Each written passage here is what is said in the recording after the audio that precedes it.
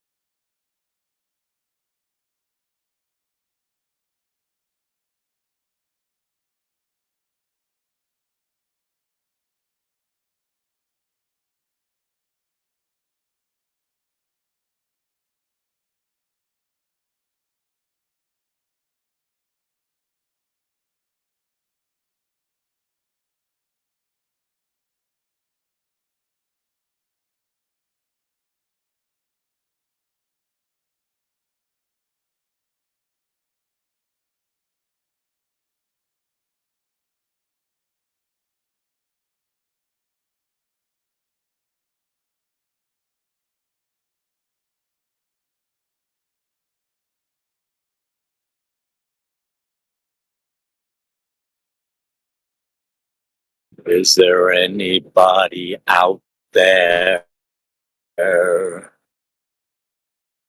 No, I'm drifting off into outer space.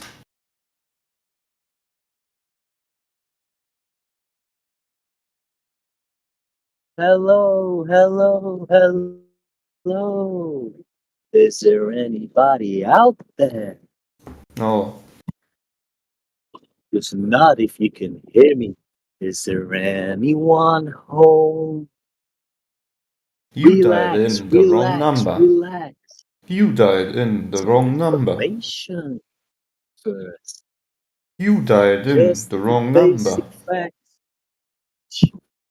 Please Very try again. Please try again.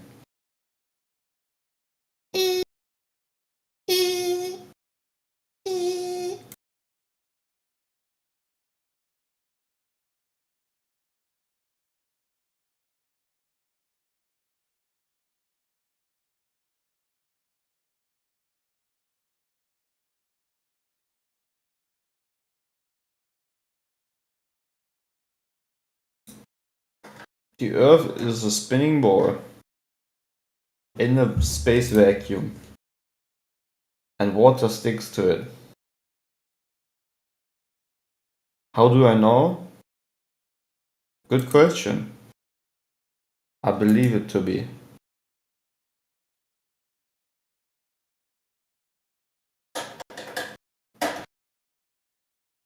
Because all the evidence points to it.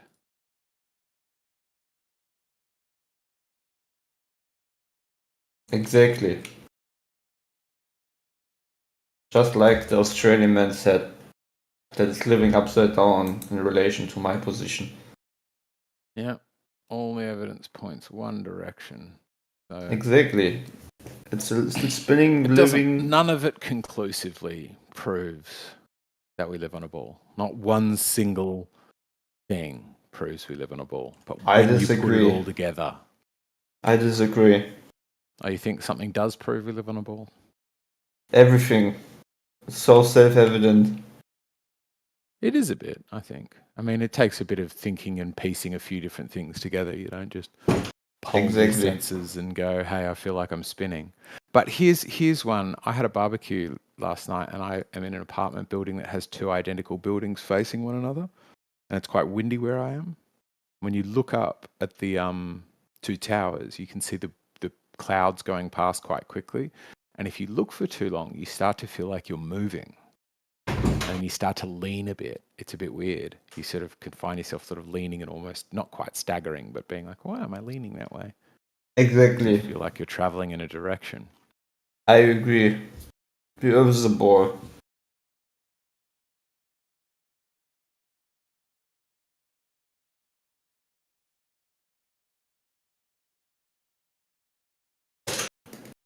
You got me, sir. That certainly explains the star trails. It does a good job of explaining why everybody looks south and sees a counter rotation to the north. Because we are flying through an ever-expanding universe. I don't know if it's expanding. I think they'll keep updating its size again and again and again. I do not think that humanity will get to the end point of this is definitely how long old the universe is. I think that is based on really scant information. Every couple of 100 years, we reassess how big the universe is, and every time we go up by orders of magnitude. So we'll just keep going up. We'll keep getting older. Amazing. It's just the standard, right? Like nobody ever before guessed that we could have been around for billions of years. So that makes sense, right? But we always underestimate it. Like the distance to the sun, for example. You always like, oh, it's just there. And then you're like, oh, no, it's way further. And you're like, oh, no, it's way, way further. And you're like, oh, no, it's way, way, way, way, way further. You know. Almost like pseudoscience, right?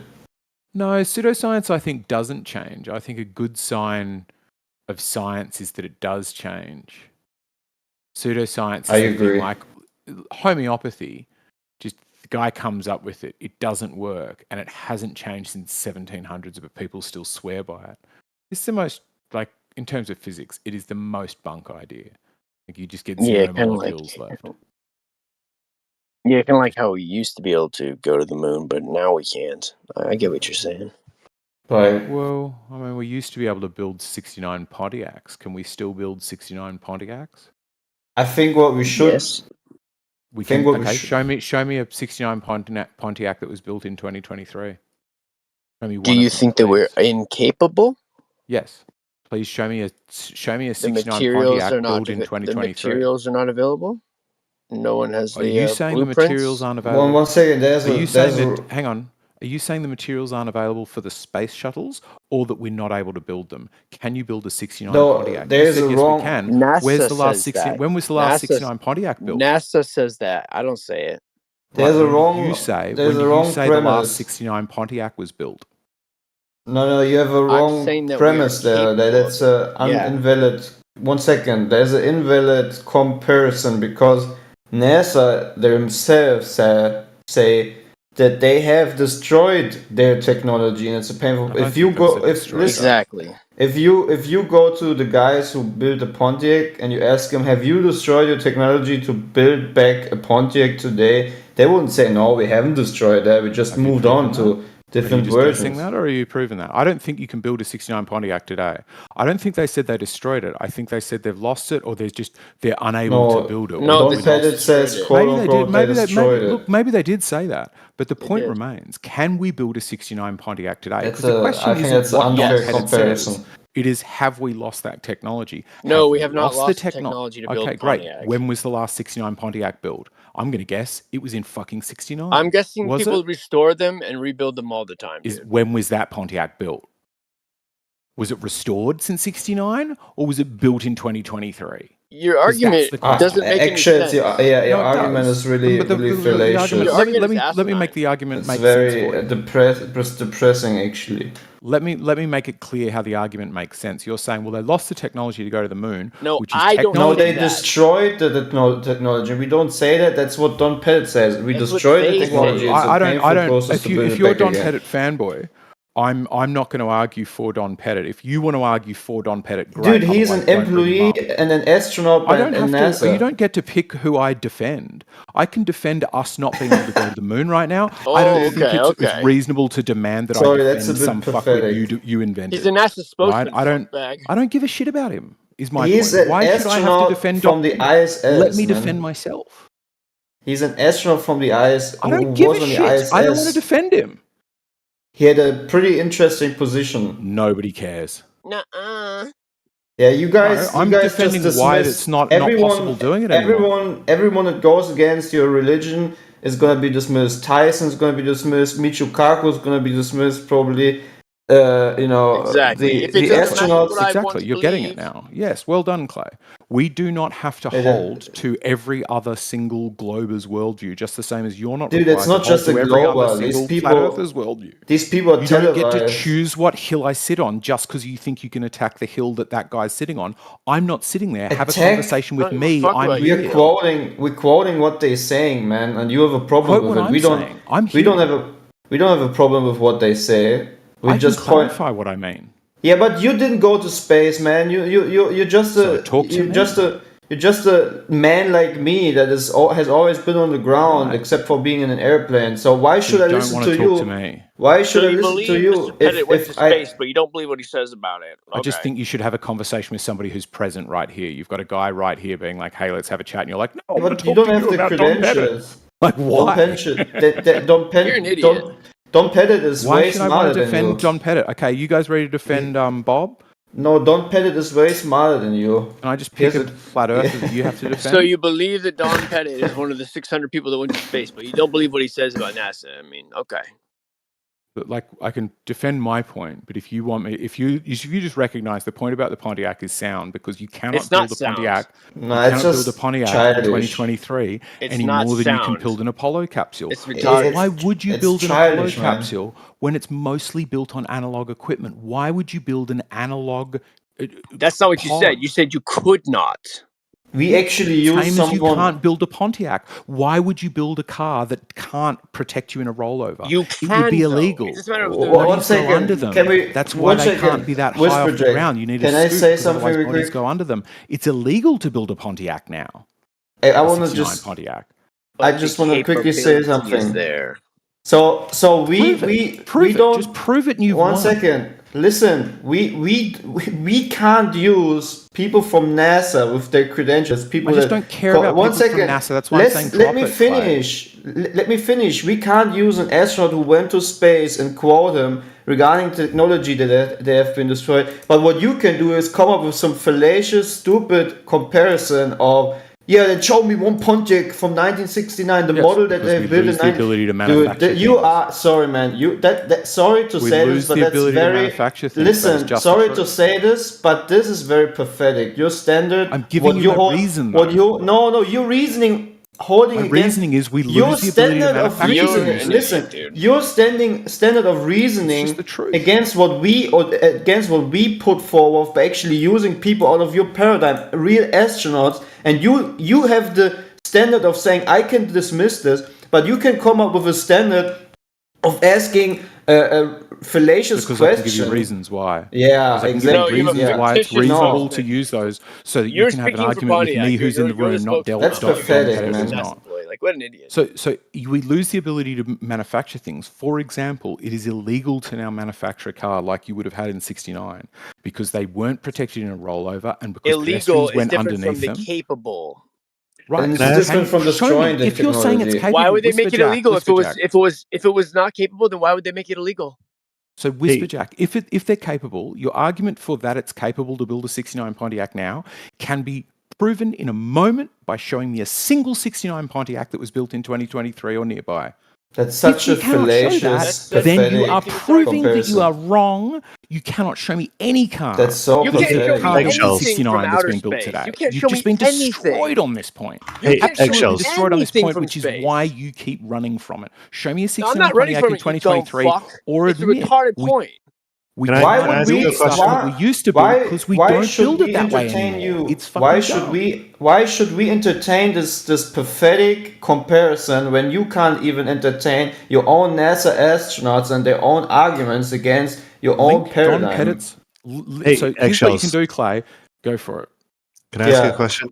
As if you Yeah. don't already Do you know wanna the ask video. another? Right. So, do you think it would be possible, in principle, to rebuild the factories and physically make a Pontiac, '69 Pontiac? No, I think it'd be. I wouldn't be surprised if it gets to the point that, like, if you've got to copy it down to the very last, like poly of the plastic composite that went on the dash, it's got to be exactly right. I think it would become an infinite question where it is legitimately impossible. For all practical purposes, it becomes impossible to build it again. You can refit parts from existing Pontiacs, but you've got to remake everything from the cigarette lighter. Right. Right. Okay, So, but You've got to can you build make a it all drivable new. Right. Pontiac For all that can practical go where purposes. you went before? For all practical purposes, it is impossible. You've Right, lost but the in- technology to do that. in principle, like physically. Right. If we had physically, all yeah, of those physics doesn't stand in formulas. the way. Yeah, physics doesn't stand in the way of it. Sure. Okay. It's just would like, you say you Yeah. say the same thing about the lunar lander? no? You build it again tomorrow. Okay. I think that's really the only contention is when they say like you can't do it. What they understand when people say the technology's been destroyed, I think they misunderstand what that means. I think Yeah, I mean, they that just pick feels like one that's guy where who the says contention destroyed is. over another guy who says we don't have it anymore, over another guy Exactly. who goes, we've got all the plans, but we just don't have factories that can produce it. And they pick the one guy who says the dumbest sounding stuff according to them and go, well, you've got to defend this No, guy. the One fact guy is who went to the fact space is Even though and is what an he's saying- astronaut. Even though what he's saying is perfectly Oh, defensible, dude. given the alternate story. That's the thing they always miss, is Imagine evidence against avoiding becomes someone who evidence went to for their space. case. Imagine not having the same story. When So you- Yeah, imagine imagine- a guy admitting we used to be able to go to the moon and we don't have that technology anymore, as evidence We that used we never to, but went we to the destroyed moon. that And we technology. It's a choose painful process to build it back again. his testimony to believe it, but half of No. it. Because Pick any half them. of his testimony is saying we went there, Oh, and your half laws of it are is so saying we dumb, don't have the man. technology anymore, which all of it is saying we went there, and you're like, well, I'm going to only ignore the thing he didn't say. I'm No, going to no. believe That's not the the point. opposite of the That's sentiment not the he point. said. The point is No, he I said want we you can't to defend go this dumb there. thing now. He didn't Go say we for it, can't defend remake it. the same Stunning shit. He said we Kruger. can't go there. We You defend cannot this point. go there. He didn't say we can't go there. He said Yes, he said did. we destroyed the technology. Is Yeah, what he that's says you at least can't that's go to the the point moon. I've been says you required can't to go to the defend moon. for the last half hour. That's So what now he you're said. You changing the cannot go to quote the that I moon. have We to don't have the defend. technology. He didn't say, Actually, oh, we you Is have this Don some Pettit real, still? machine. Are you you have just some making real shit up Dunning-Kruger, now? man. Spacecraft. He said we can't go. So can You you build just made a this car? up. This is new. Can you This build is a totally car new. that can go where a Pontiac 69 could go? Yes. Okay. What So is it's a moot this? argument. This is dumb. That's the argument. That's It's the your quote. argument. He It's says dumb, we is what I'm can't go to saying. the I'm moon. giving He you my didn't say we assessment of your can't go in the argument. same It's a machinery. bad argument.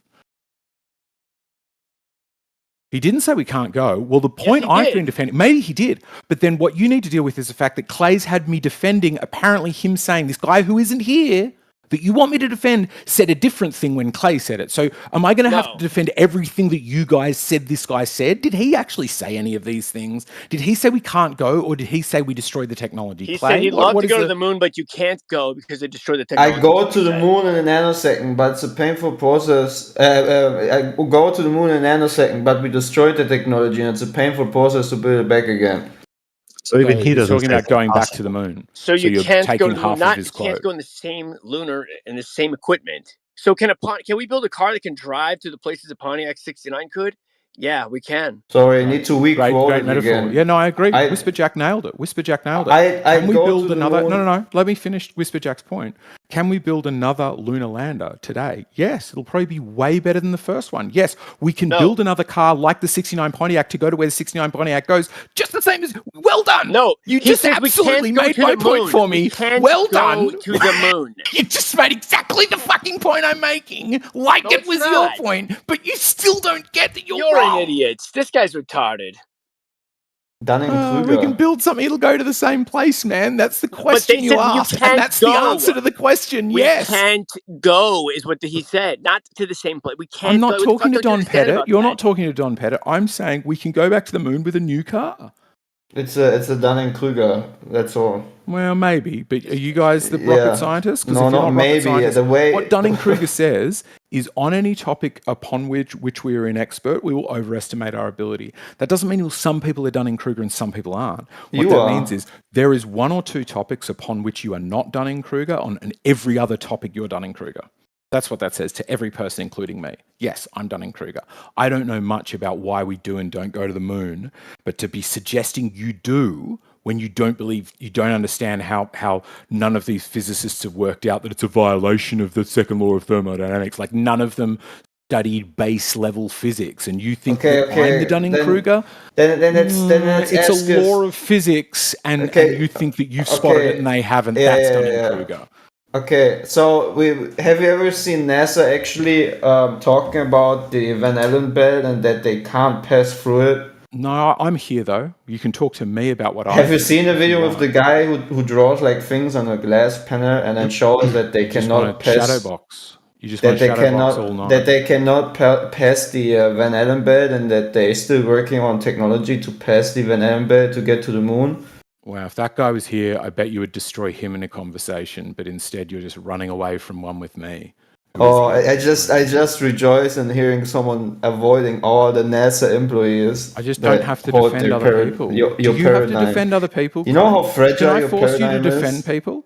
Can I No. force you to defend another person? No, but Why? but the Why can't I persons force you to defend but the another person? persons I use for quoting is not just some random guy from the street or some guy on the internet. It's the people that work for the government that I don't believe in the government. I think they regularly lie. Okay, so you don't Exactly. believe in the moon So you've landing. just been shadowboxing for the last hour. So Do you don't wanna believe in argue the with moon what I landing? do believe, Is the moon landing or do you real? just want to make up what you hope Is I the believe is the because is you the think ru- you can is beat the moon that, landing and you is the can't moon have a landing conversation real? with me? Is the Of moon course I think landing the moon real? landing was real. Yeah, absolutely. So you believe in the government? So do I think the government always tells the truth because I agree with the government on one thing? Is that the way we're going about it? Okay, is the can ISS can real? I ask you the converse of this question? Do you Is think the the government ISS is real? always lying about every single thing it says? Is the ISS The real? ISS is definitely real. As an amateur astronomer, I know when it goes by, and I could go pinpoint I'm it not and look asking and you. wait I'm not weeks in asking you. advance, and I know not exactly what asking you. second it's coming. If there was a I'm not terrorist asking attack you. on Wednesday and the I'm government also not asking confirmed you. it, are they lying? I'm not asking you. Neither am I asking Exactly. the If they other guy. said I'm it's asking Tuesday, actuals. Is they I'm wrong? asking It's just silly. actuals. Actuals, is the ISS real?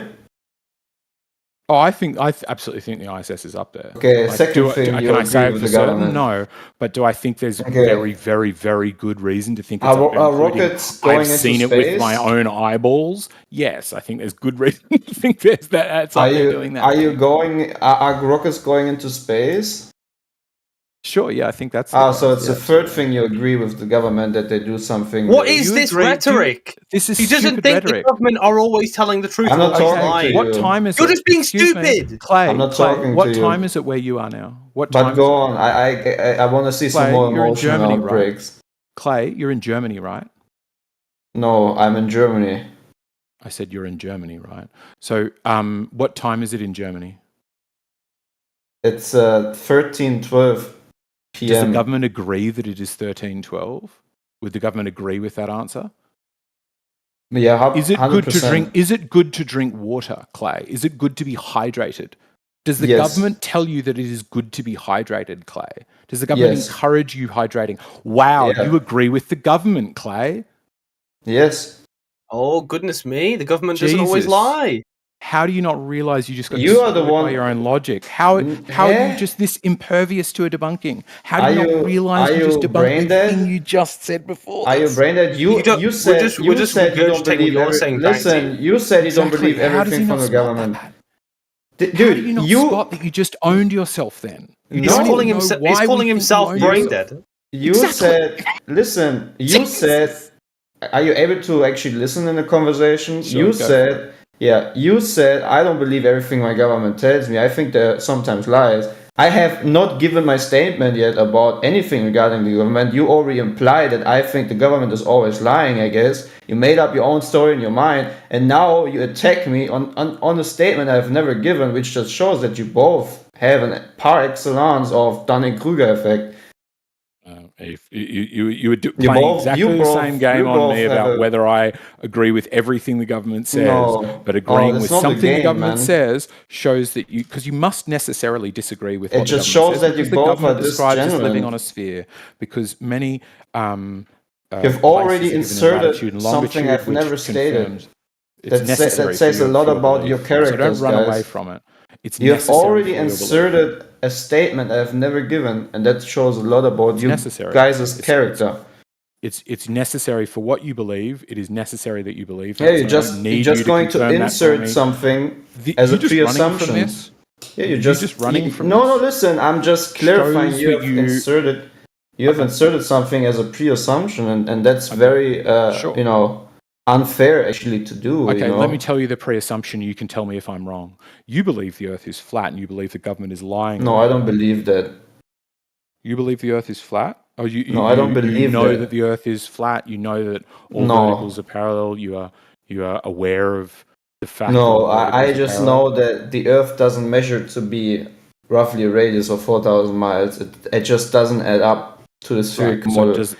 There you I go. can The only government says debunk it a does. model. You- I don't have a model. I don't claim a model. Right? Yeah. I can only debunk what the current statement, the model mainly introduced through government agencies, have been given. That's the only thing I can go against or debunk. I myself have no model. I only have reality for that represents itself. If you want to insert a model upon my intellect, go on. I don't care. Sure. That model necessarily requires that you mistrust governments. That's the point I'm making, and it still stands. You necessarily must believe that your government is lying to you to question the shape of the Earth.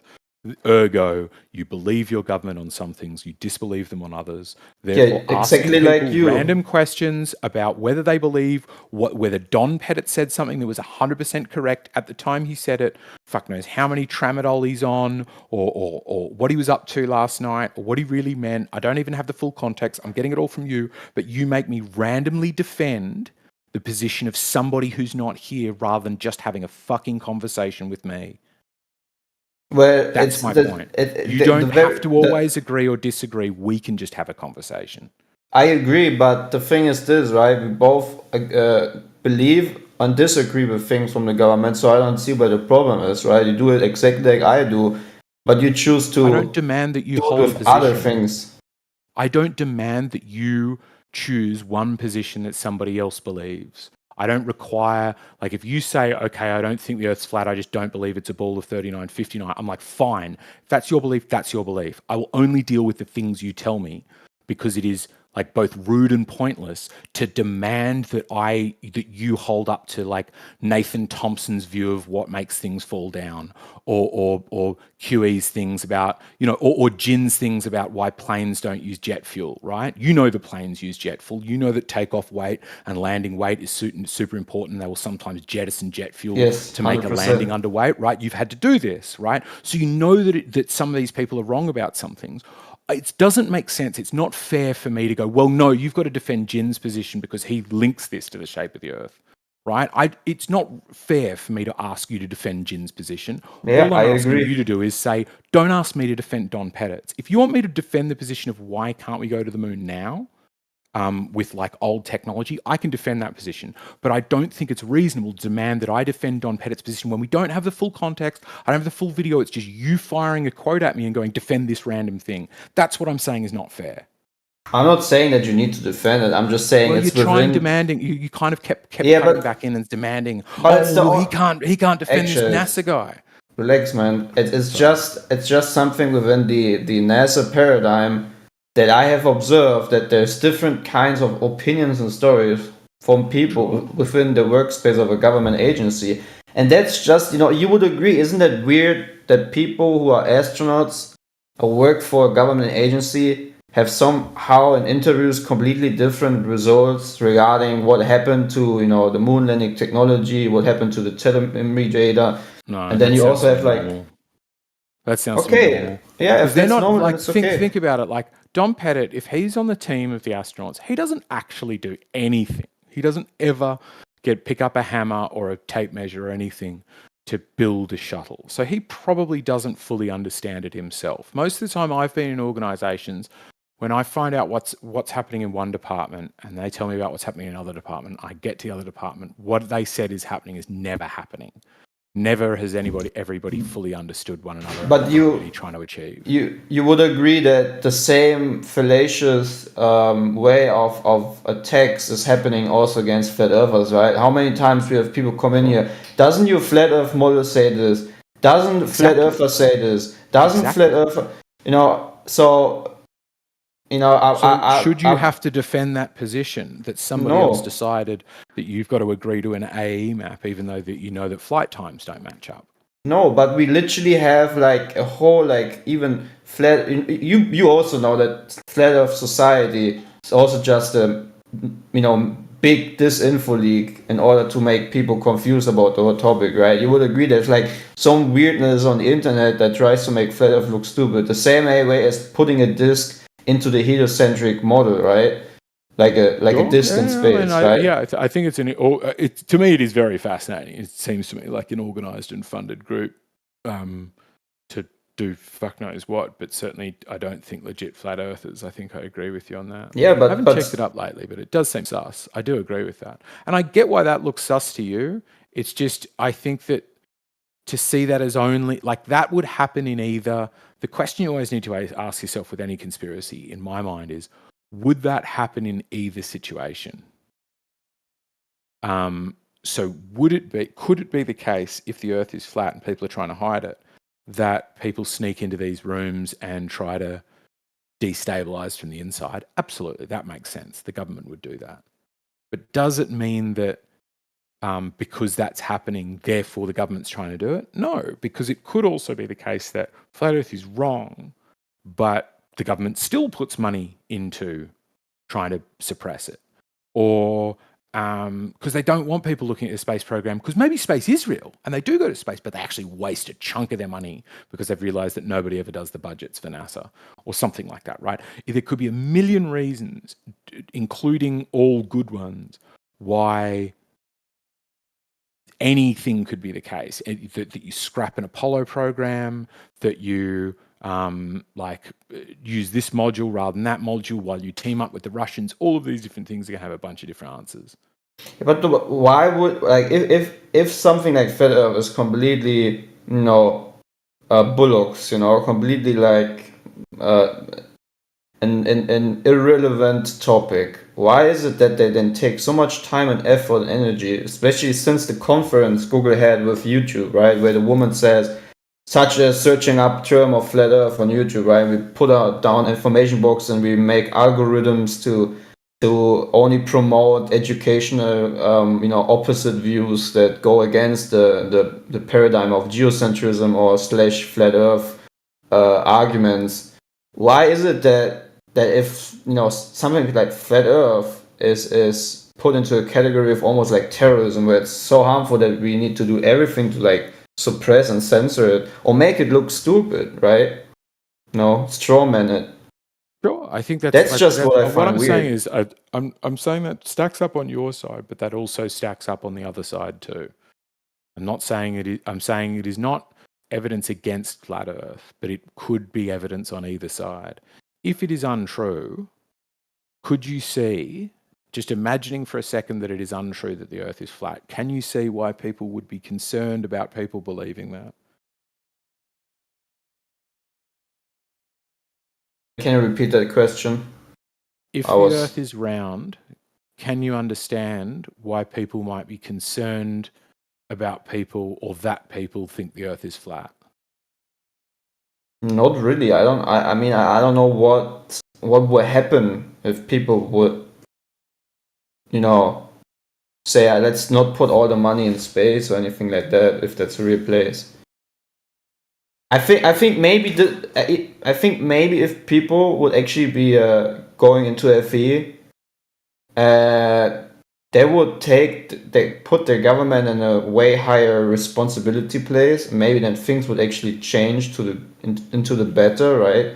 I mean, there would just be a bigger request of sustainable transparency, right? Like, where does the money go? What do you do with it, guys? And that's just how I would look at it. The question I'm asking though is, could you get the same thing if it was false? And I think the answer is yes.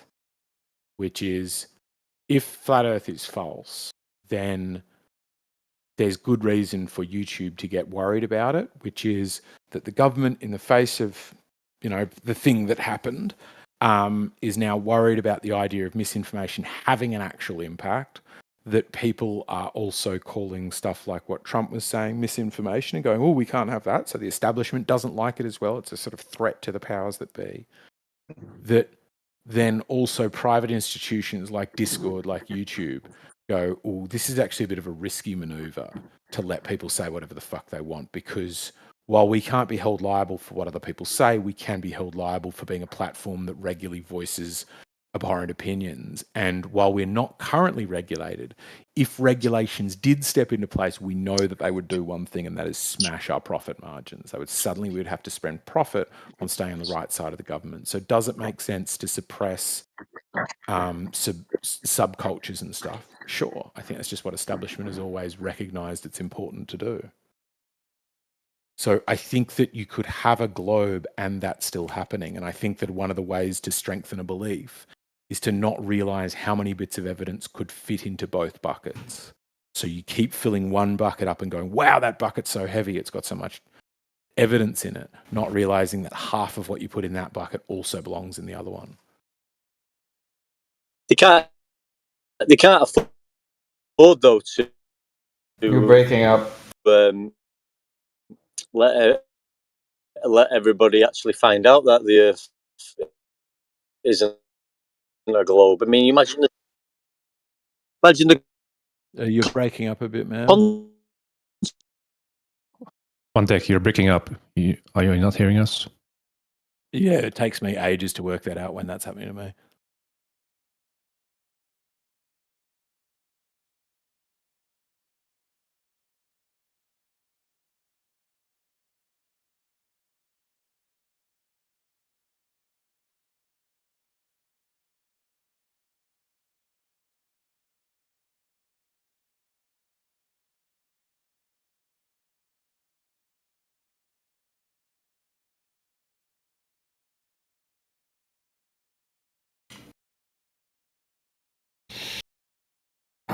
Did you hear about me getting kicked out the other night, Yui?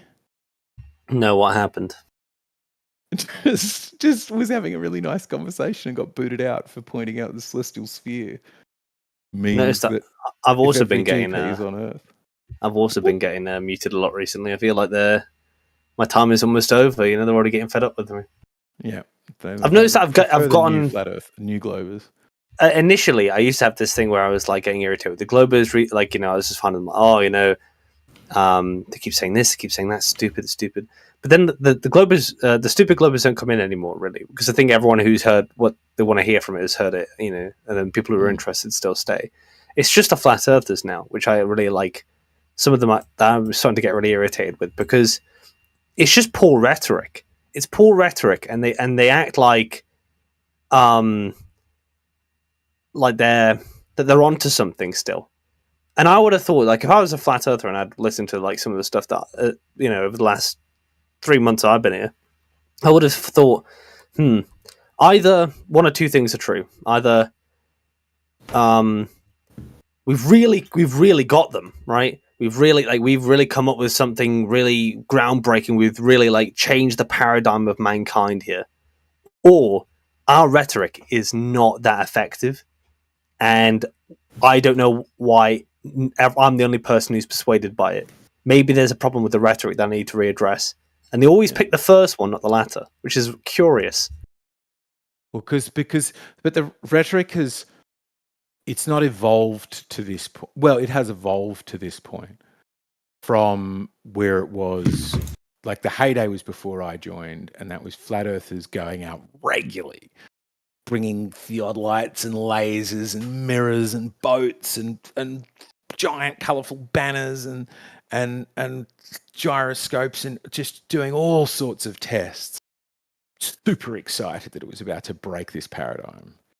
And as it made claims that were testable and falsifiable, they all got falsified. And then they went to making claims, and then those were tough, and now it's just not claims, which leaves only rhetoric, only attack the other person's position, and not even the strongest form of it. We're at the stage where like it's like a carcass of an argument, right? Where it's like at first it was about, you know, critiquing the arguments of the globe, which is fine.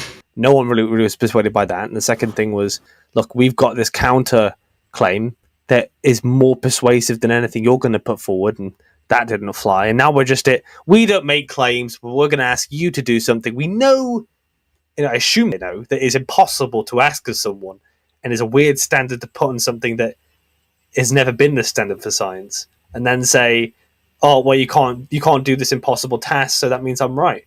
That's a carcass of an argument, right? It's like the dead body of what was, I assume, an argument at some point. It seemed like at one stage it had some life in it, and now it's resorted to its basest form of proof. Yeah. Paint it purple and put it in a jar.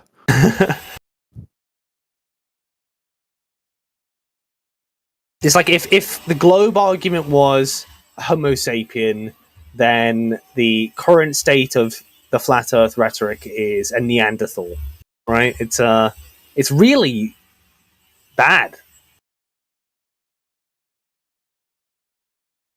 Yeah, but I think that's all up to perspective, right? The way you guys look at it. I mean, I have seen lately people come in here who say they have listened to like Globers versus Flat Earth debates. You know, there was like one particular guy who talked about the debate with it against other Globers that he watched a lot, and he said he must have actually, he was his own words, you know, not me, and he was not a Flat Earther yet, right? But he said from the way the Globers argumented it, it was always like personal and emotional and really never getting to the point. Whereas Witzit, I'm just quoting the guy, right? Seemed like that he knew what he was talking about and was actually doing valid points, right? So I think it's just up on the individual perspective and how people analyze things. And I think to try to make a broad picture about this on either side is fallacious, because you can't look into the brains of people, right? They need to decide for themselves at the end of the day. So I can only say that I'm happy if from 100 people, just one person gets to realize that it's important to look at that what the Earth is representing itself to be, and that you don't need anyone else to tell you what the Earth is. It doesn't need a flat earther to do so, and it doesn't need a globe scientist or glober to do so. Everybody that has functioning legs, functioning arms, right? And a little bit of, self-awareness is able to get out into reality and experience the world for what it presents itself to be. That's all. I mean, there's no a debate that needs to happen. You have been given with the senses yourself in order to figure it out. You think that, right? But I think that I would say that there's almost an imperative for Flat Earth to debate a glober, right? Because it's really the whole point, right? The glober doesn't really need to debate because they know that they're the hegemonic group and they have dominance, right? They don't have any real reason to argue the Flat Earther other than maybe testing out rhetoric, entertainment, or something like that. They're not under threat anyway.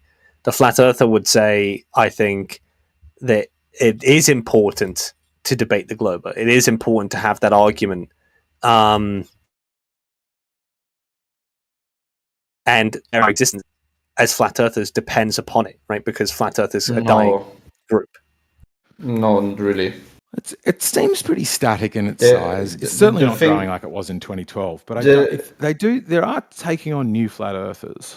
Yeah, when I say dying, I'm more like saying that if the globe is true, which I suspect it might be, right? That it's a matter of time, right? For me, at least, that it could be maybe not in our lifetime, maybe in the next lifetime. That if it is true, and we're doing things where we're not commercializing traveling to like the moon, but you can go on a commercial flight up into space and see the curve. Maybe that's something a bit more plausible. And everyone has that uncle around the table, that rich uncle around the table who's done it. Then where would the Flat Earther be then, right? Because then everyone's got someone who's been into space and seen the curvature, right? It's not like it's like this thing where about a handful of people have done anymore. It'd be like thousands, It's an appeal to the future, right? So it's not an argument. It's more like a prediction. Yeah, I mean, not even a predict. Yeah, it's a guess. But the thing that you seem to maybe kind of pick up wrong, and I hope you can correct yourself in it, is we're not here to convince people, get more people on our side. If we would do so, we wouldn't argument the way we do. You have seen it yourself. And some people come in here and say, "Convince me that it's not a ball," or "convince me of this," or "make me believe." We always say that's not what our plan is. We don't even force or push someone to get it right away. We say, take your time, come back the next 3-4 weeks, do your observations and so forth, right? So if we would actually be like a cult, or people would try to just get as many people on our side in order to make us feel good that we are right or something like that, because we have like a low esteem, then that would be a complete other different way of approach. But that's not how people do it here. I mean, to me, that's secondary, because Can I finish real quick? But you should be. One second. Can I finish? Can I finish what I'm saying? Sure. Then you can go on, man. I'll be quick. But that's essentially what holds me to the position is not what any other flat earther think. Not even that there's many flat earthers in here. That's not the reason why I think the Earth is flat. Neither is it for me a reaffirmation that I'm right or anything like that. I don't need that. I don't need any human being actually. I just go out, have a walk in nature. I look at the beautiful creation my Lord has given unto me. Also my life, has blessed me with a very good life indeed. And His constant contact in my life, the relationship I have, that's what matters for me. That it's really, there's no need for human intervention to tell me or pat me on the back and say, yeah, Clay, just make sure, I also know the Earth is not a ball, so you can be sure that, that you're right. No, I don't need that kind of stuff. And I think many other people neither, right? We have done our observations. We know what the world represents itself to be, and that's it. I mean, even if I be called a fool or stupid, that doesn't matter, man. It's okay. I can relate. I know how it feels like looking at it from the global Earth perspective, because I was once also a glober. I was in love with space. I wanted to become an astronaut. In fact, imagine that. What was Descartes' view on people who take things on the face of it? I think because he had a view where it was like, look, we all observe things, but we have to reflect on those things that we observe. It's not just like you observe it and that's just what it is. He says that nobody does that. In fact, you'd have to be like an imbecilic, right, to do that. You look at something and you have to reflect on what you just observed to understand what's just happened there, right? And I think that reflection has to happen on a scale which I think is outside of the scope of what we debate here, because a glober doesn't depend upon one evidence for the globe. They have a set of evidences that are all tied together. And it's hard to imagine that when you're talking about each individual case, because all individual cases can be debunked, but as a mosaic, they form a case for the globe.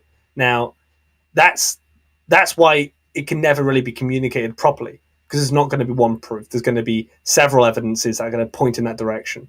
And all of those evidences can be explained by a flat Earth, but not the same flat Earth. There has to be a different flat Earth each time. Yeah, each time the light has to bend this way and then do that, and then this does interact and then this doesn't, and now electrons do exist, now they don't, F equals ma sometimes, and yeah, it's none of the flat Earths agree with one another, which is why they don't hold a position. They don't have a model. They proudly don't have a model. They're trying to make the new cool thing. Maybe being a glober and you come in and sometimes you accidentally catch two flat earthers arguing with each other because one's made an argument for what they think something is and the other one said, no, it's this, right? A glober rarely ever does that. They usually are on the same sort of wavelength about what reasons they think it is a globe and what kind of globe that is, right? They don't all have different kinds of globes in their head. Yeah, we usually have east and west poles. We have north and south poles. They all rotate clockwise, counterclockwise, according to the model. We see roughly straight lines, but they bend by like less than a degree.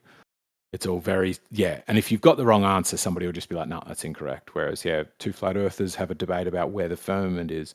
There's no arbiter. There's no like thing you can check. It's like, okay, this guy there's nothing to appeal to. Yeah. You can reach up and touch it, and the next guy thinks it's 10 million kilometers away.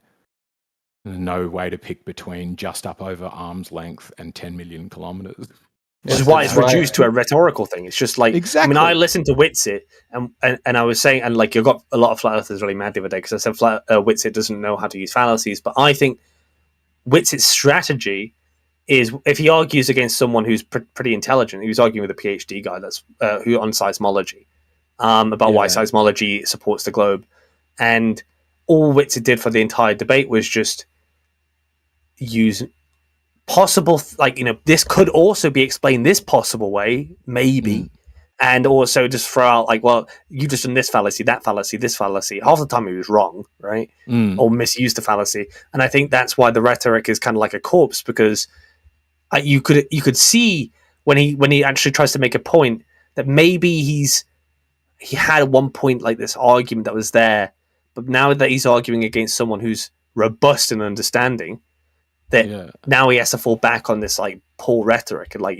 if I can't make a point, he can't either. Sorry. Yes. Here's a funny thing that I think actually the lefties are in the same category at the moment, where they make unfalsifiable claims regularly, like it would be better if X, or like one of my favorites is gender is a social construct. And I'm like, don't I get to say whether it is? Like, aren't I part of society? We're going to get off the TMZ BuzzFeed top 10 number one will surprise you. Go on. Sorry. Go ahead. Sorry. Crit? Yeah, just get off the TMZ BuzzFeed top 10 number one will surprise you. Right? It's that kind of lefty stuff, you mean? No, like it's a Witsit does this, and which flat earth celebrity gossip do you have today? Right. Oh, it wasn't meant to be gossip. It was just meant to be recalling a debate. That's all. But I think Crit's right. Let's make a new rule for the room. No more shadow boxing. No more arguing with people who aren't present. Well, everybody all the time. that's why I personally see I don't appeal to majority. I love being here, right? I love the discussions, not only about the topic sometimes. And I do it for entertainment purposes, right? But when I'm alone just with me, I'm not thinking about, oh, am I actually right because there's this group that also believes the same thing as me? That's not how my world works. Neither do I appeal to people liking me or not. I mean, if the whole world hates me, so be it, right? I mean, can't do anything against it. But, what gives me joy is just, I guess, that when I look in reality, it is just what it represents itself to be for me. And if you think that's foolish, that's okay. I mean, if you see something else, that's also okay. I need to accept that as a healthy human thinker. I need to accept the fact that people might see it differently than me. I personally, from my own observations during vacations in Italy, especially, and at the ocean,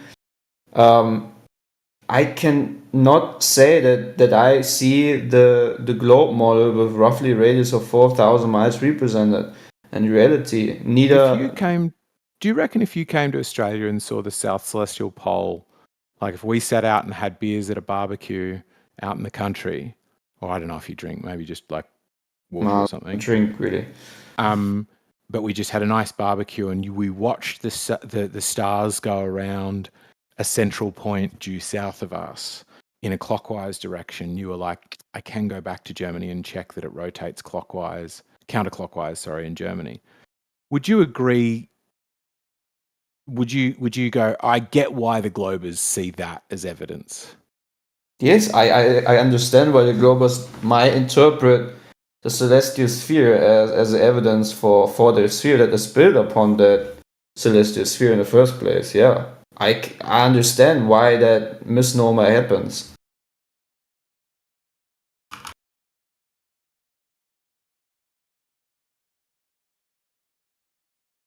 Yeah, to me, it's just like, that's one of the strongest. It was my first question in 24/7, like 3 years ago. And it's still the tricky one. That's what a rotation would do. The glory of the heavens has always mesmerized human beings since, I would say, since the beginning of civilizations or creation in itself, right? It's essentially what everything is going around, right? The ability to precisely give a time to the world, give not only in hours and minutes and whatnot, but also a reference point for time and movement, right? Navigation especially, right? If you look at how we manage to navigate over this earth by using the sky, it's just a wonderful thing. It's actually essentially the sky is like the map or the map and a clock. I've heard people map and a clock in the same form, yeah. And it not only on the level of you can observe it, but also when it comes to your physical being, right? I mean, if it gets darker, you get tired. At some point you gotta go to bed. So you wouldn't even need a watch on your wrist, right? It precisely tells you the hour just with the position of the sun. Also turning into day, turning into night. It's like it has always served us as human beings, right, in a positive way. So yeah, I can understand why everything is like around the heavens, and for me, to now introduce my belief, right, my faith in the Creator. For me, it's a funny thing that is also simultaneously the thing why there's so much deception happening, because people just have used it and unfortunately got confused by it simultaneously, right? Because it just wanted more out of it, and that's why they created things that derive from it, and think that now they have even superseded the very thing they used as observations to come up with the ideas in the first place. Right? It's almost like we have the tendency, like with the story in Garden of Eden, where the fruit that the first human has eaten, we have this tendency of always trying to gain more knowledge and supersede things that we think is just commonly, there, like the sky and the sun and the moon. So we try to like create something that makes us even higher than these easily observable phenomena, right? So that, like, I mean, to make it short, it feels like human beings always want to be equal to a god or something like that. Well, more powerful, certainly. I think that, but I think Yeah. we do that for good reason, right? Being more powerful provides for your kids. It protects them from harm. It's earns you a crust. It's good that people are interested in being more powerful. Well, the thing is this, right? I just think it's something where you need to be careful when it comes to knowledge, because I would also say too much of it, or the wrong source of it, can lead to a kind of prideful blindness in men, right? Not even now regarding the specific topic that we're talking about, but in general, in every situation of life. If you think you have already understood everything about health and the human body and whatnot, and you're gonna disregard everything automatically, that's not a healthy way of living, right? And it's in every aspect of life. I personally am, as long as someone is cautious, I can't speak. As long as someone is, Cordial. I think cordial, yeah, and wants to have just an Oh, yeah. objective, non-emotional debate about something, I'm open to just, listen to it. Why not? If someone's gonna tell me, okay, actually what you're doing is wrong, just like the guy, I think one day ago, I posted a picture of a pizza I made at home, and he's like a pizza baker, and he's like automatically is telling me what is wrong about it. And I'm like, okay, I actually personally have this prideful thought, I felt it in me, where I'm like, okay, actually I know how good the pizza is, I know how to make good pizza, but then I was like, no, just listen to him, man, he's a pizza baker. And I realized, yeah, okay, what the tips he had is actually true, right? So I don't know what to do with that information. So I don't even know what that means for me. I know what it means for other people. So Songs, or Songs, like women. Give me a second. I was transition to women. So yeah, thank you. So yeah, it's just, I think it's always essential to just have an ear for your next, yeah, right. But if it's just going to be the same thing all over again, that has already been digested and chewed through and talked about, then it can also be a waste of time at some point, right? I mean, we can listen to each other, but we don't need to essentially be in a circle of repetitive argumentation, which keeps away other people who maybe have not yet the chance to actually debate or talk about a topic at hand.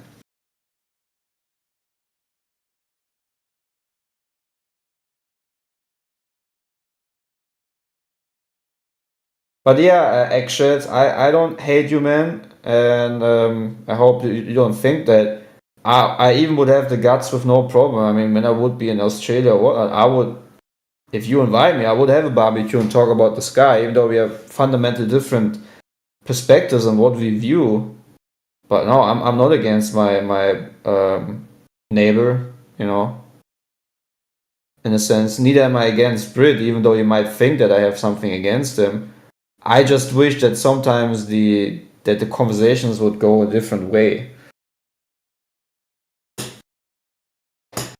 Don't we, Elmo? Clay, the main problem is that the globalists are not going to have a good faith conversation. They think faith in of itself is something negative. So having a good faith conversation is already against their worldview. Their worldview is about manipulation, control, by any means necessary. The ends justify the means.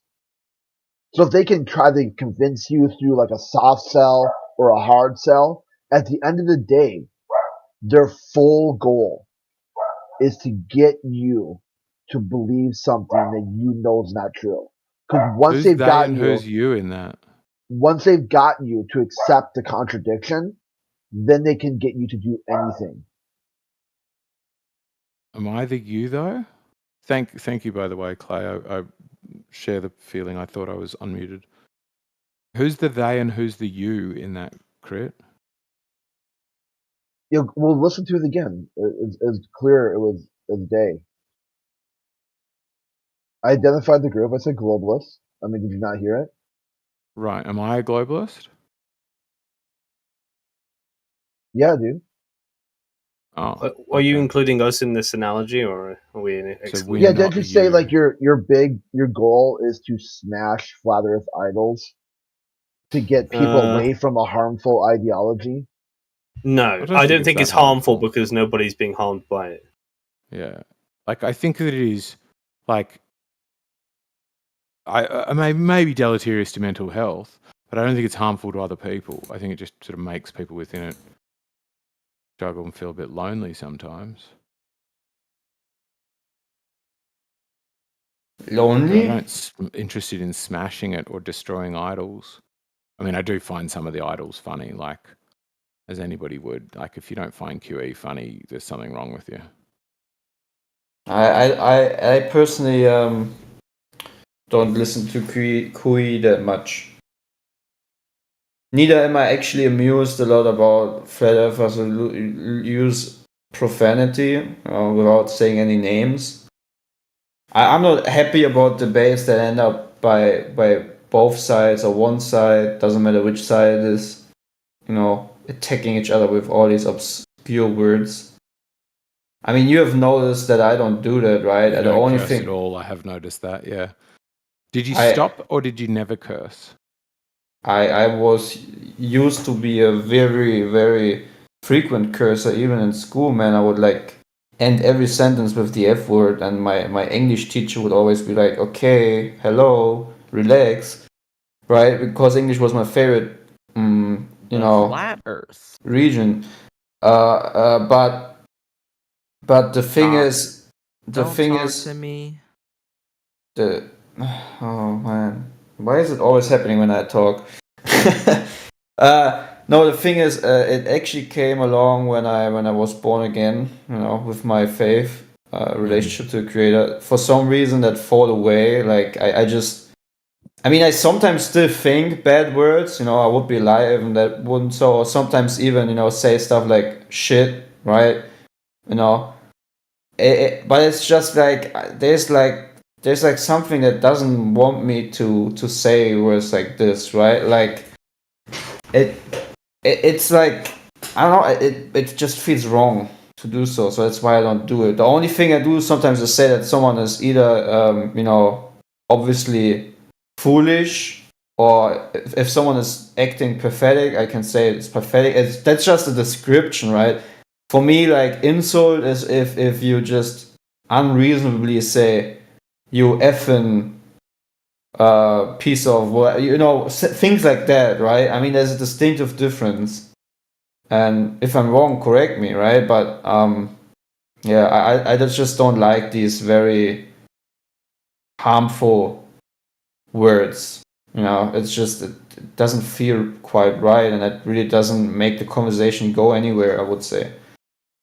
But I see that a lot from both sides. That's just yeah. I wish that would change, but I think that will never change. I mean, regardless of the topic, I mean that happens probably in every conversation you would find on this Discord, for example, that people call each other names. But yeah, I always say this, right? Without because people always say, "Oh, you talk about your Bible and whatnot," right? I could say what the Bible says about this, but actually you can do experiments yourself in reality that show you that curse words are not really useful or good, right? There's like this experiment with an apple where you can use 2 apples, and the one apple you're gonna curse at and use all kinds of, or you just, if you don't want to say them, you're just gonna write it around the jar where you put the apple in, right? You just write all kinds of bad words and bad emotions towards that one apple, and the other you do the complete opposite. You just love it and give it good affirmations, good words. And this experiment has been done with multiple ways. And what they figured is that actually the negative words made the apple rotten in comparison to the one who was, acted upon in a complete opposite way. And I mean, we don't even need that. I mean, we can all agree from personal experience that words that build up, positive words, loving words, have a completely different impact upon us than someone who is, hurting you the same way around, right?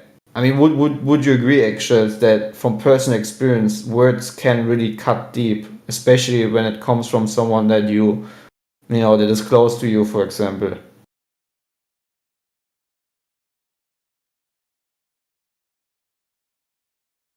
Can you guys hear me? Yeah, Clay. Yeah, man. Yeah, would you agree like that words can really destroy your day if it's especially from someone you are close to, for example, right? Absolutely. Yeah, definitely.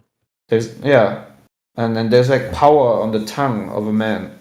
That's just what I'm saying. Like the words we choose really can change your whole perception during the day. Yeah, absolutely. Most of my training is customer service stuff, and so it's like a massive focus on that, being like, if you can have a better interaction at the start of the day. So you sometimes get insulted by customers? Has that ever happened? I'm doing the training, so they often talk about getting insulted by customers, but they wouldn't insult me, really. Okay. That's me.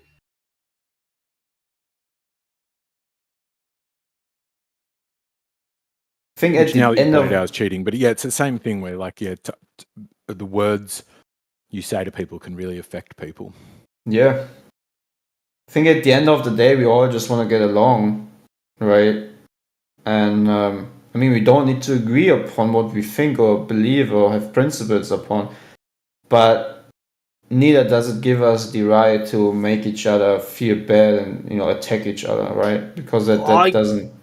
Yeah, I know. I get. People think that maybe someone who perhaps he's even talking thinks that I have some bad will towards that person, but I think generally when people, because I was asked in the chat, why are you still here, and it's partially because I do like the people in this room, right? It's not like I can't debate someone, get heated in a debate, and then end the debate and be calm, right, and not hate the person.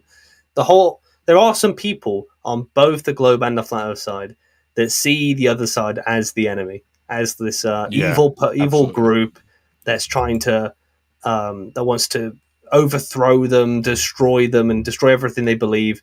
It's not like that. It's not that deep, bro. Right? It's just that we're on Discord, we're bored, we want to debate. Right? That's all it is. Yeah, but for example, if you want to talk with me, man, you can just ask, yo, how was your day, Clay?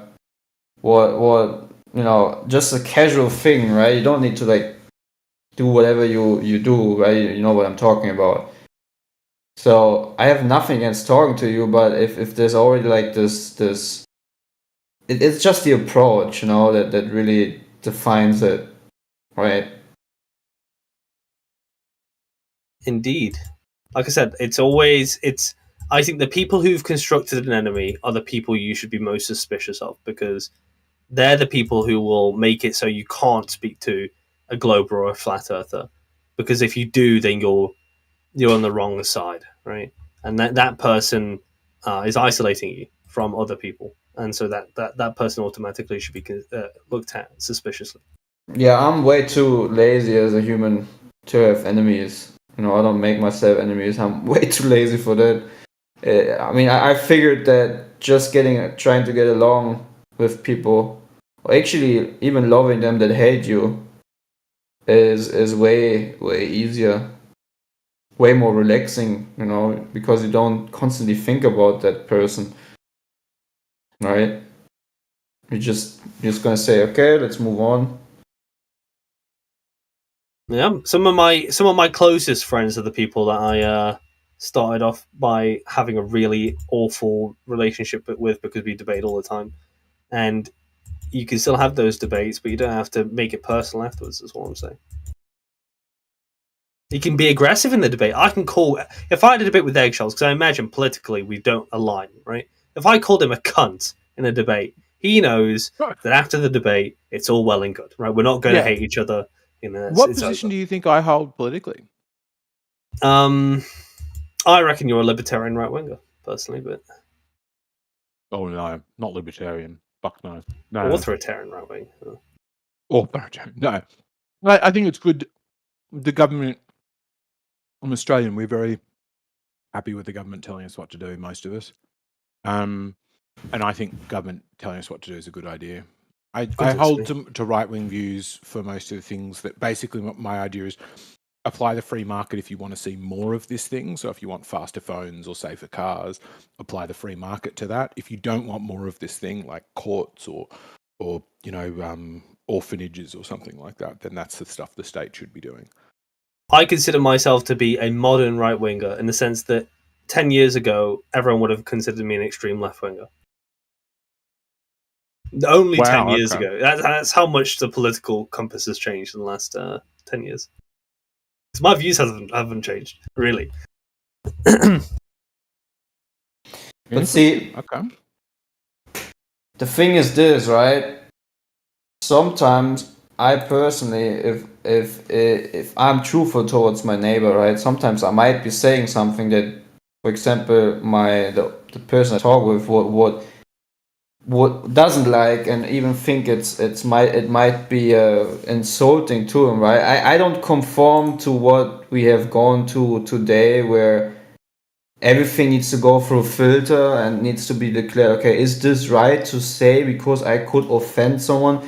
Because I think that's actually absolutely retarded to think like this, because how can you 100% always make sure that what you're going to say is not going to offend someone else, especially if it's truthful, man? How many times I was offended by truthful statements from my parents? I mean, when my mom said, do this, otherwise this happens, then I didn't do it.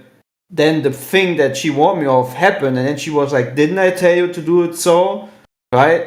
And for me, it was absolutely offensive that my mom was truthful to me, right? But at the end of today, as I've grown older, I'm like, okay, I'm actually happy that my mom was truthful and was not lying to me, trying to make me feel good, right? Same with my dad, right? My mom, for example, always says, 1 second, what is this thing called again?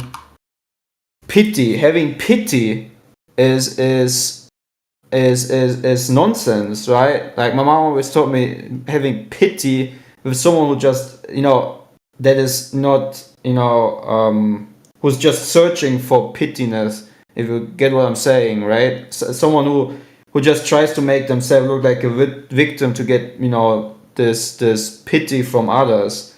My mom always told me, stay away from these people and don't be such a person, because that's actually egoistic towards your next, to always make yourself look pitiful, you know. Oh, look at me, I'm such a victim, blah blah. So yeah, I mean, today I'm very happy about certain strict rules, how my parents have raised me. Even though when I was younger, I was like, dude, my parents, you know, why do they do this? And, you know, but today I understand. So, but now I live in a society where it feels like that we try to do everything except for actually speaking the truth to make feel people comfortable. And I think that's a very bad approach, and that will lead to destruction at the end of the day.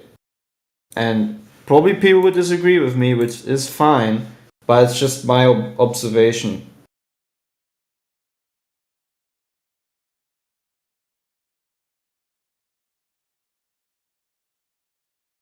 I feel the Earth's getting better. You feel that in your bones? Yeah, just like the more I learn about history, the more I'm like, wow, I would bags not being born in any year but this one.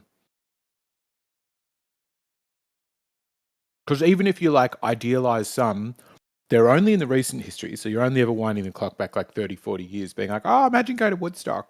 But you'd still be like, oh, there's like a whole bunch of things going on. I might get drafted and sent to war. Actually, there's a lot of, women can only barely vote and black people still get treated terribly. Actually, maybe not. Yeah. I think you want to be born in King Arthur's time or like, when the Sumerians were in charge. There are the way that I see it, not you should, but the way I do see it is that when you look back in time, there are negatives. There are negatives of development. There are positives of development. So the negative would be, for instance, if you look back to when we were in our most agrarian society, where you had your own land. You had a private conversation that existed. The only time you would have to be concerned about the state intervening is when they came to collect like taxes monthly or something, right? And then for the rest of the year, you would go on your merry way. Now it's the case that, for instance, there is no such thing as a private conversation. There is no such thing as having your own land, right? There is no such thing as providing your own means to be able to sustain your own produce, right?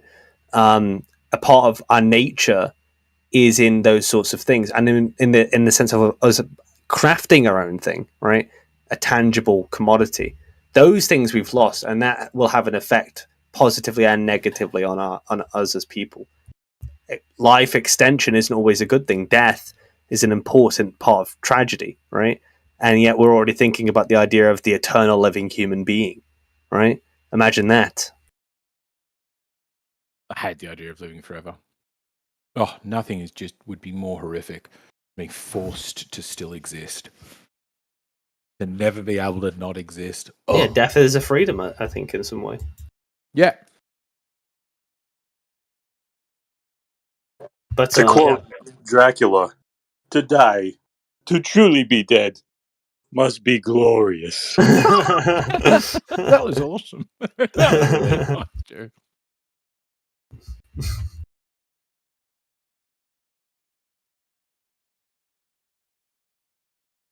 I got that more from Tolkien, because Tolkien writes about the elves in Lord of the Rings as their gift was being able to live forever, but man's gift was being able to die, right? And they both have their merit, right? Yeah. All right, I'm eating chips as well. Oh.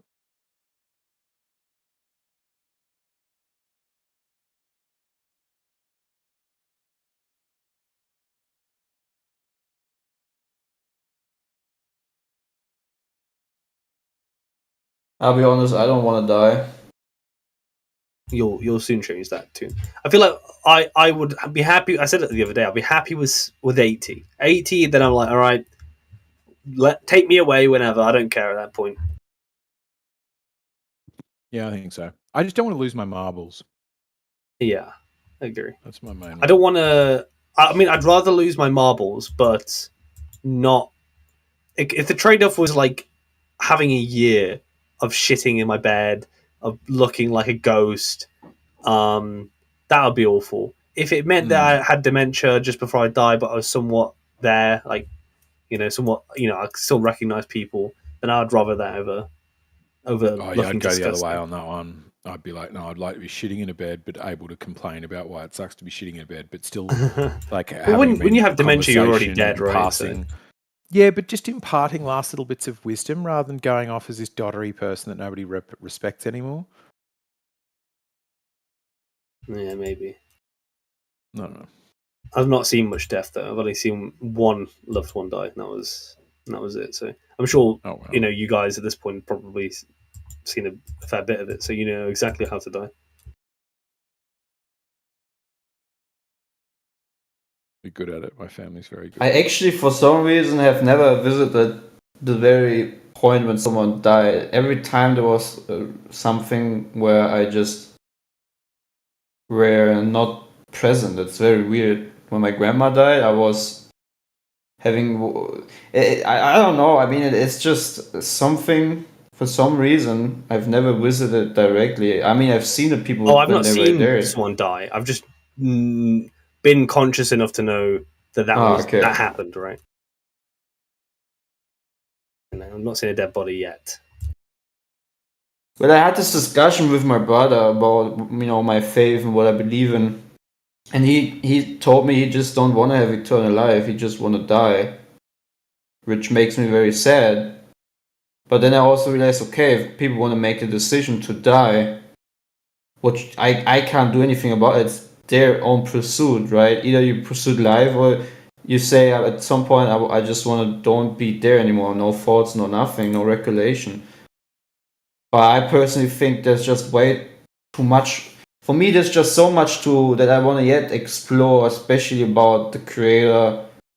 What is true? I mean the principle of that is actually to believe first of all that there is a creator, right? Obviously, but yeah, for me, isn't there also a principle to say that when you die you're going to heaven? So why would you be afraid of it? I'm not afraid of dying. I don't want to die. That's all. But doesn't mean I'm afraid. I mean I want to get rid of this flesh suit. Yeah, no problem. I mean that's what normal people would probably call death. No problem with that at all. But I want to actually, go on after that, be with my Lord and Shepherd, and having a world that is free of sin, free of all the suffering and pain and all the stuff that we hate, right? Most of the time. That's the word I'm longing for. I want to be a part of that world at some point. That's why. And it's not by my own doing or our own understanding that I can be a part of it. It's just accepting all the finished work from the creator. I mean, he has done the work. I mean, the very reason why I can talk right now, and everybody, including everyone else in here, for my belief, right, is that we have not done anything to inherit this very experience that we have right now. We didn't ask for it, to be honest. It's just a free gift. I think that in itself is already awesome, right? You exist even though you never asked for it. Anyways,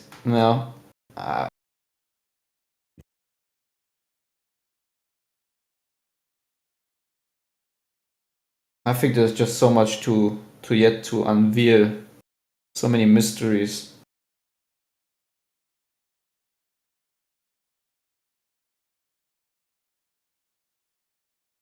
But yeah, it's not upon me, I can't save someone or give them a different view on life or whatnot. It's always an individual, personal relationship with the creator.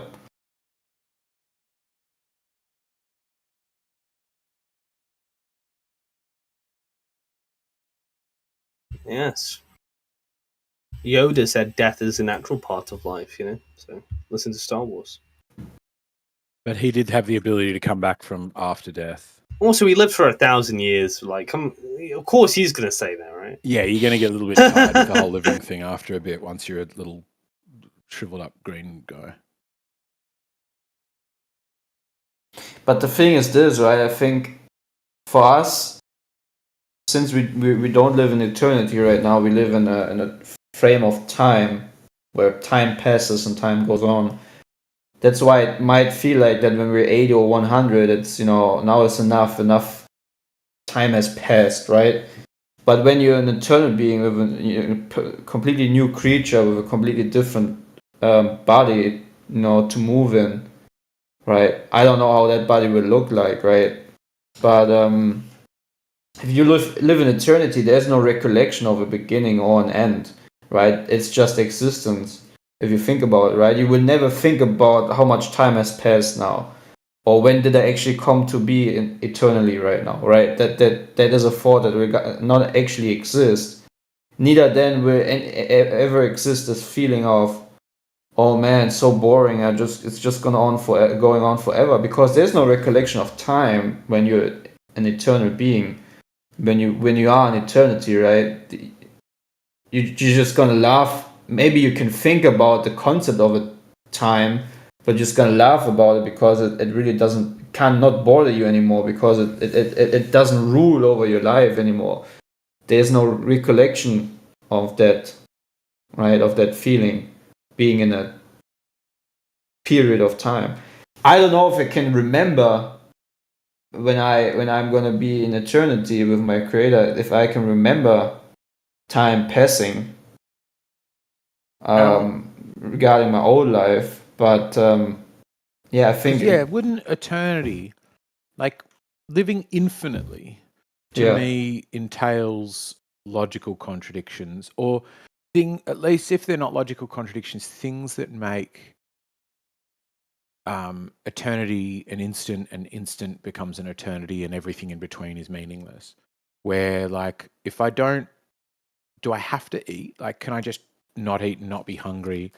Or like, if I see my old relatives, this is when I used to ask my chaplain from school, if I'm seeing all my relatives, but they don't want to see me, do they get to be somewhere else, and then do I really have my relative over?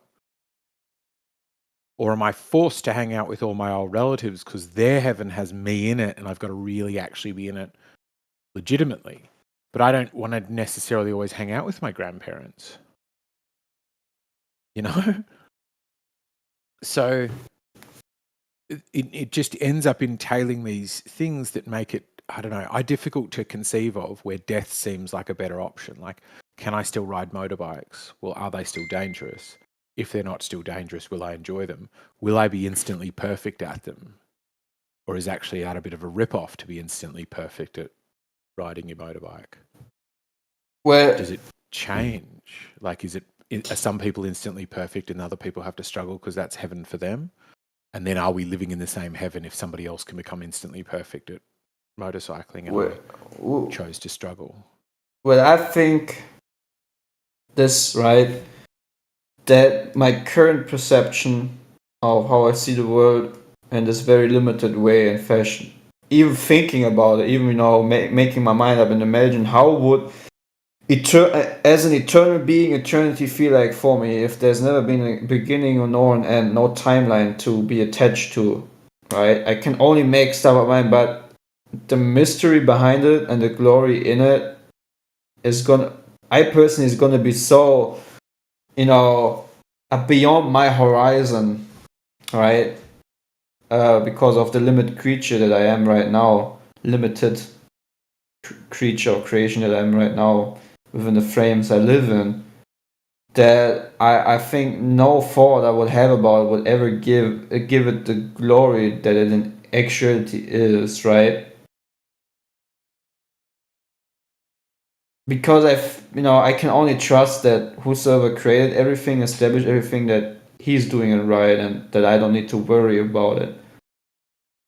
Maybe. Yeah, it's too passive for me. Too passive. I understand, because we live for longing for more, right? It's like it's not enough. If you get what I mean, and I understand your feeling, man. But maybe the key is to understanding is to sometimes just say, maybe we just can't understand everything, or maybe I need to give it over in someone else's hand, right? Maybe he knows the best. Oh, yeah, me. I've been struggling with gods for a while. Not been much of a believer since. Well, I've not been a believer. I was quite a hardcore atheist when I was a young teenager. When I was like in my very early teens, I kind of mellowed that out when I became an adult. But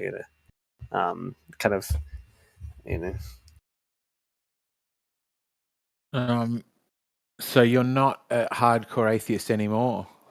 No, I would just say I'm a gentle, friendly agnostic. Right. I'd say I prefer Catholics to Protestants. So. generally.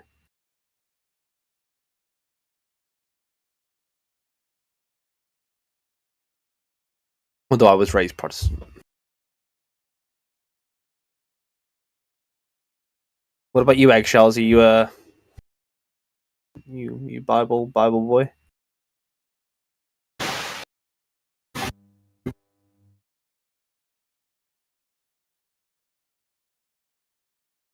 Eggshells? You a Say Bible again? boy? No, I was brought up a Christian, but then I had like some pretty good, like it was a Presbyterian school, and they were really. Are you Scottish? You would have to go to church twice a week, and you studied divinity as one of your subjects all the way up till year 11, I think. Are you Scottish or of Scottish descent? Of Scottish descent. So I'm on my dad's side was a Munro, and so his dad had been to Scots, so he sent me to Scots. Well done, Presbyterian is Scottish. I didn't even know that. There you go. Yeah. Yeah, and then just like I already had doubts. I remember I kept getting given assignments in divinity class, and I would just end up coming back with the assignment, not quite having done it, but he would always give really easy assignments just to show that you'd read whatever, and I would just come back to him with this list of questions being like, when he burnt the bush, why did he do that exactly? So did he? Yeah, I think was it somebody's bush? Like I would always have these really annoying questions. Did somebody own that? Were people relying on that bush because it wasn't in season, you know?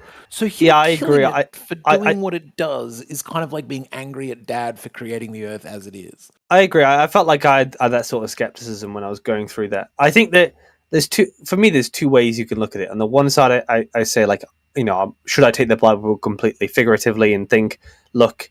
At the time, it's a fallible book, and at the time they were trying to articulate as close and approximate what God was saying as best as possible. It's not always written word for word exactly how God intended it to be written. I think if that was the case, then you know maybe I'd be on board with it. But then I get told by some Christians that no, you know, you should believe, you know, that the Earth is 6,000 years old, and you should believe all these other verses are word for word true. Even if word for word true now would entail something different from what the writer was saying. So even then, like what we take those words to mean should change over time, but only change over the time in the sense of what we understand that word to mean, right? And I find that the latter one, because that one still quite has a lot of weight with a lot of people, that I can't buy into it really. Well, I think an interesting thought that only occurred to me recently is I don't think when they were putting together the Bible sort of recently-ish, you know, last couple of 100 years, I think actually taking the Bible one way and there have been one story about something is a modern invention. Like I think they've done work to not have any contradictions in there, but like there are two stories of Genesis. One is the animals come first, then man and woman are created at the same time out of mud.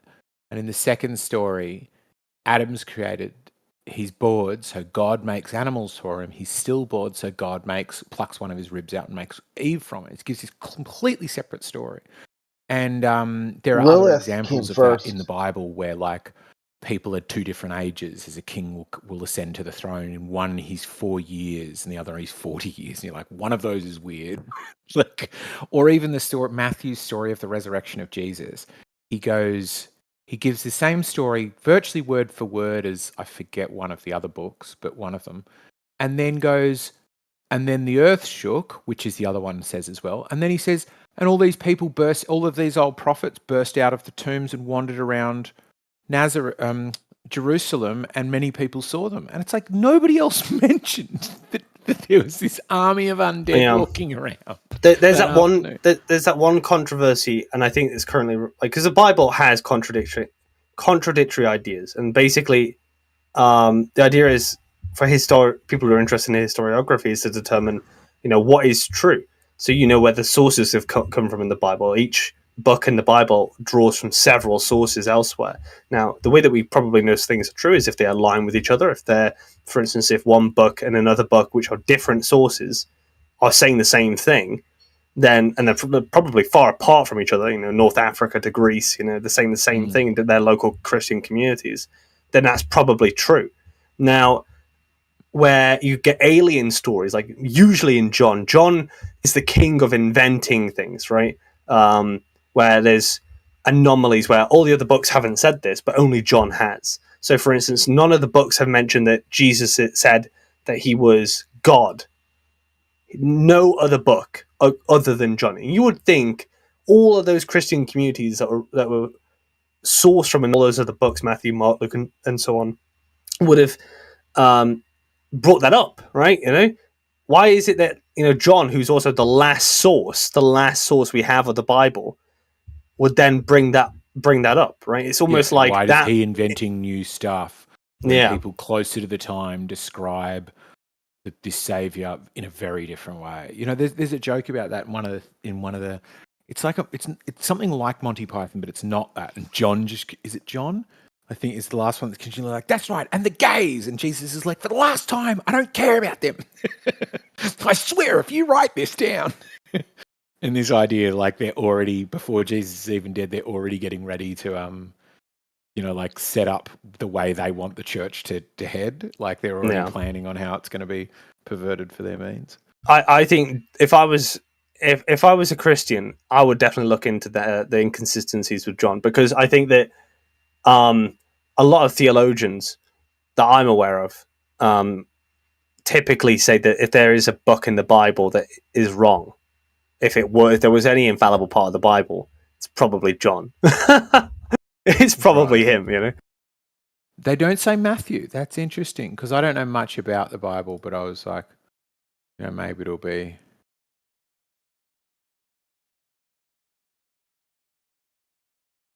Well, Matthew has they all have contradictions, and they all make probably incorrect claims. Like, for instance, I think in Matthew and Mark, they both talk about the birth of Jesus Christ. One says he goes up to Bethlehem straight away, like immediately after the birth.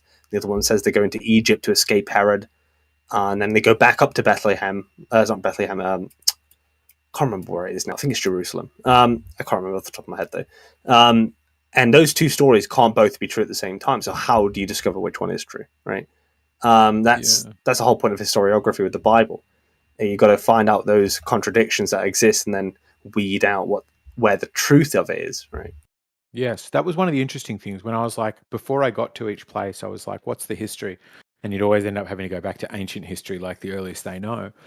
So I'm getting to Israel, and I'm like, well, I already know the origin story of this one because I was brought up on the story of Genesis.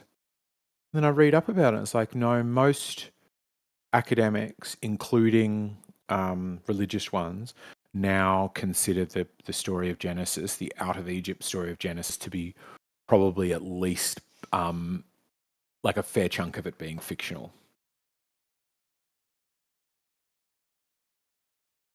Yes, Bart Ehrman. He's done a lot of this stuff as well. He's a very interesting one. He's one of the ones I've been listening to because he was one who I listened to this out of Egypt thing where, the story of Genesis is told where, like, was it Moses? Yeah, Moses leads his people out of Egypt where overnight 647,000, I think it is, something around that region. Bart Ehrman's the king of it right now, yeah. Say again? Bart Ehrman's the king of, like, trying to use historiography on the Bible. That's where I got most of my stuff from him. Although he is kind of wrong in some places. Like, he was talking about, I think he had an interview about, like, what does the Bible say about gays? Now, I personally think that the Bible's quite clear, right, on gay people. I think some people exaggerate how much the Bible cares about gay people. I mean, 4 verses, and you could arguably be whittled down to 2, for instance. There's some that's a bit more like, people read into the gay stuff. Would say to me that the Bible doesn't really care that much about it. It's just like one of the things that just gets brought up. But Bart Ehrman, I think he made a case that the Bible doesn't condemn homosexuality. I was like, come on, Bart. Like, we both know that's not true. Come on, Bart. Well, I thought I don't know anything about the truth of the argument, but the one suggestion that actually the bits about lying with boys was specifically boys saying no pedophilia, not... Anyway, sorry, we shouldn't go to any of that topic. Yeah. There's one that there's a phrase in the Bible It's a Greek phrase. It's arsenokoitoi, which is I think it's Peter. No, it's Paul. And he writes that, and that's a hapax legomenon, which means it's only ever used once. So a word that's only ever used once, it's introduced there, and people infer the meaning of what it means from that, right? It's not exact. It's not an exact science. You right? don't have other things you can cross-reference it with in terms of what context it's used. I'm with you now. I get you. Because words at that time, this is why we have an issue with a lot of context with the Bible. We need to see how those words were used at the time to know how to understand what they were meant when they were written. People who read the Bible now in their modern context and read word for word and think that they're getting a literal view of the Bible. Well, I'd say to you, sir, right, that the writers of the Bible would probably think that whatever you've interpreted from what they wrote is complete, gobbledygook, right? Yes, very, very. Yes, it would be loopy. So, real quick, because I don't want to type it all out. Parablepsis occasioned by Homo italioton is where scribes would make an omission between the copy that they were currently working on, going back and forth between what they're copying and what they're writing. Their eye would fall on a similar word. Like sometimes a word is repeated, sometimes like as a style or rhyme or something. So they would omit either a word or a phrase, sometimes an entire line. I don't think it ever happened with like entire pages, but that's what that means. Interesting. Okay. Yeah, you got to think. There's at least 3 levels of translation. There's the Aramaic, Hebrew, to Greek, the first transcribers, and then to English. Well, then Greek to German, we do have then an to advantage English. with, though, in that it hasn't changed much. Yes, well, my understanding. Yeah, but that gap between Greek and Aramaic, I mean, a lot of them were just kind of like spitballing it a little bit, right, with some of the translation. There you go. Yeah. It was Coptic, wasn't it? No. Oh, okay. Well, I mean, it might be. I mean, I don't think it was, but I think it was Aramaic and Hebrew, but they were translating from. But you could correct me if I'm wrong. I'd have to look over it again. It's been a while since I dabbled in that stuff. Can you repeat the term for when they omitted stuff? What did you call it? Parablepsis occasioned by Homo italioton. Gotcha.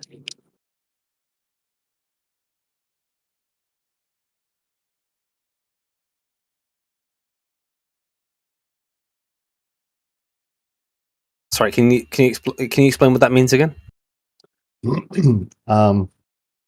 So when they would write like 2 phrases that maybe ended on the same word, a scribe would read the phrase, copy the phrase, and then they'd go back, they'd read the next line where they see that last word and think, oh, I just copied that. So they'd skip to the next line, omitting the one that they were, So if the end would say like, and hath he did unto him, and then the next line goes, but he did it also unto him, and because they see him at the end of both lines, they go, oh, I've already written that one, and so skip a whole line to start again on the next one, because they're just looking for the N word to start the next one. Yeah, they're looking for the N word. I think it's important. It's important for Bible believers, if there are any out there listening, that you don't.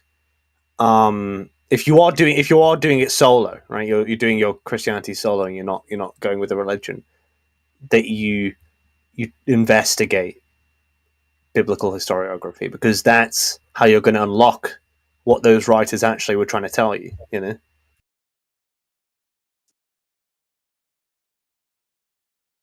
Don't rely on your current understanding of language, because that's not going to get you anywhere.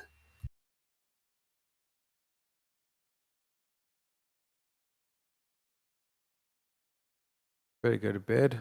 Just 1:45.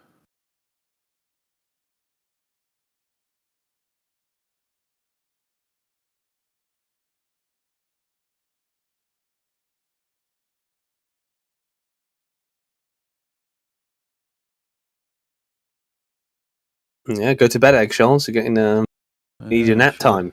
Getting old. It's like 9 p.m. Sorry. It's like 1:45, 1:25. All right. It's a weekend. Be nice to one another. All right. Any other interesting thoughts on the Bible Manufactotum? I know it's one of your areas of interest. I used to keep up with this stuff. I recently had gotten back into Bart Ehrman and them. One thing about the gay stuff, I think what he was saying, the interview I saw with Bart Ehrman was, his main contention was the notion of homosexuality in those times didn't really, it's not the same as what we think of today. Yeah, Like, it's they not didn't really have a concept of that. Yeah. Yeah, whether the Bible condemns it or not, I don't know if he really extended himself on that at all, but I think that was his main gripe with it. Yeah, I guess that kind of butchered what he said a little bit. His point was that what we perceive to be homosexuality only really existed in the last 100 years. So if you went back and told the Paul, oh, by the way, this is what you're condemning, he'd be like, what the fuck is that? Yeah.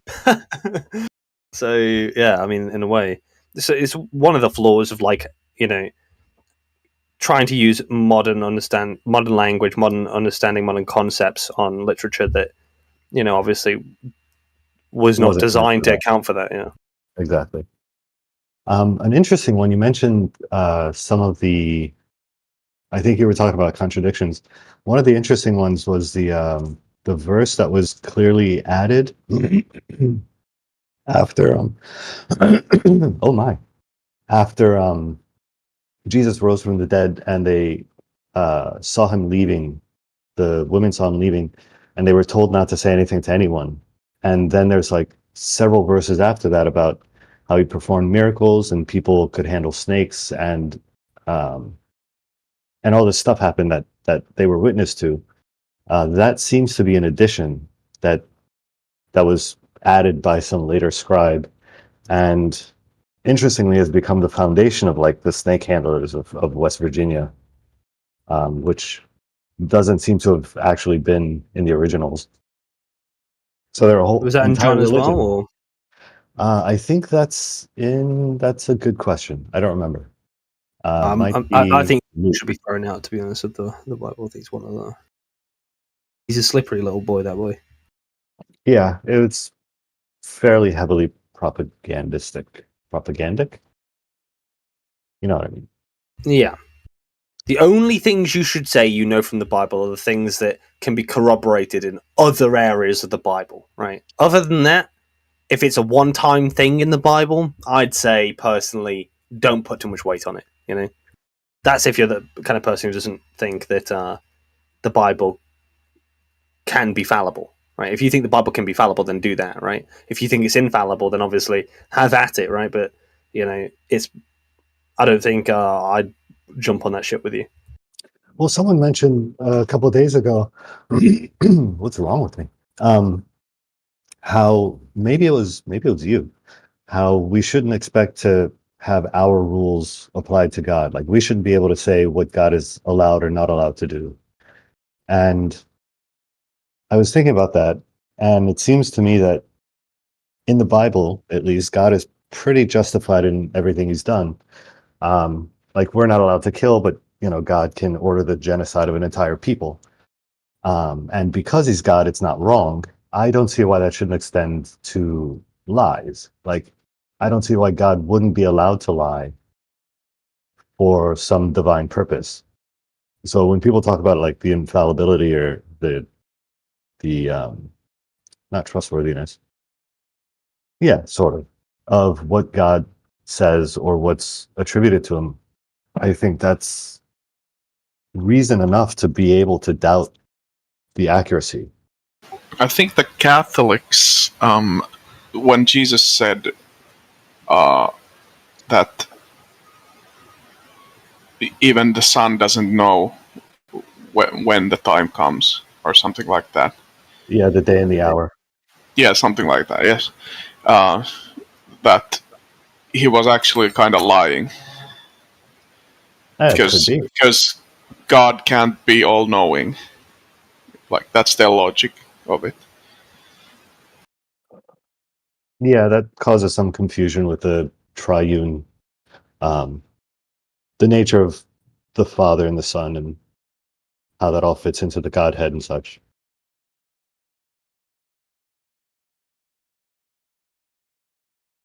But I'm reminded of in The Matrix, where Neo goes to see the Oracle.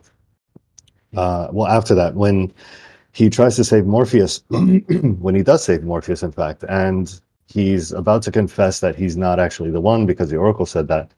It says, the Oracle said, and Morpheus cuts him off, says, she said exactly what you needed to hear. And I feel like that would be enough justification to say that God could lie if it's necessary for some end goal. You know, God works in mysterious ways. I don't think that should be, that's not something we can say he's not allowed to do, right? Yeah, you watch that movie again because there many that cycle kept repeating itself over and over again, and more often than not, he was not the one. So she was just speaking from just a mathematical probability. Are you talking about the Yeah, you guys architect room? really lack a lot of just basic knowledge and kind of reason when looking at things. I think my reasoning's pretty adequate. So you think she said it's a lie, then you're not the one because he ended up being the one. No. So people just can't be wrong. No. What she said was, I'm sorry, kid. You seem like I'm paraphrasing, my memory's not letter perfect. You seem like a nice enough kid, and I hate giving good people bad news, but you're not the one.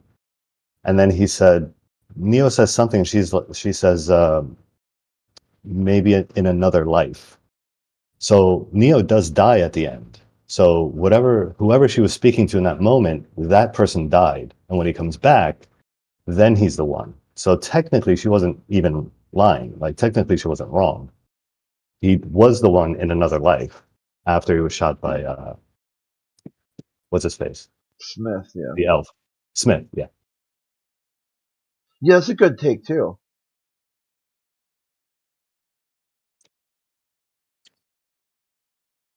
I gotta watch that again. That was a good movie.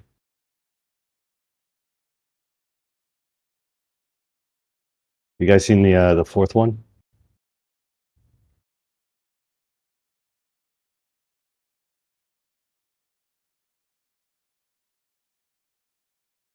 No. No. Nah. I heard it was pretty bad. I mean, I got it. It's not. I don't think it was made for the audiences that watch the original. I think it was made for 2020 audiences. Yeah, it was. That's what people said. It was kind of like a Marvel superhero movie instead of a, kind of like psychological thriller. Yeah, I didn't go in Or with terribly high expectations, so I wasn't too disappointed. But I'd have done it differently.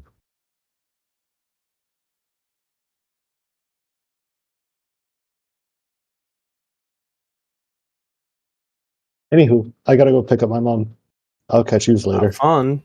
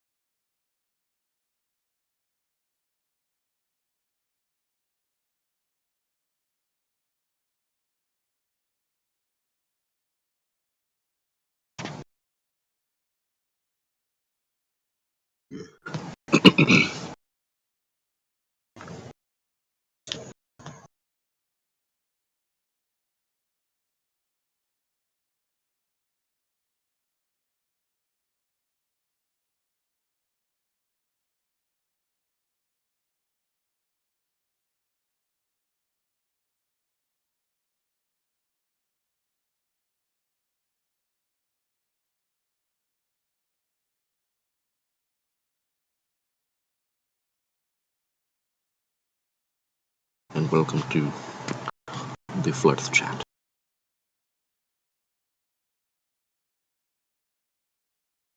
Right now we have Vector versus Meatball. Who will win? Only time will tell.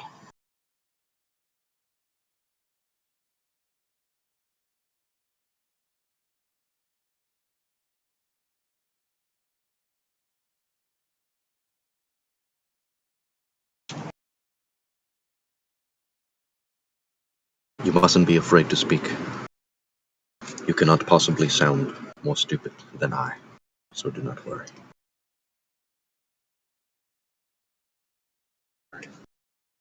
Okay. We did it. You did it. Congratulations. You're the man.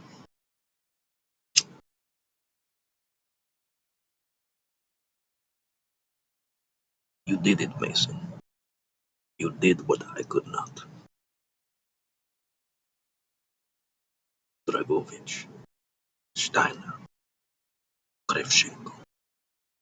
These men must die. All right, let's get back to seriousness. Time to talk about the shape of the planet.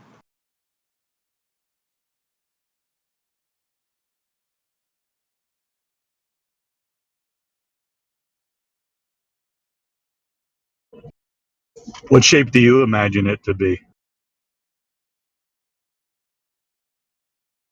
I mean, if space is real, I don't think it is, but if it is real, it's probably like we're like a much smaller like civilization, and there's like millions and millions of domes or firmaments on like a bigger planet, or it's just a plane of just like flat, which is kind of weird to imagine.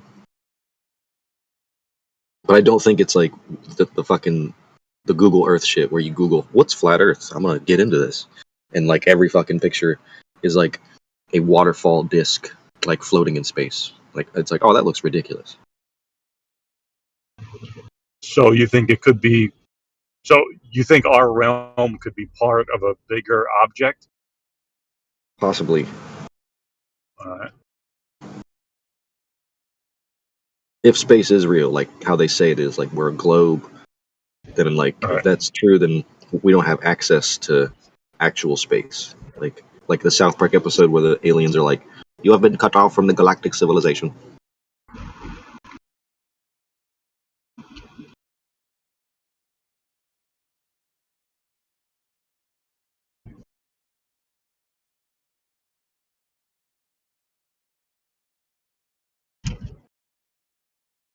I've heard globalists say that before, where they're like, after Nixon went to the moon, aliens came to Earth to check it out, and we're like, holy shit. Are you Imagine joking? being an alien on the moon, and then like you just see Neil. If they did go, you see Neil Armstrong, and you're like, "What the fuck are you guys doing here? How'd you guys get here?" So you think the aliens came down here and said, "Fuck that"? Yeah, and then they put humanity like into some sort of habitat that symbolize that because they just could just kill humanity. Like you creatures are too violent, too abusive. You're too crazy. The universe is built on order, and you are completely chaotic. So we're gonna put you in this habitat that it seems like it's Earth by all intents and purposes, but it's not. It's not even close to what Earth was originally. because they say people that have had I've watched a few Joe Rogan interviews and other accounts of people that have been abducted. I don't know if I believe it, but they all kind of say that they got on the ship and these really small, frail beings, like you could easily push them over. And it's like if they're super intelligent, then their life. I mean, no offense to humans, but like they're way more valuable. They know quantum mechanics, shit that we don't even know. So it's like they don't want to risk having like the ape man, like just killing like the smartest guy they have.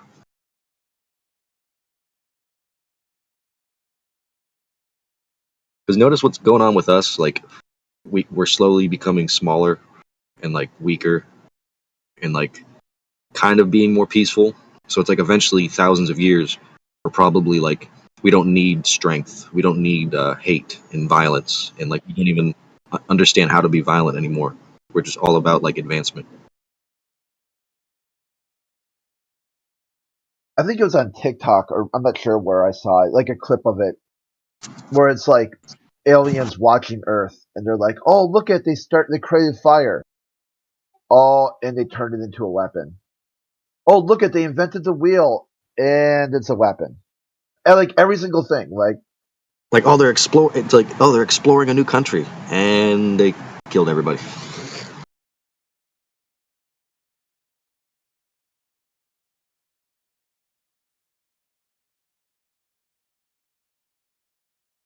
Like it's kind of just you could kind of correlate it to how that uncontacted tribe in India, where like we like fly over them with helicopters, but we never go like let's go intervene and teach them our culture. We're just observing, like they're just a piece of something bigger. Or maybe a theory I have when I saw the model that some dude thinks there's many firmaments on a bigger plane. It's like, okay, what could you use this for? Okay, you could farm technology. So like each civilization is creating its own invention.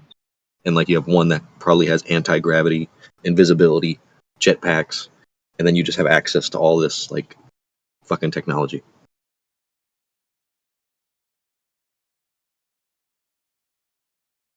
Because what I noticed, something when I realized I was watching the History Channel or Animal Planet, and what I was like, wait a minute, how is this? So elephants in Africa, their ears are shaped like the whole continent, and elephants in India are shaped like India or something like that. I'm like, what the fuck? Like, how does that happen without like somebody being like, put them here, or I don't know.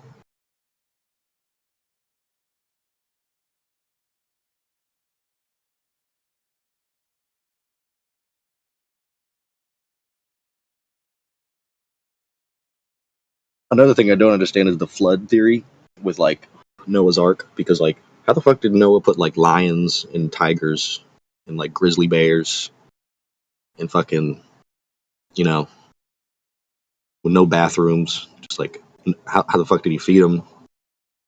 What the fuck?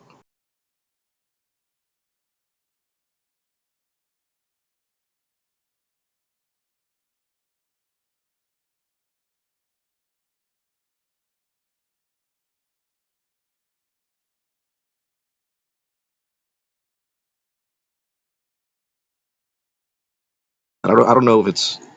I'm pretty sure America or some country has crazy fast fucking ships that aren't combustion engines that can move fucking thousands of miles an hour a second.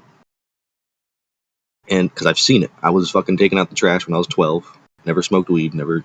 I'm just like, all right, I'm taking out. Throw the thing in the bag, in the trash can. I turn around like really fast. I'm like, yes.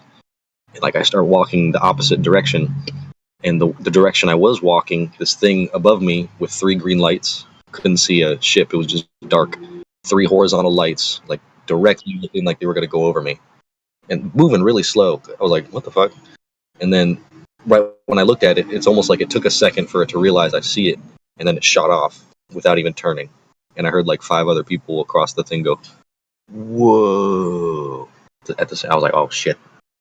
I'm one of the crazy History Channel people now.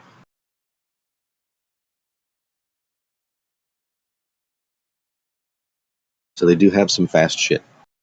I was at a Navy base that was turned into an apartment complex.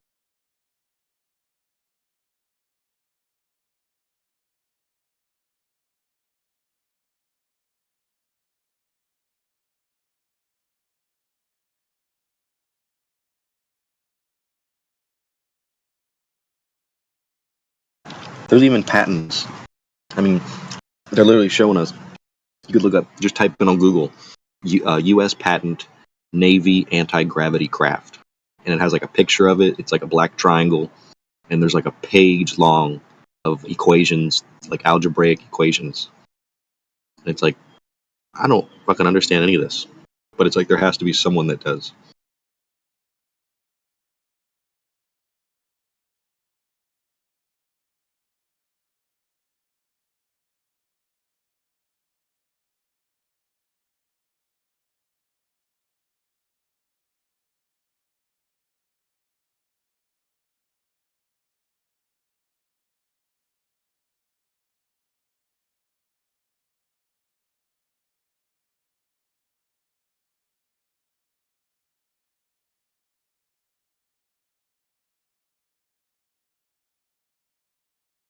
Vector's getting the games.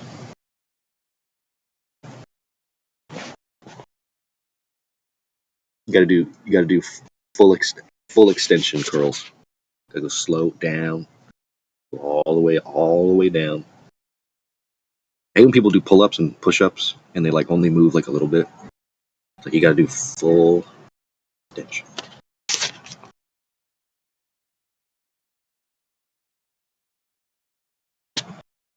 All right, well, meatball, you got to arm wrestle Vector.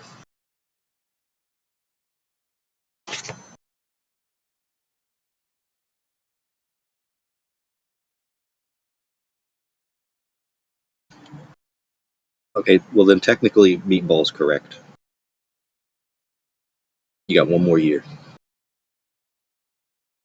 And then you are mad.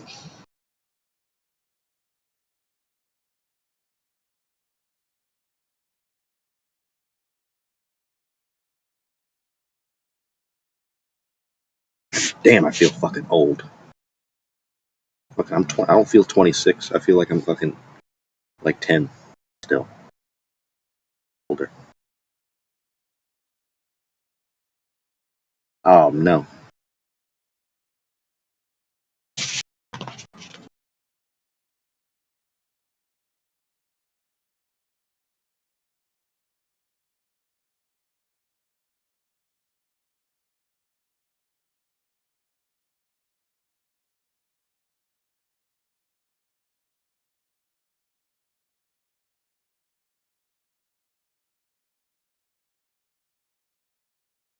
Because it's so strong, it's separating into two different biceps. He is multiplying.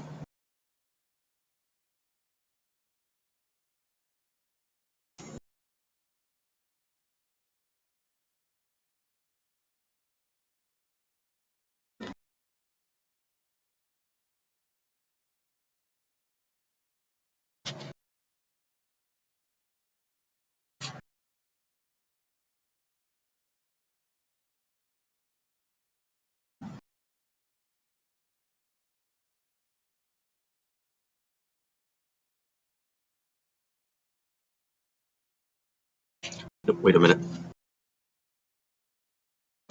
Check the rolls.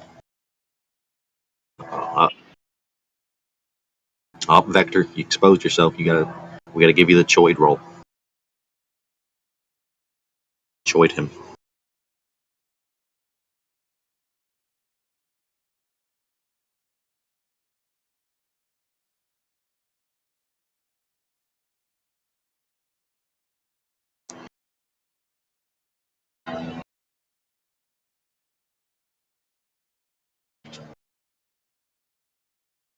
Welcome, spectators.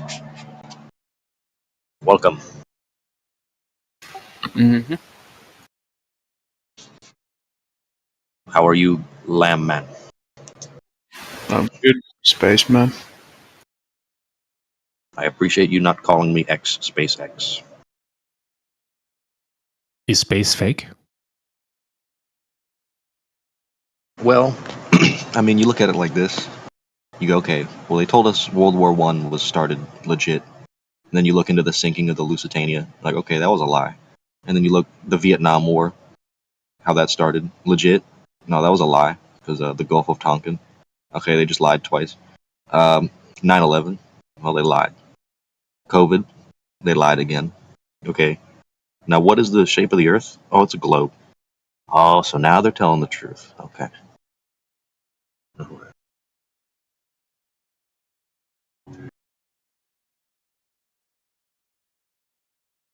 Don't know the truth, but I know the lies because I myself used to be a very good liar.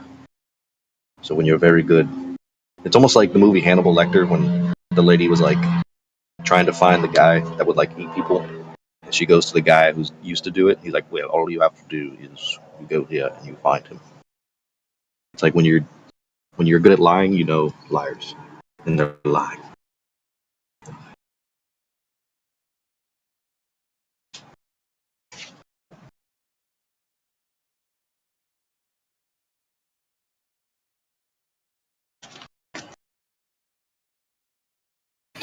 No one ever plays with me here. I would, but I'm not drunk.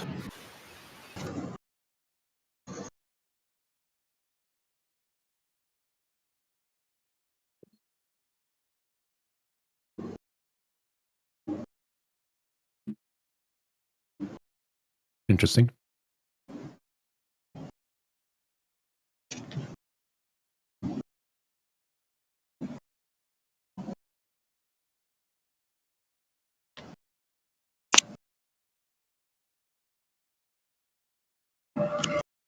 I hate every time I would go to the hospital, I would like Baker act myself because like I just needed a break from getting yelled at. And like everybody's like, all right, we're gonna play cards. It's like, all right, sweet, what are we doing? It's like, we're playing spades. What the fuck is that? They're like, we're playing rummy. It's like, what the fuck is this?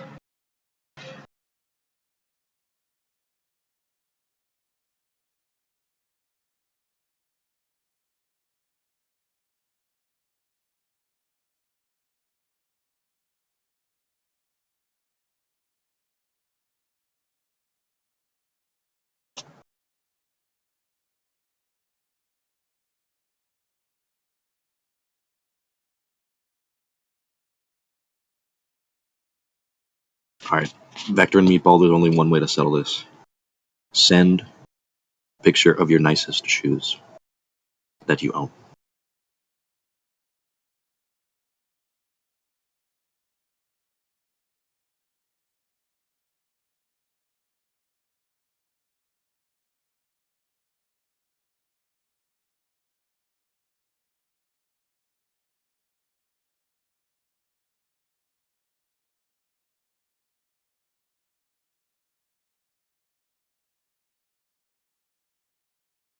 Welcome.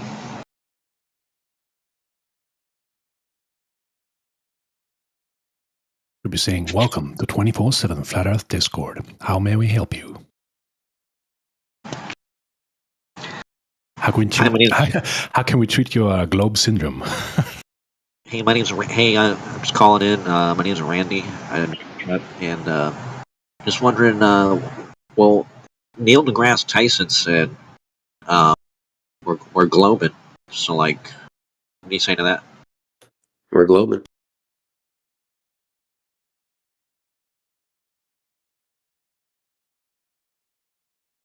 I don't think the moon is as far away as they say. Because like when Neil deGrasse Tyson was like, "Here's how far away the moon is," and he like put the beach ball and the fucking golf ball like way far away, and then I was like, "Okay, how big is the moon?"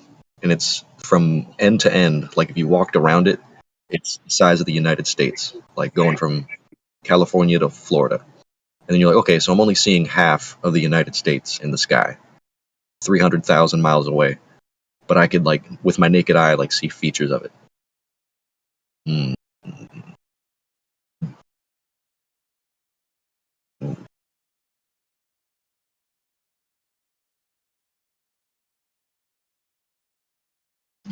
The moon is not a monitoring station. Don't look at it. It's just a rock. Always watching.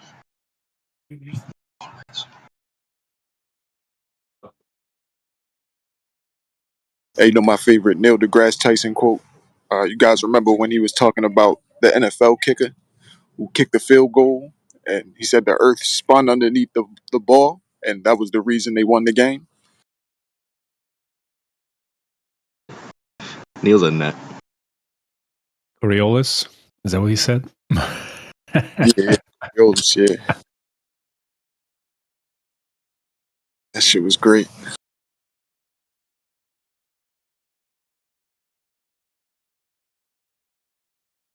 I'd say top three mustaches. It would be Neil deGrasse Tyson, Steve Harvey, and Sam Elliott.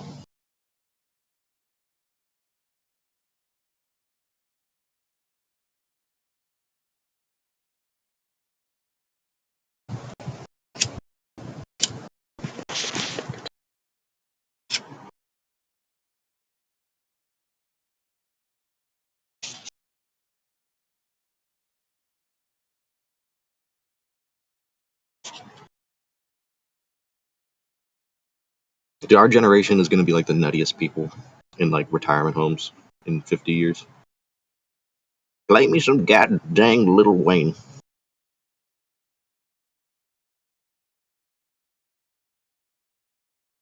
Who stole my blunts?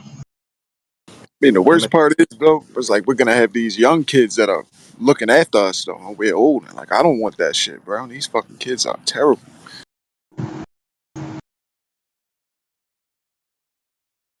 I think I would enjoy it because I remember being, I don't know. I just don't like being treated like inferior. But like even they're still gonna do that. Like the same way like we kind of go, oh man, fucking these old people. It's like, oh, it's kind of like the circle. Like we will eventually get there. Get out of my way, old man. But then we get to call young people whippersnappers, so it'll be all right. Whippersnapper, get off my lawn.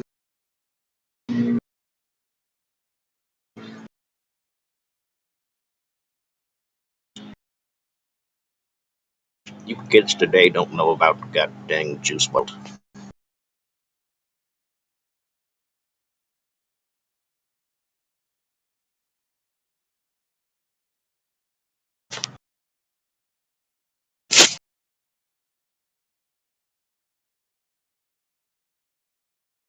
Play god dang Echo Bangs drank in my cup.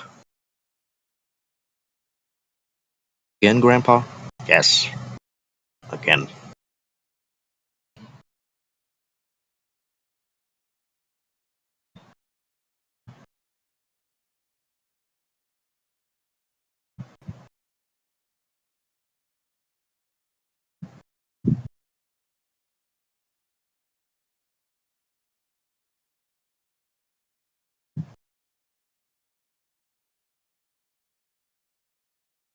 We're not even going to be driving when we're old. Like the car is going to drive us, and it's going to have like PlayStation 5s in the back with like, you know, you just get in and then.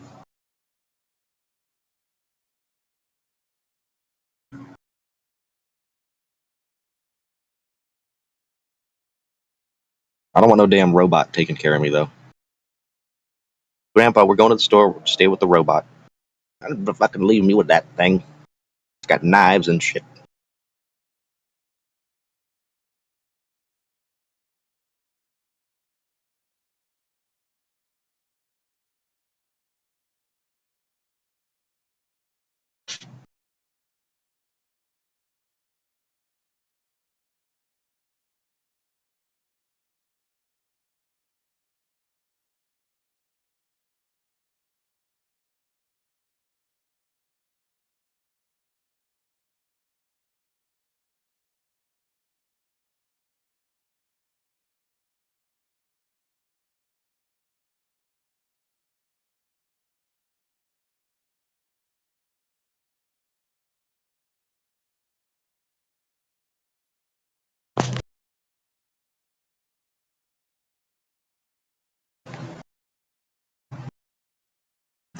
Antarctica. The ice wall.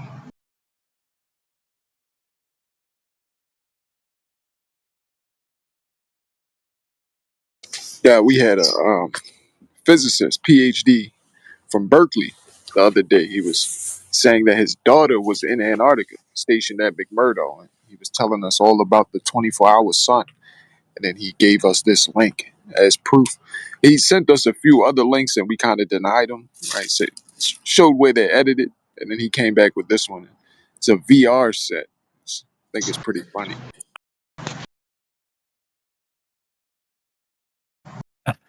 It's made in VR. Yeah, it's VR. If you watch it on YouTube, you can kind of follow the sun around. Like just turn your body with your phone in front of you. But if you get to like 50 seconds, I think it's like right around the 50-second mark, the sun just glitches out. Right, you can see where it's. They tried to say it with or the camera, but you can see it's fucking edited.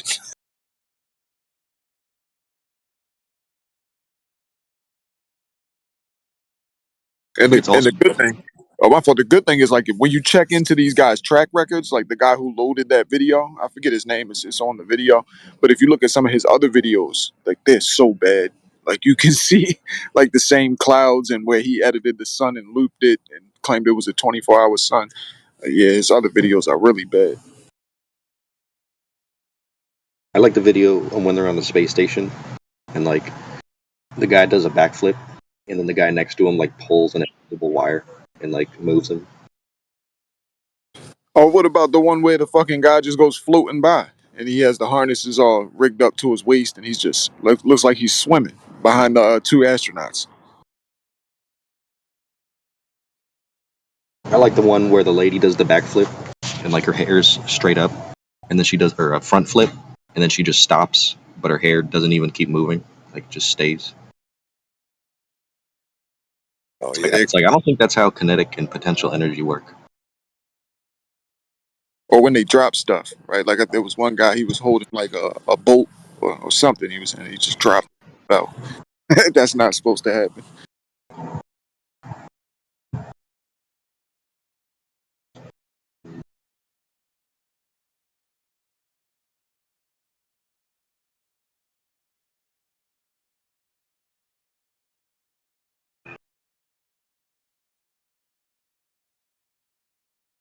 This plane is flying directly over me. Hello, plane man. I know you know I know.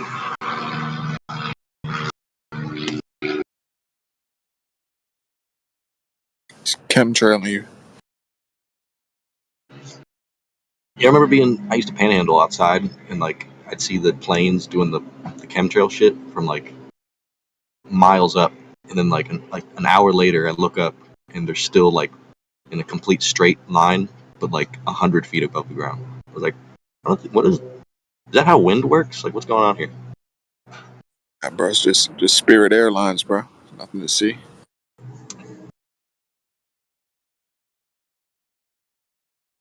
Southwest taking some folks on vacation there.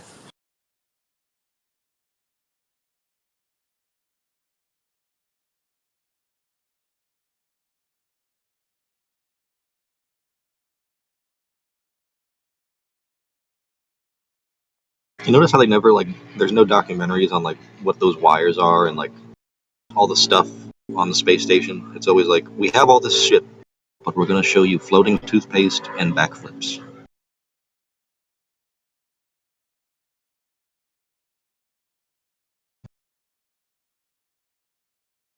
I could think of a lot of fun things to do up there besides the shit they're showing us. Did you hear about the one that dropped the tool bag and now it's in orbit? There's a tool bag in orbit. It's like in front of the ISS, about 20 minutes ahead of the ISS. If you get some binoculars, you can see it, supposedly. Must be a pretty big ass tool bag. I remember seeing a video of a fucking satellite that like fell into Africa, and like it had a giant balloon attached to it. And then Yeah, the I saw it. fucking It was Brazil, balloon. in a village Go in ahead. Brazil. It's like, why is there a balloon on a satellite?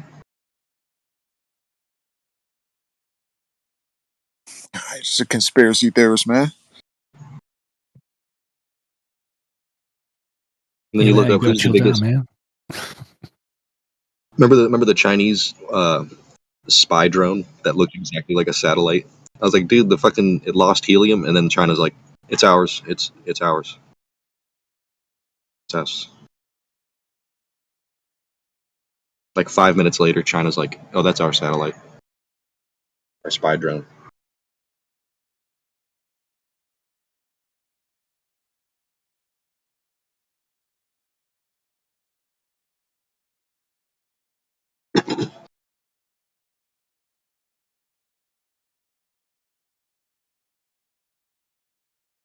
Wait a minute. How did he drop? Wait a minute. And Science Man's gonna be like, well, the physical composition of the screw and going around, if you look at the speed, it's actually falling into Earth's orbit and perfectly provable. I don't think.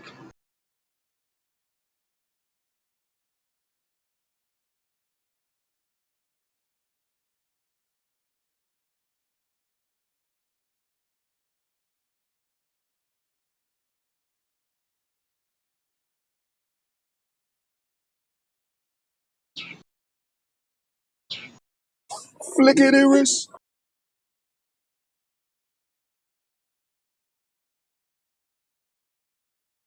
He flicked the screw? That was the explanation. But wait, if his hands, if his palm is facing up and his fingers are facing up, and then the screw like where's the flicking action?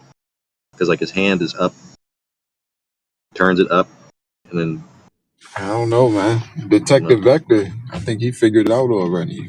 Scienced it up for us.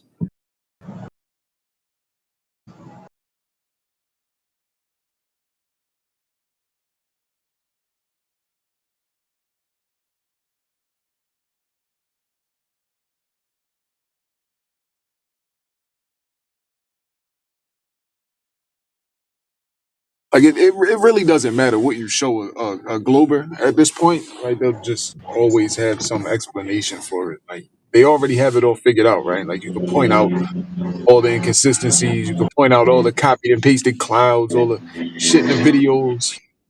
They'll never admit it, but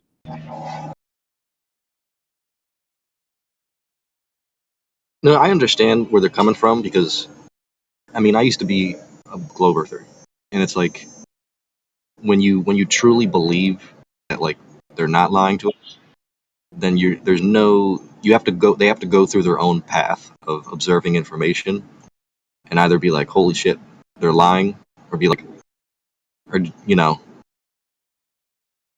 But weren't we all there? Weren't we all there at one point? Right? We were all Globers, pretty much. Before we got presented with, certain evidence. It was just too many things that I see. Like it's just the NASA. Think about the moon landing, and then it's like something's not right here.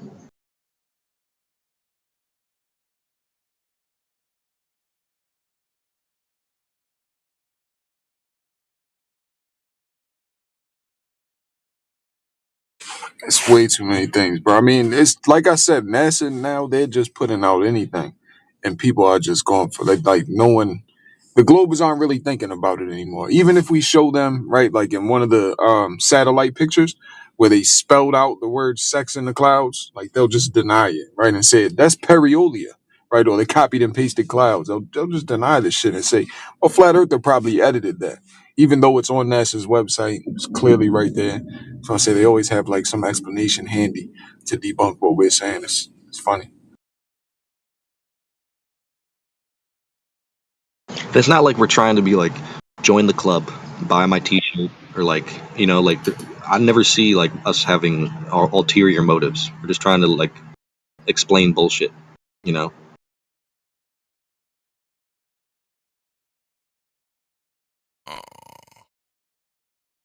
again, I don't really like liars. So it's like when I realize it's like, oh shit, I was lied to. Well, what do? Tell everybody else what they're lying about. That's all I'm trying to do. Yo, so once we find out that the Earth is not round, what do we do? What do we do now? What do we do with that information? We escape the firmament. We storm Antarctica.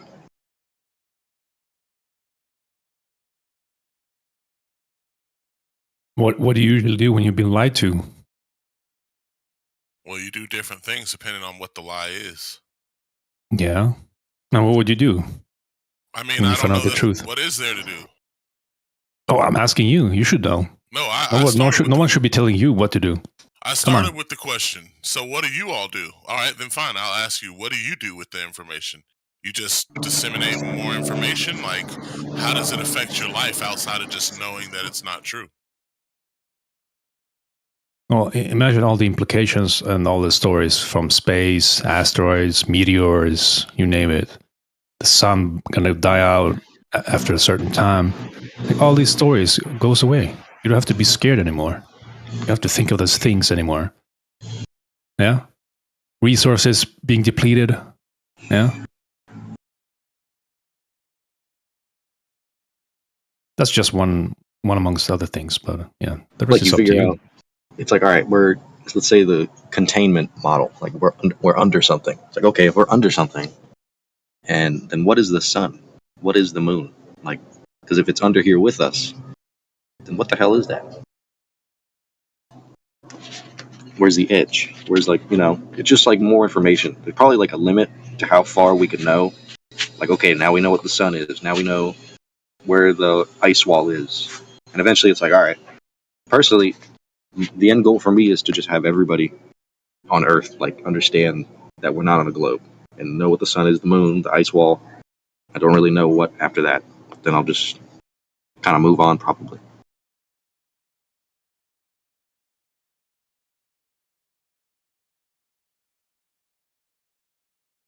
But it's kind of fun because this is the time. I think there probably will be a time where people go back to thinking the Earth is flat, or like how we used to in the past. So, like, I just appreciate this time. It's like, wow, dude, I'm living in the time before everybody realizes.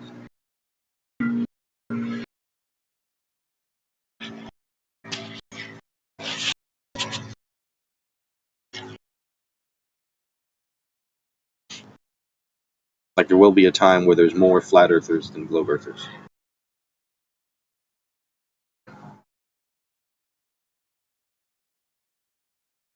I think the what does it change question is like, anti-flat earth rhetoric is, it's, I don't know, it's like a philosophical argument. What changes after this?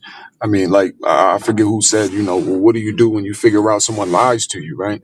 It's like your wife came home and she cheated on you, right? And you don't care, right? You're just gonna believe whatever she tells you. At some point in time, you gotta stop believing liars, bro. Like, that's really all it should tell you.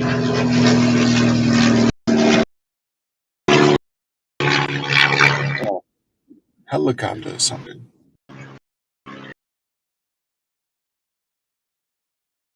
Are you being chased?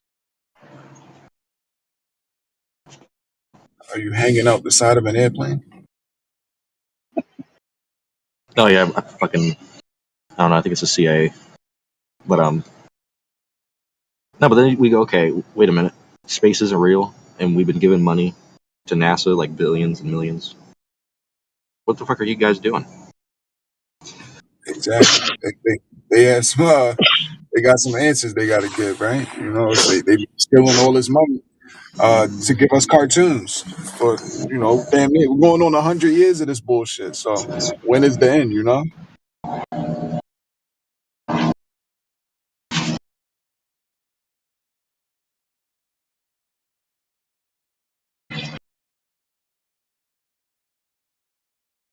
The plane keeps flying around me.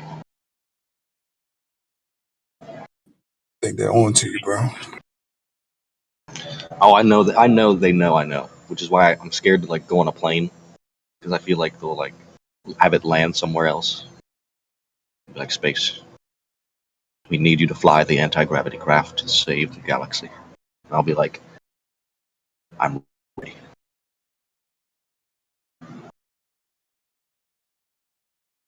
Like, there's a video of Malaysia Flight Airlines that disappeared, and some dude found a video where it's fucking. It has like three orbs, like, going around it in like a triangle formation while it's flying, and all of a sudden it just disappears. And then they did like a what's it called? Like another heat map on it, and it's like the second it disappears, there's like a blast of energy, as if it was like transported somewhere. Like, I think they do that to me when I get on the plane.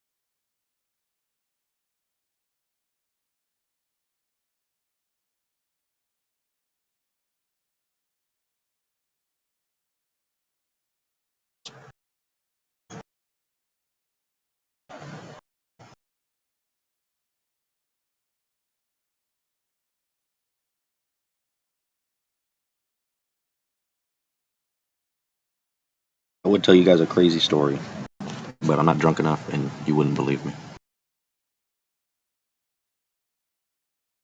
So we'll save that.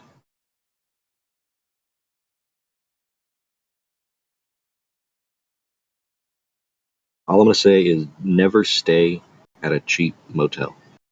Never, ever, ever, ever, ever.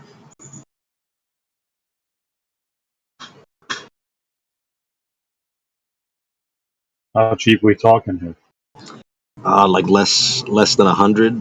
Okay, anything that's not like the Hilton or like the Hampton Inn.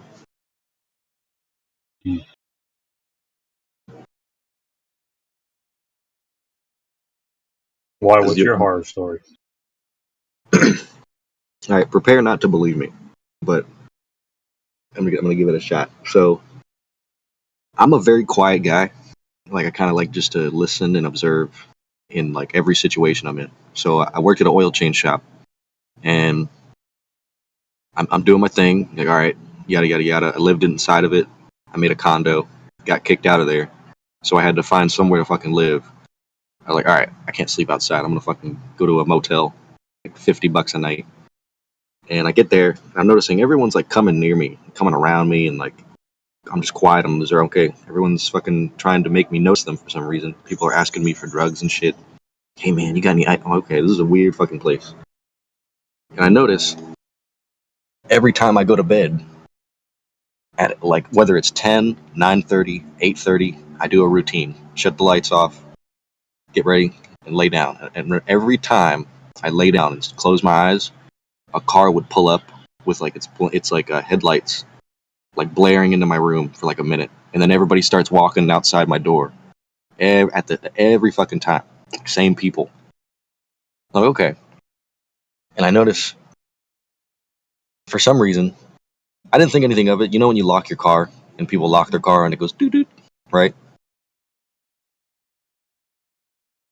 Yep. Like that lock horn shit. So I hear that. You know, I'm like, okay, cool. And then I notice every time I would Uber to work, I would get on the highway going like 70 miles an hour. And I'm like, how come I'm quietly in the Uber? I'm like, how come every time I go to work, I'm hearing like a lock horn like behind me going down the highway? Like, why are you locking your car going down the highway? And then when I get to work, every time I get up to do an oil change, I hear it.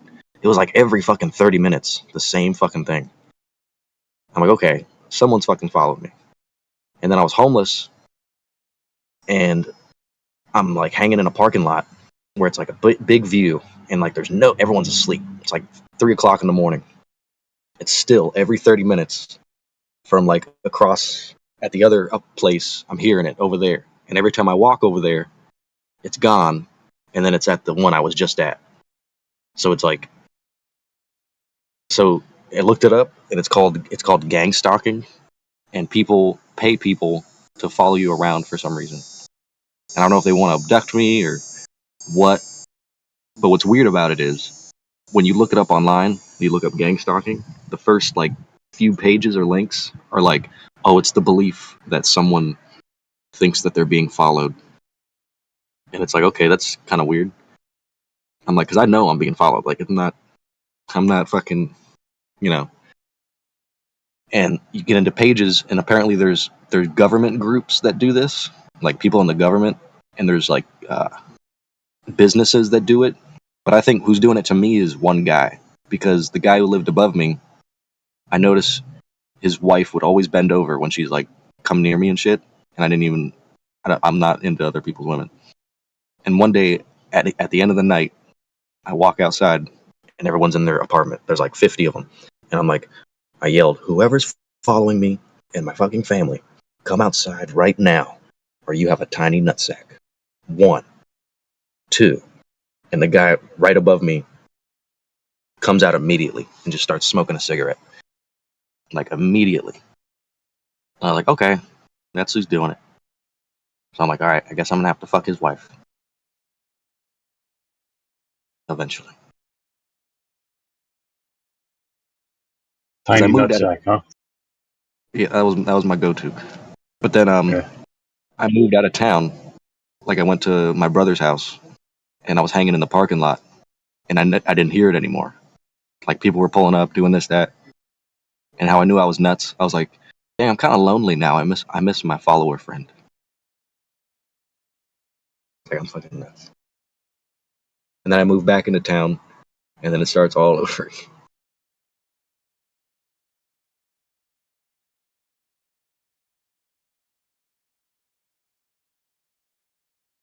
Did you fuck his wife? Not yet. Not yet. You should take care of that. I should. I thought about doing drastic measures, but I'm not gonna throw my life away just for some fucking ghetto crackhead dude. 'Cause I could solve this problem real quick.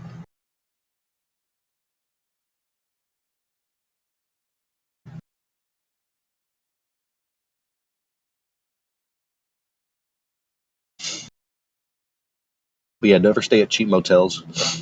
Because I was like, I kind of stuck out like a sore thumb. Like everybody else is like cracking out, walking around, and I'm just like the quiet guy who wears all black. I even had to try to buy weed from one time, and this guy walked up to me. He was like, "You got any weed?" He's like, "Nah, I don't got none." And he walked up to me when it was raining. He's like, "Before I sell you weed, I gotta ask you a question. Are you a cop?" I'm like, "No." Like, I guess I look like a cop. And then I was like, all right, this guy's not going to help me out. So I go up to another dude just like rolling a blunt on the stairs. I was like, hey man, can I get like 70? He's like, sure, I got you. All right. I don't get why people think they want to arrest like tiny drug dealers. Like they don't want the tiny people. They want the people that are fucking giving the pounds to the distributors.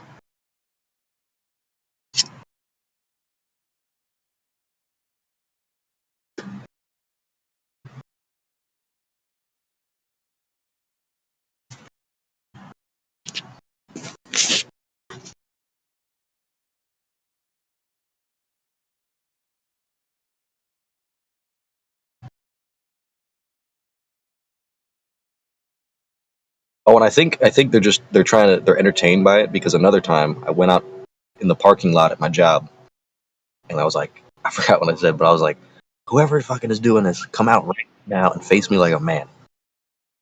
And then he didn't do it. And I only yelled out twice. And I'm like, all right, he's not going to.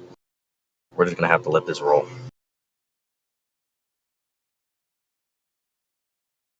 Should have used the tiny nutsack line. No, I did that the first time. And then it still didn't come out. Well, he came out, so I know who it is. So that's all that matters. I know who it is. Figured it out. His wife was always looking at me, checking me out. He's got a bald head. I got a full head of hair. He has like no style. He's all goofy looking. Oh, and I was like, I'm letting you know right now.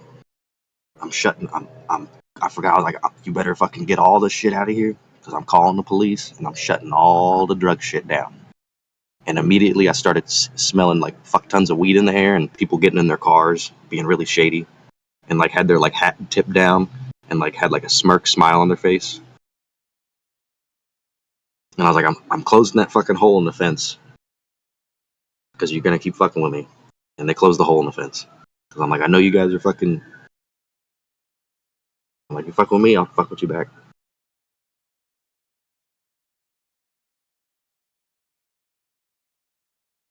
Their goal is to make you crazy, but I'm like, I'm already crazy. You can't make a crazy person more crazy.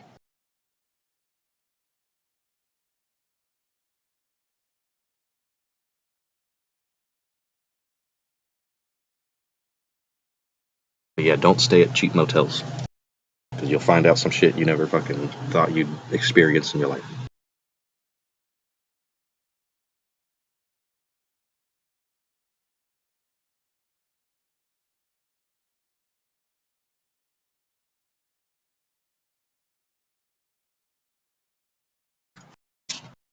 There's people in the server that do that because I posted in general chat. I was like, dude, I fucking gang stalkers are fucking retarded, or something like that. And some guy posted a picture of him in a car with like a camera pointing out of it, And he's like, I don't know what he said. I was like, holy shit, there's other people that do that. Follow people around.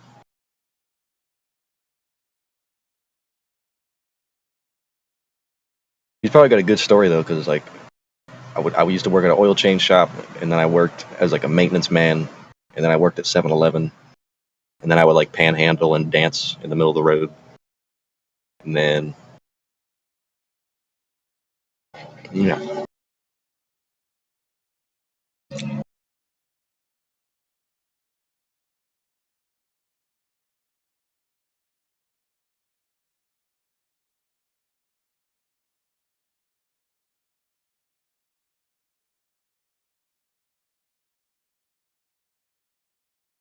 Might be some like Jeffrey Dahmer type dude, where it's like, I've been watching for 30 years.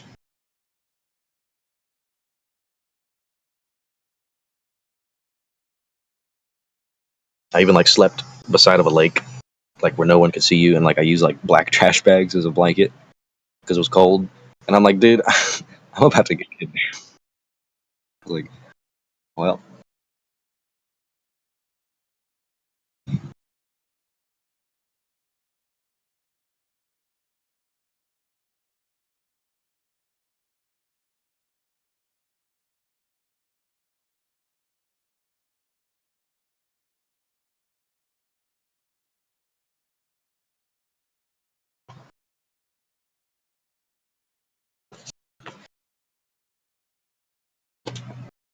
the gang of stalkers.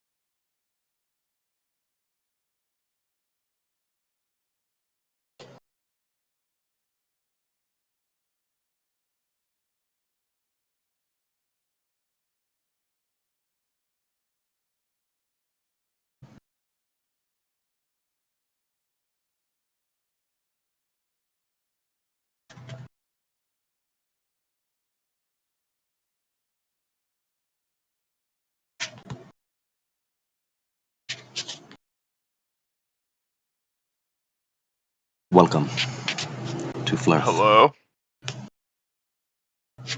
Is that Coil?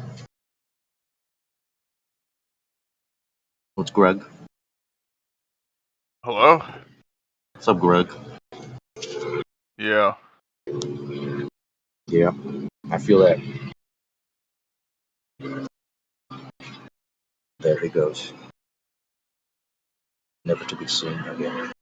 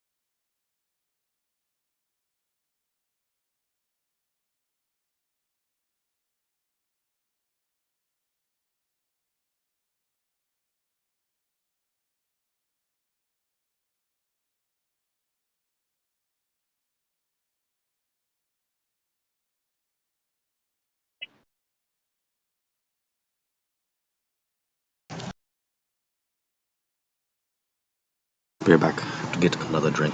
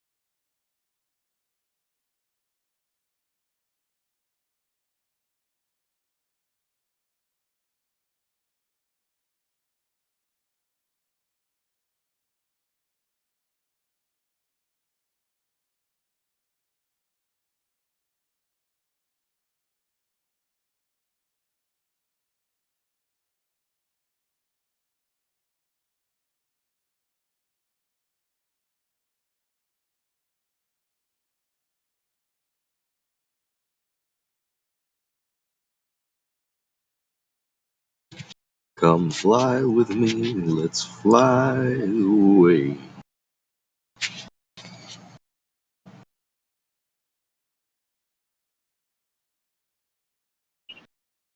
Welcome.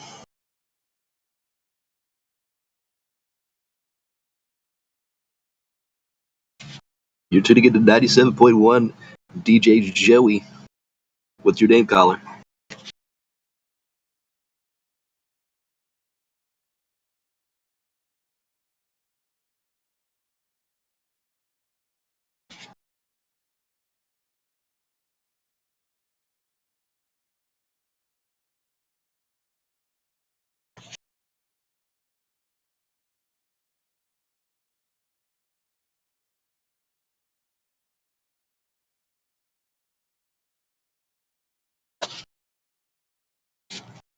The sound of silence.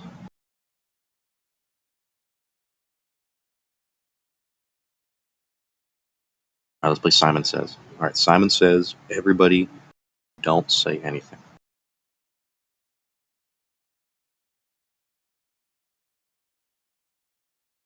Congratulations, you've won.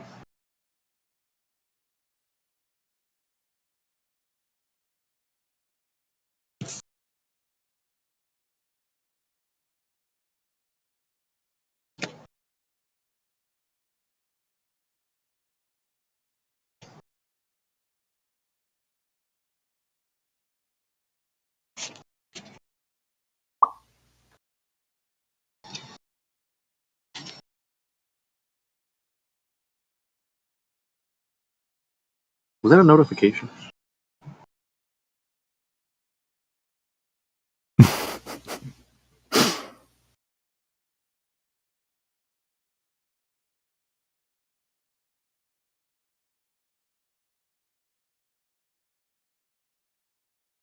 Here's the curve from the ground with my fisheye lens.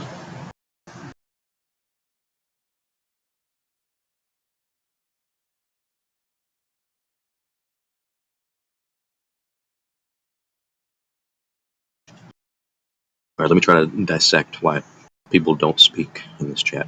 Alright, don't be afraid.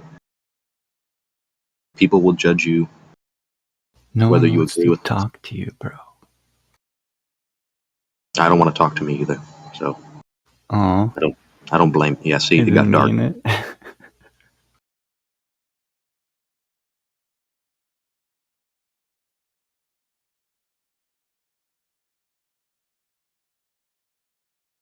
No, there's just no other chat to really go to. Everybody's angry everywhere else.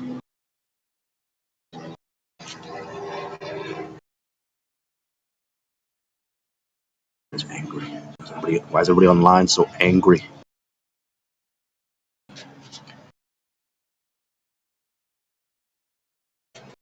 Angry.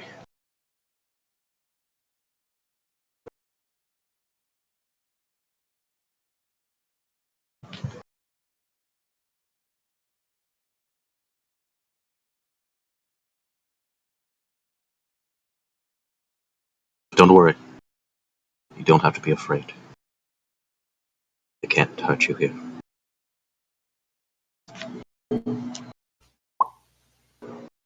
Oh, got another notification.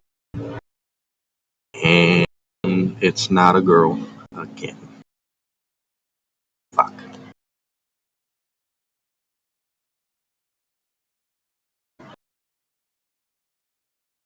How old are you? I am old.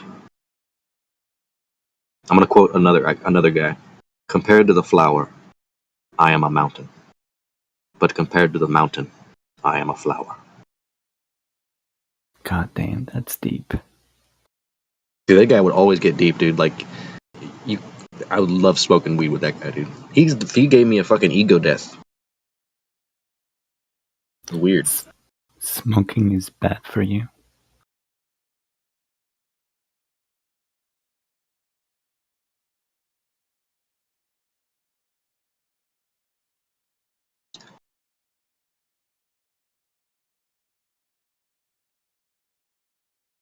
Yeah, I'll admit something, just because I'm kind of drunk.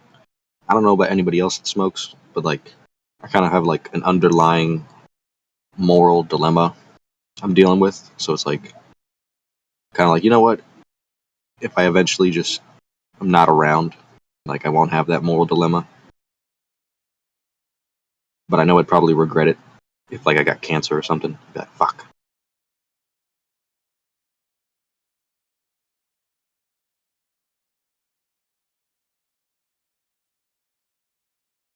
But then it's like, wait, I get to know what is after life. Or is it just darkness?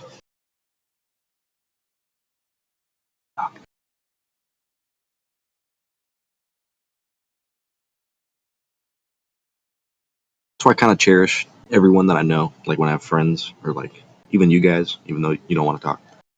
Because it's like, eventually I'll be old, hopefully, and everyone that I've known will have gone. And I'll only be the younger, or I'll only have like a younger generation of friends and family. Like, I'm the old man now.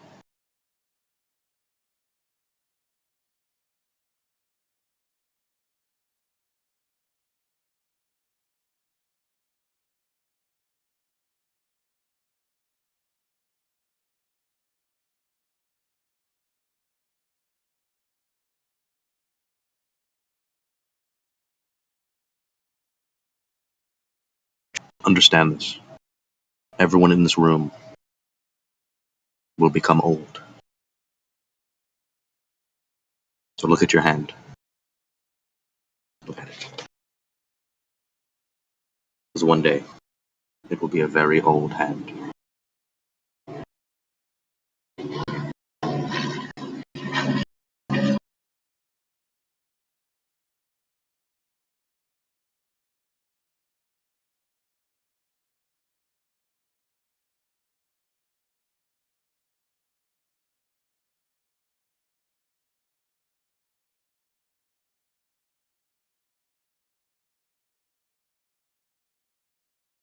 I'm gonna try to do the thing the other guy was doing.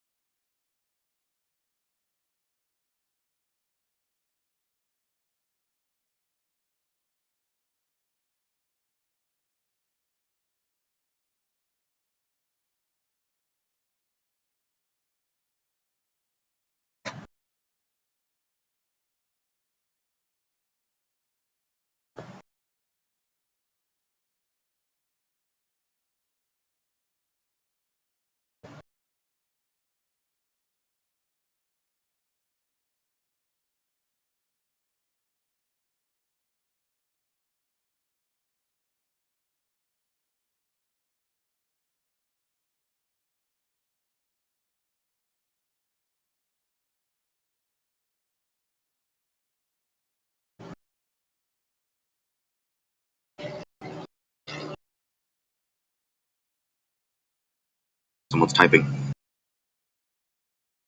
Neanderthal thought. Let's see what wisdom he will bless us. And Vector, what wisdom will they bless us with?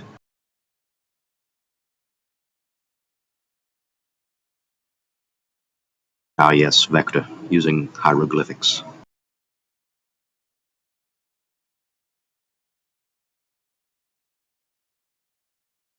What if like Egyptian hieroglyphics are just like emojis?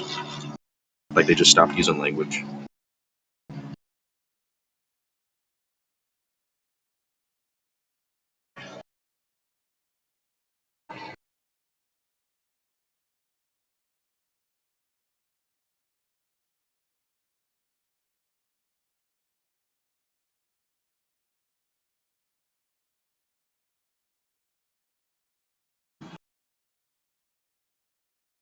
Is slowly unloving you a thing, or is it just a consumption of advice?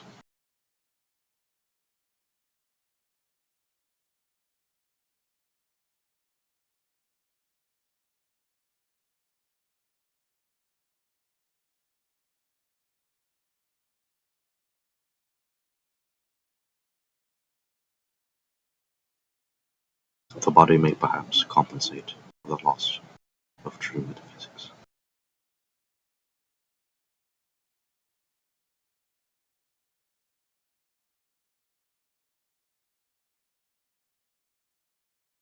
I really wish I joined the server and like had like a completely different accent. Like pretend I'm an Indian guy for like 4 years. Like just always talk like this. Hello. What you must do? My name is Mahmood. And then all of a sudden be like, I'm just kidding. I was a white guy the whole time. It was Doofy.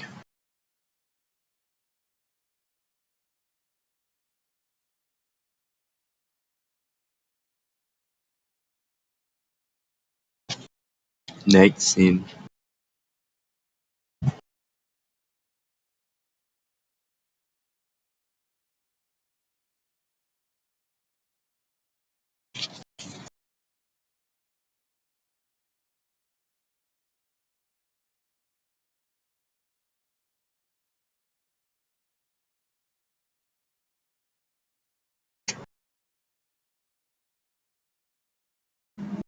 Dude, I think being a telemarketer would be the perfect fucking job for me because you can't be angry to me on the phone or Discord and like I get affected by it. Like there's no possible way. Like if you could come up with like the most horrible thing you could say. You'd be like, have a good day, sir.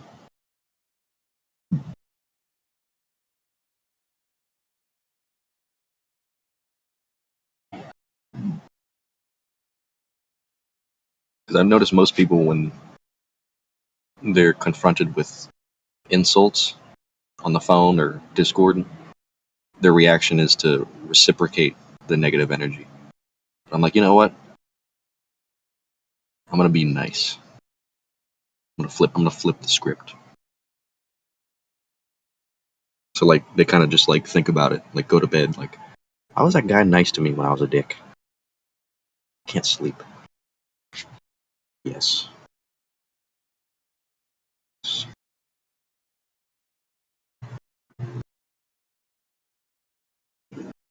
Hello, my name is Mahmood. Would you like to buy insurance?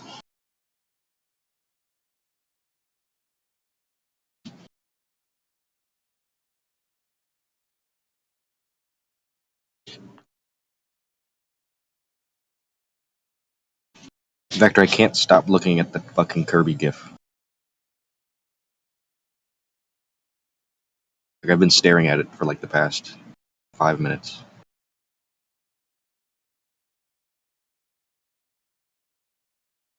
Welcome.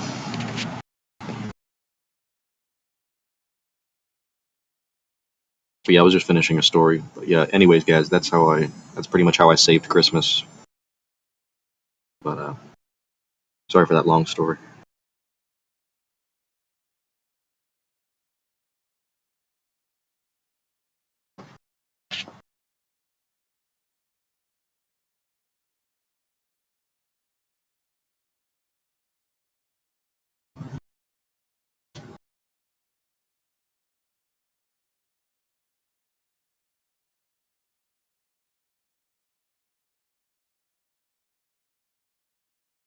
Yandy.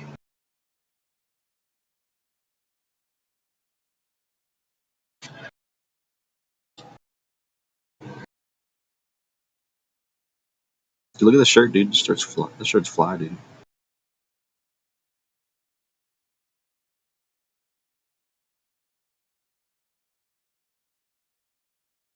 Yandy looks like how everyone's gonna look in like 1,000 years.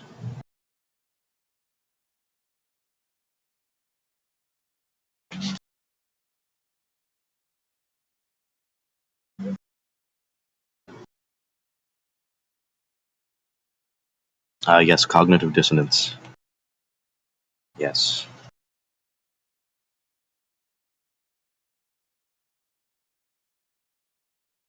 It's like, wait a minute. If the United States is only like 10% of the map, and NASA showed us a picture of the globe, and the United States appears to be like half of the globe, how the fuck do you fit all the other shit on there? Wait a minute.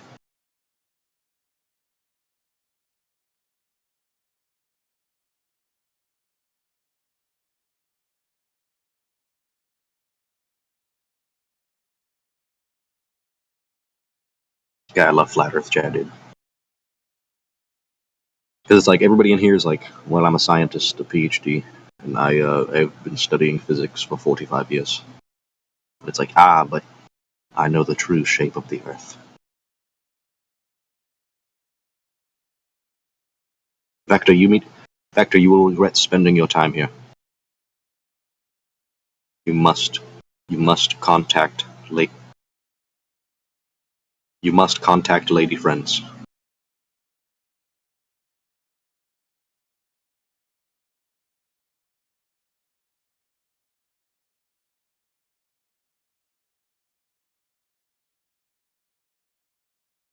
Same exact clouds.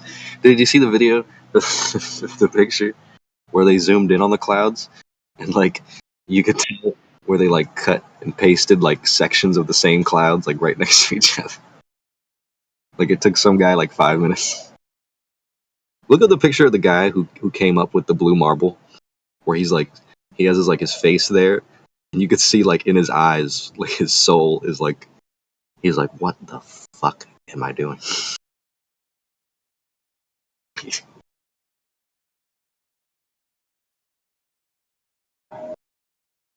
I'm gonna post it. Look at it, dude. Look at his eyes. Just look at his eyes. Zoom in on his eyes. I'm gonna zoom in. and the mouth too. He's like, holy fucking shit! Can't believe they're paying me $50 million to pretend I fucking. All right, just look normal. Don't look too normal. All right, dial it back. Look at his pupils. Look at his pupils, dude. What the fuck?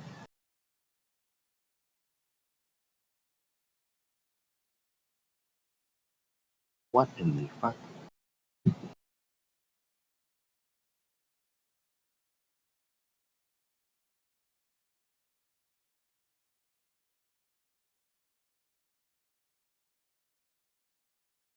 What if like the reason? Oh, here. Yep, that's. Look at. It's the same picture.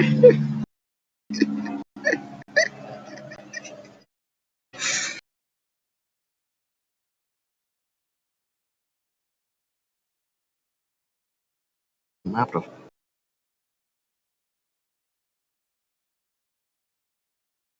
Dude, this is why it's so fucking funny, dude. Because like 20 years, every 20 years, like people just get way smarter to where they just notice like the simplest shit. It's like, wait a minute.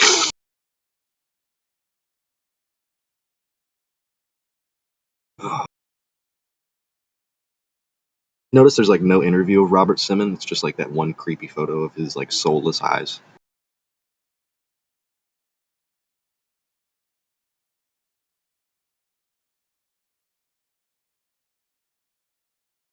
It's like, dude, why are they? How hard is it to take a camera, strap it to a rocket, and go straight into the space, and then be like, there's Earth, right there? Why is that so hard?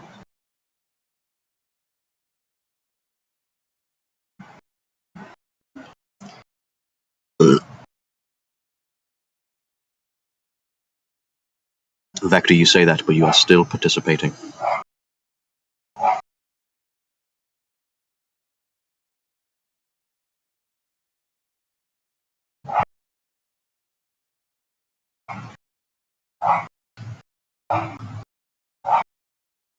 Well, actually, the clouds are a cognitic disturbance due to fluorescent ballooning. You can see that clouds actually take the same form in the same pattern as Photoshop. So you mark it as a ballot globe.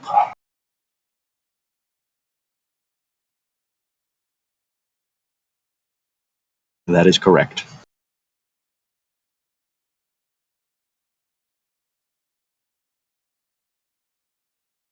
Vector, there's nothing else better to do, dude. What am I gonna do? Play outside with like sticks and a rock?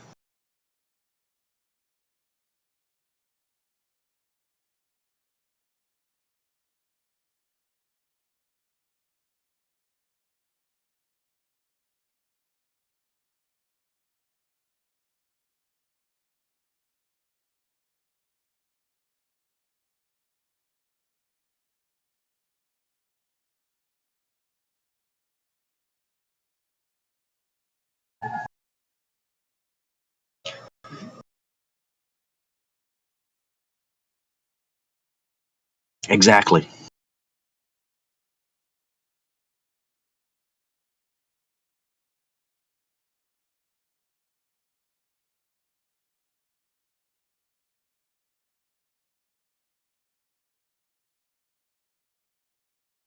I love when you look up like all the pictures of Earth from NASA, like the 1991, 97, 2001, 2005. They all look like completely different.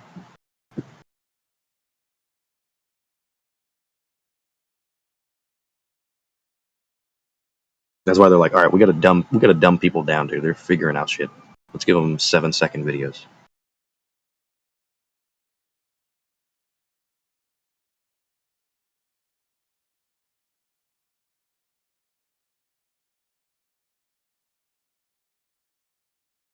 Oh, I do too. Well, my mom was good. My dad's just angry and drunk, and he likes to play cards.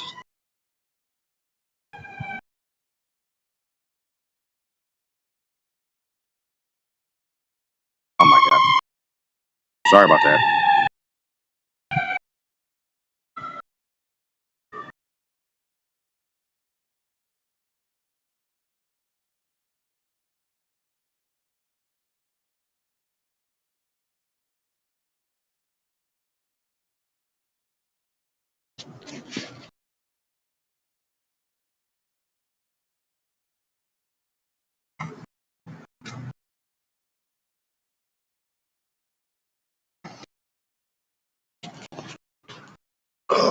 One small step for man,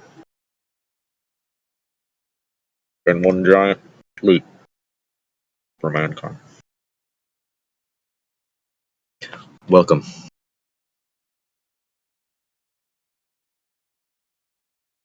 We were just discussing quantum entanglement of the thermodynamic theory of astroplanism.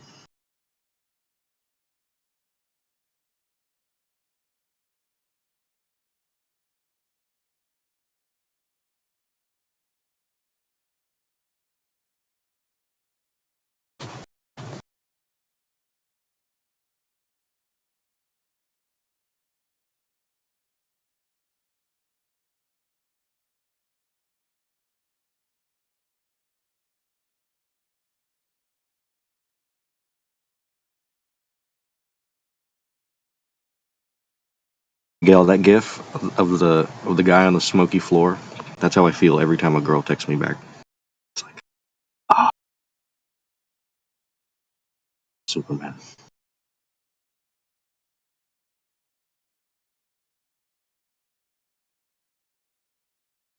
When you send a meme and she laughs.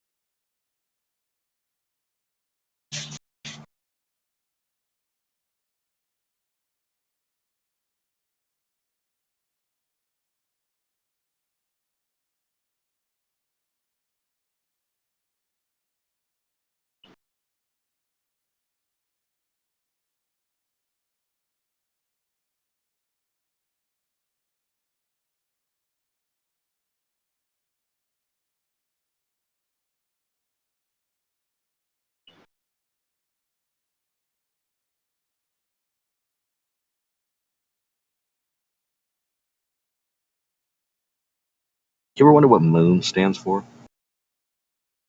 I think I figured it out. MOON stands for Massive Object Observing Nations. So,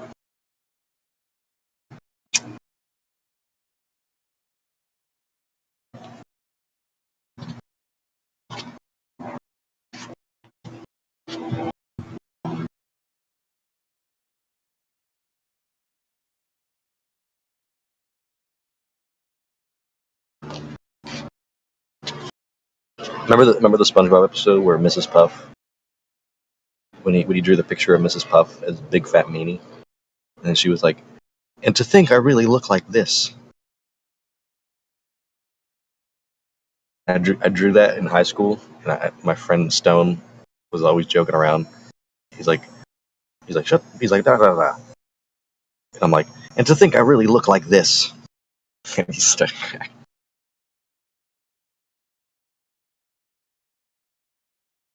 Big fat meanie.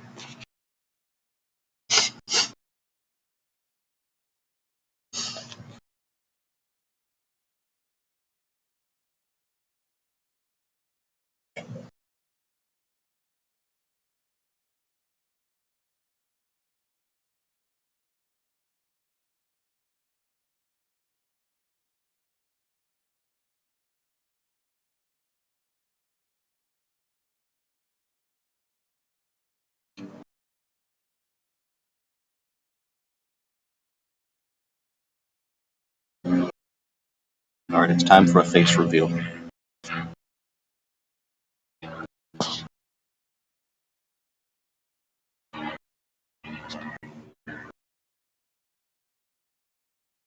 All right, be honest.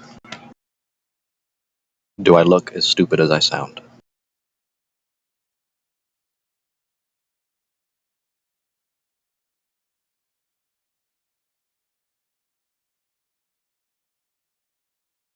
Don't look at my double chin.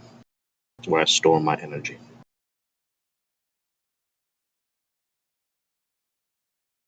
How big can we make that?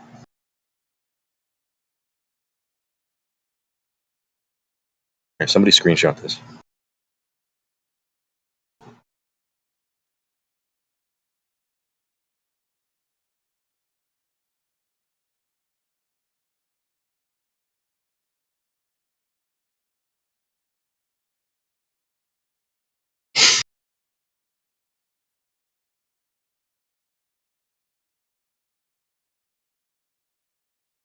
I am Mario.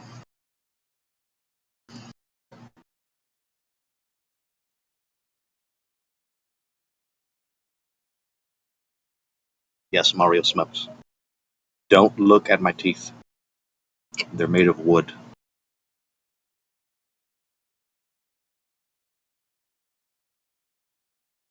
Oh shit, it's me.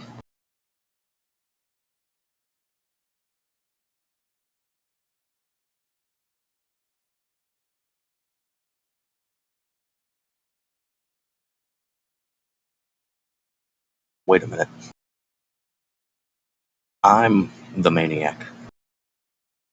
The maniac's in the mailbox.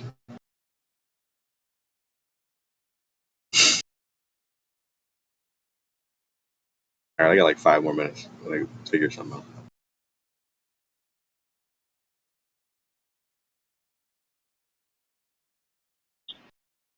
Welcome.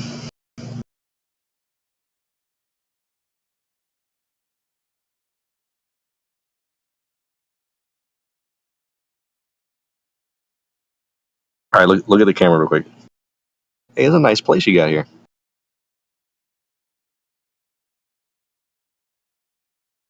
Oh, you got that right there. That over there.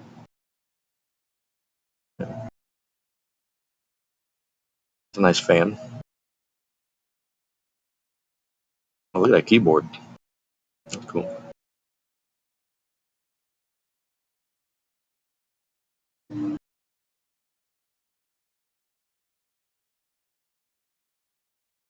Alright, let me take a break.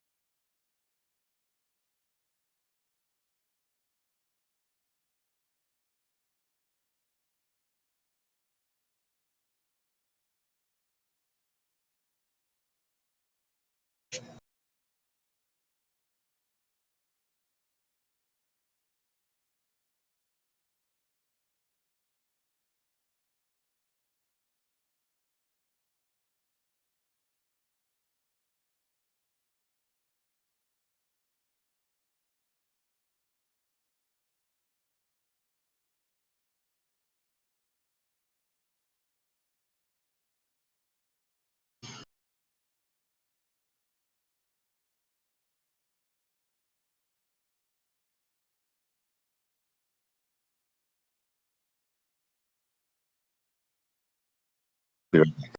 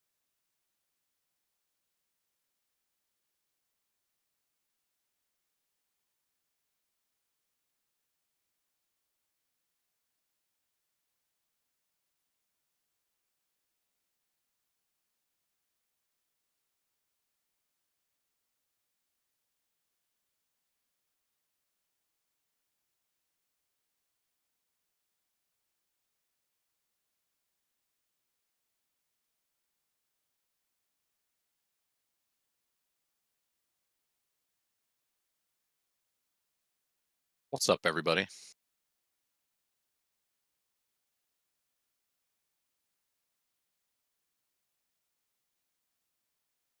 it nap time or something? What's up?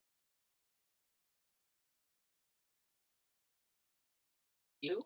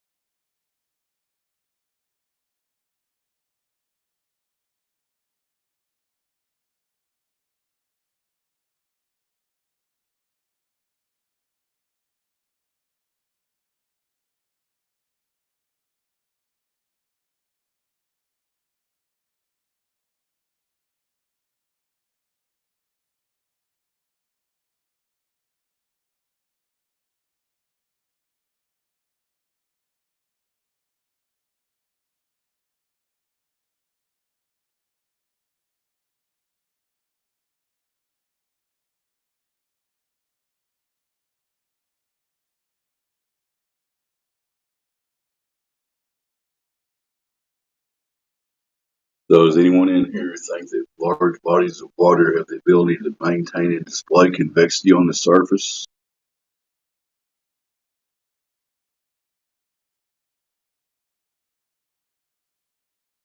Anybody even hear me?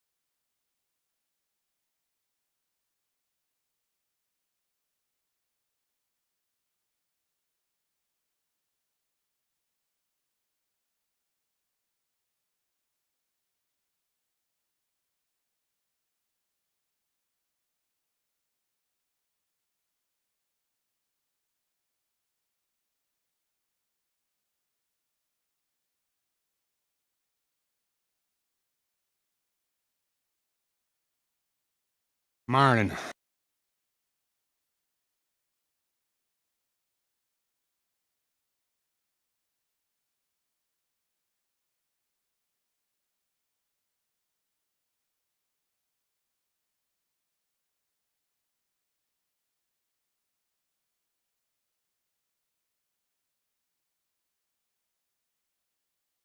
Did somebody talk? Just saying hello, brother.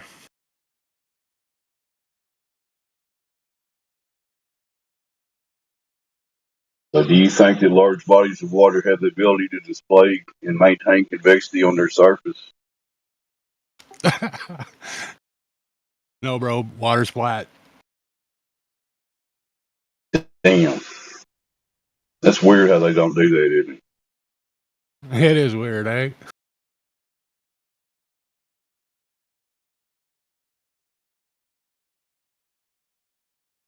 And there's so many people in this world that think that's exactly what's happening, but it's obviously I know, not. man. Big ball of water in space.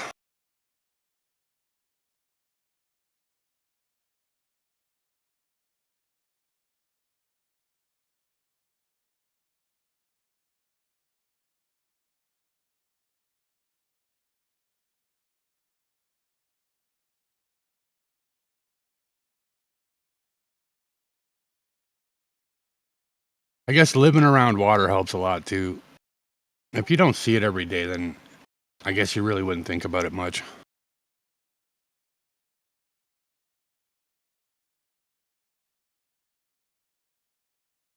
Back in 2015, I went to a lake, a right and a half mile stretch, and played Sunday across the lake. Saw my buddy on the side with mirror flash, and I was like, I gave Gravy his last chance to show me any water and it came through for me.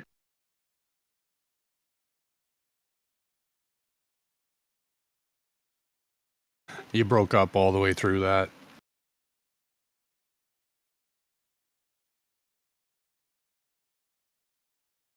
Something about 2015 and you going in a boat or out in water or something and a slice of cheese I got. I'll shut up. I got a shitty mic. At some point, I'll try to get one. I'll be somebody else to start talking.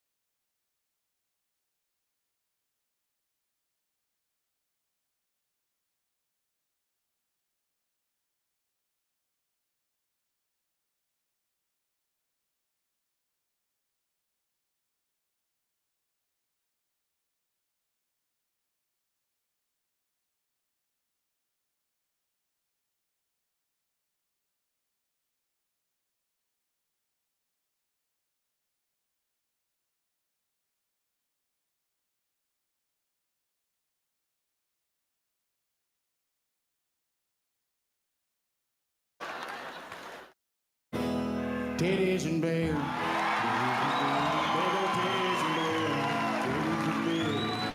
I thank God Almighty for titties and beer. Hunting two-legged deer. Titties and beer. Thank God.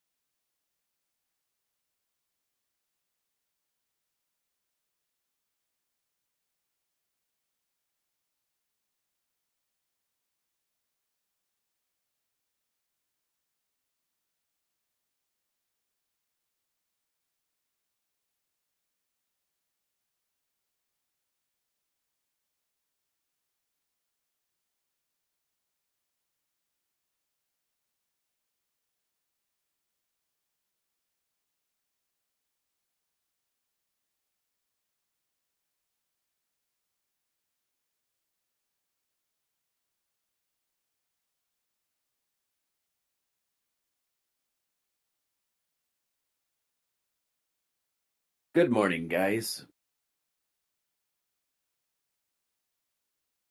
Morning.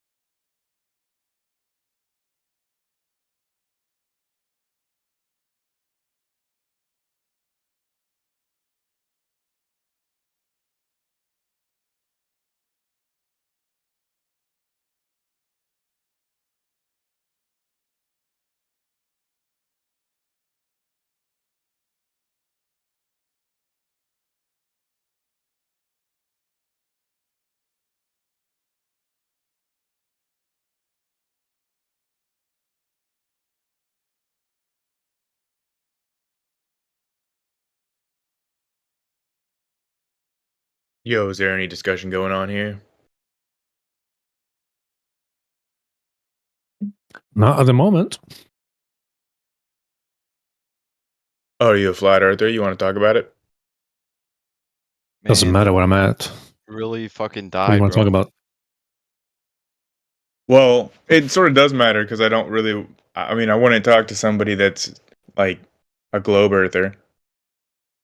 So bring to the table. What do you have? Yeah, I'm just curious about how you rationalize like flight times in the southern hemisphere.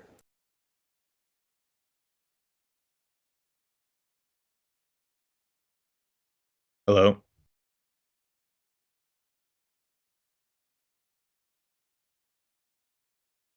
Is that just an instant end to the conversation?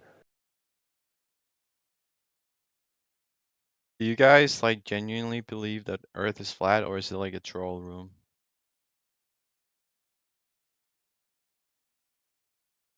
That guy seemed like he was down to talk until I brought up one point. What was the point? Flight times in the southern hemisphere. What about him? I just asked him how he rationalizes those times, and then he just completely stopped talking. What's irrational about him? I'm asking how you rationalize flight times in the southern hemisphere if you're a flat earther. Oh, yeah, okay, yeah. No, I'm a globe believer.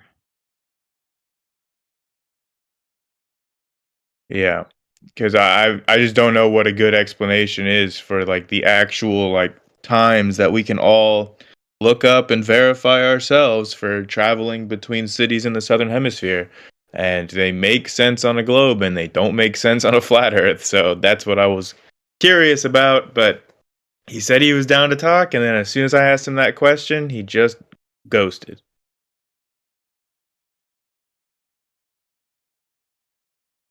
Oh, somebody in the chat was saying, "How does an airplane land on a 1,038 mile per hour spinning ball?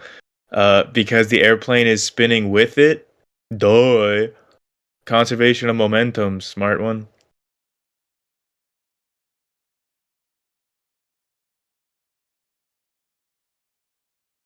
Like if the velocity of the airplane with respect to the Earth is in the same reference frame as the Earth. It's spinning with the Earth, just like the atmosphere.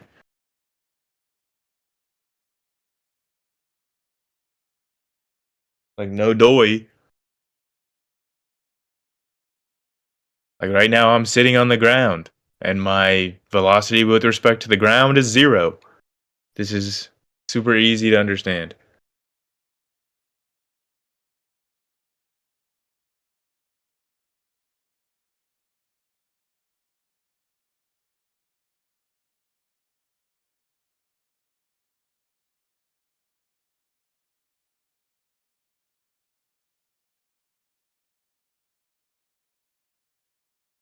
Okay, well, I guess now he's gonna run away too.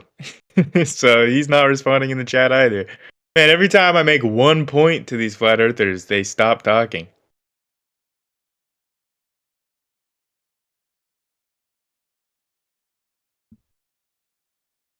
Is anyone gonna engage? All right.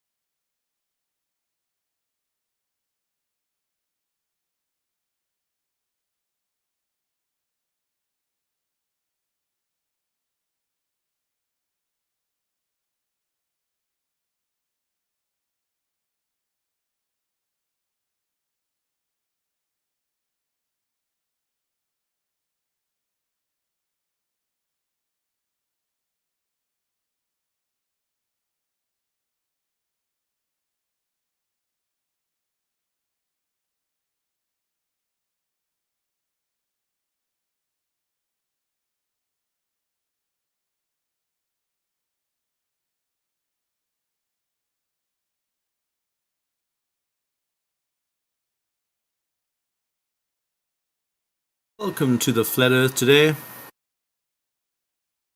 Can anyone tell me, is the Earth spinning today?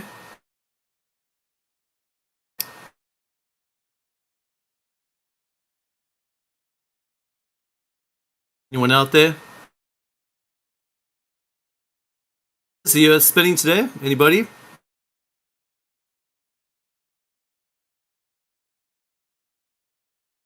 No, of course it's not spinning.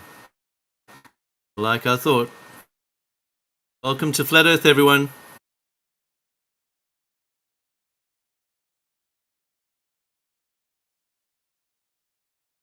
Any fake globers out there today? Want to tell me about the spinning Earth that's spinning today? Which is not actually spinning, but to you it is.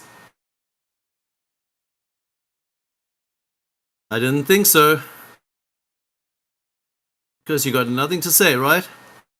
Yeah, because it's standing still. Welcome to Flat Earth and have a great day.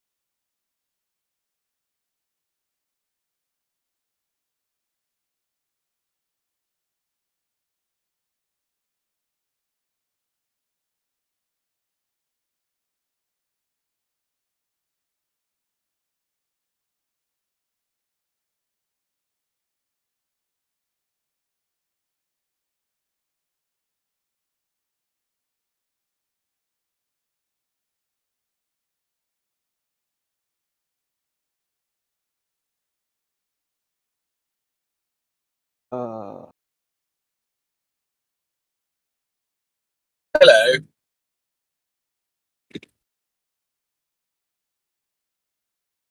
Brilliant.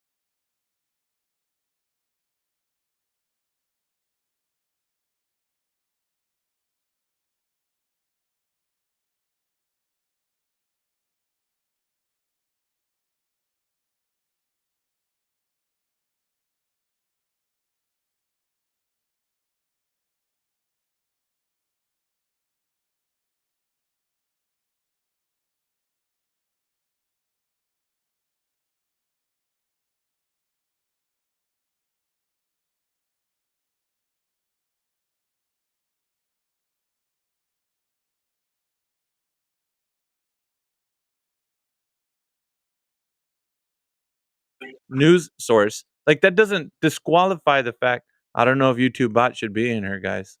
We're having a Rumble chat, not a YouTube chat. No, So I I'm love just it. saying, I love it. No.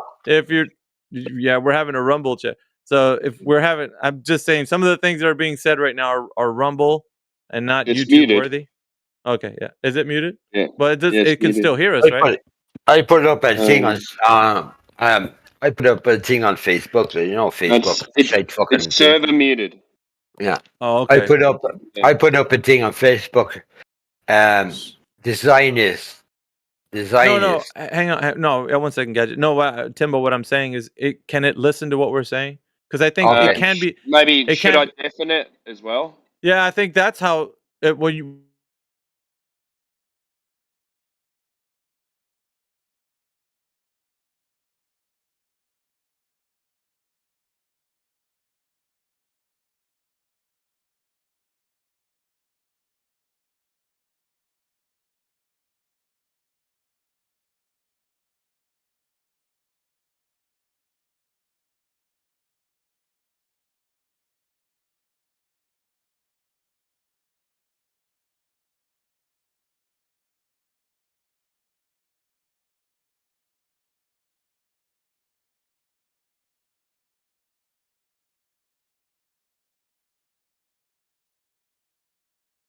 There. Looks like it's all over.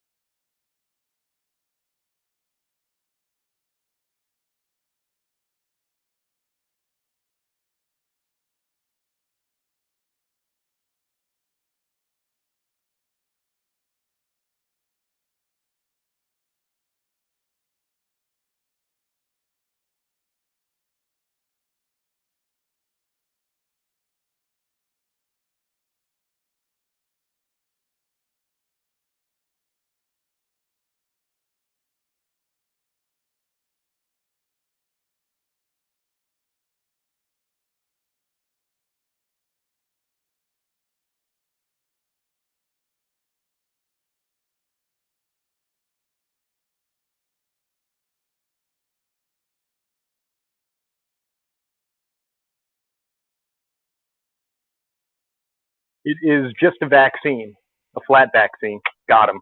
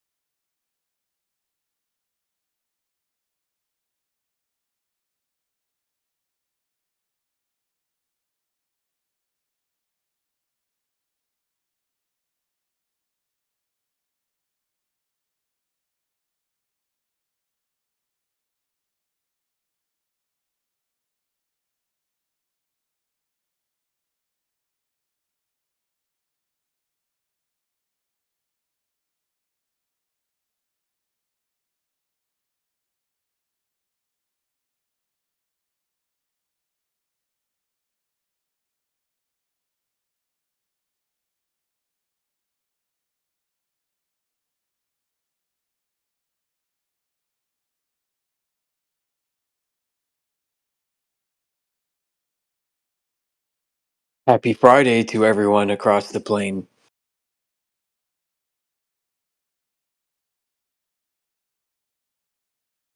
Thanks. Yep, can we get a roll call? Who's out there? Who's online? I'm here, brother. And happy Friday to you too. Thanks a lot. Who's this talking right now? Is that Little G? This is Subdued. Oh, Subdued, I see you down there. You're green, so it doesn't seem like it lights up, you know? Yep.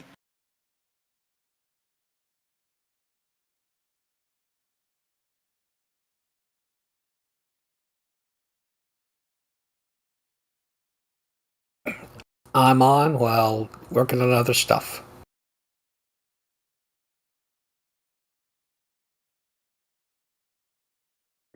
So, Globebusters had a fascinating episode on satellites.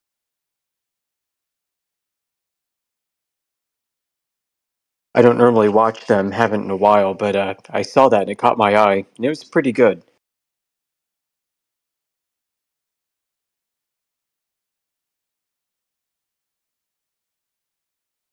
Zach Zimbala, he basically reviewed an interview, a declassified interview, and it was declassified relatively recently, I think in 2006 or 2013 or something. And it was between a Robert Mulcahy, the interviewer, and a Harold Mitchell, who was a pilot for the Dragnet program. And the Dragnet program was responsible for snagging Stadaloons out of the air.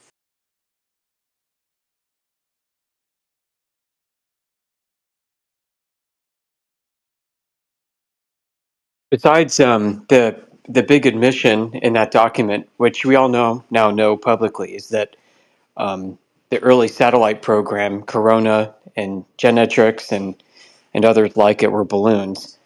It mentions the SAMOS program, SAMOS. And my understanding was this program was supposed to transition from Satelloons to self-orbiting pieces of space junk in a gravity well. But when you read this, it kind of looks like they were still doing Satelloons.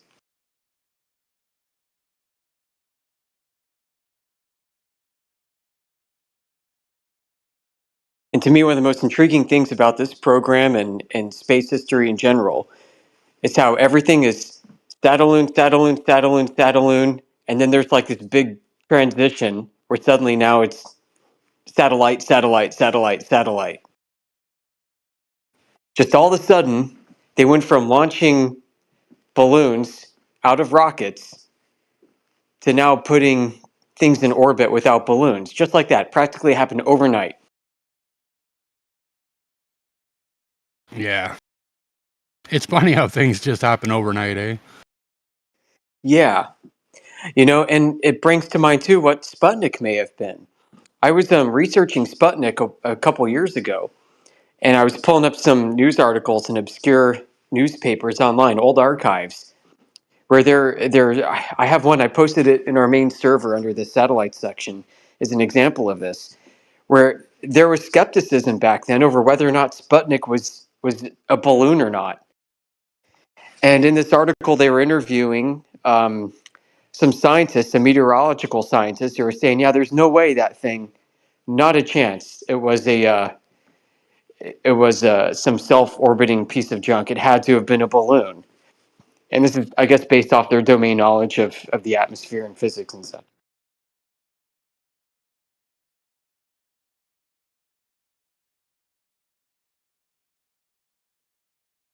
Yeah, there's a bunch of missing pieces.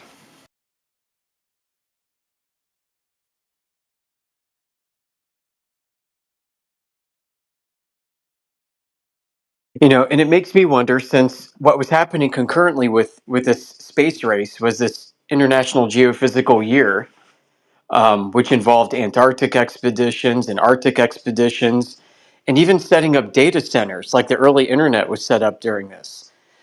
If there wasn't some kind of okey doke between the US and the USSR, where the United States said, okay, hey, Russia, we know that was really on a balloon. We'll let the public think that it was self-orbiting. We're going to do the same thing too, and you can pretend that our stuff is also self-orbiting.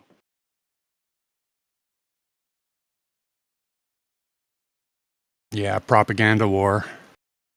Right. And because behind the scenes, USSR and the US and a whole bunch of other countries were working together on this big International Geophysical Year event, which was the third of its kind. The first one happening in the 1880s.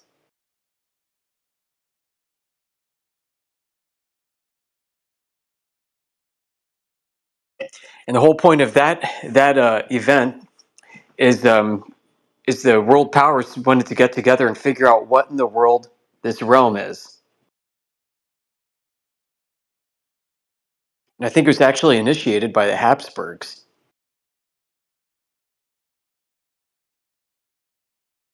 So there's a lot of intrigue there, especially for anyone who's interested in geopolitics, international affairs, world history. It's an intriguing and very important part of our modern history that nobody seems to really know about, but there's a lot of information about it. And there's probably even more that we don't know.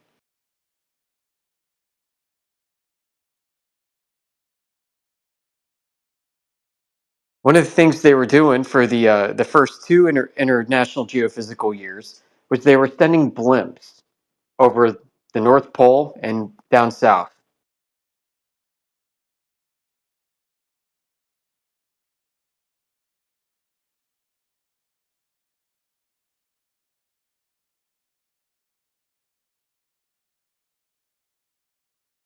And sadly, all the data from the second international geophysical year was lost in World War II. It's funny how that happens, eh? Yeah, and I think that kicked off in like 1933.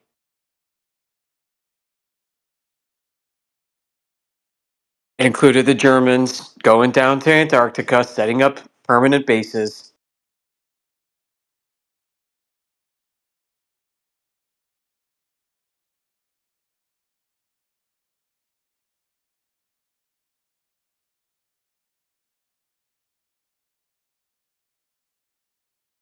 But an aspect of this that is often overlooked is their establishment of data centers, early computers. And I can't really find much information about it other than some of these installations that they set up back then still exist today as big, like government-run server farms.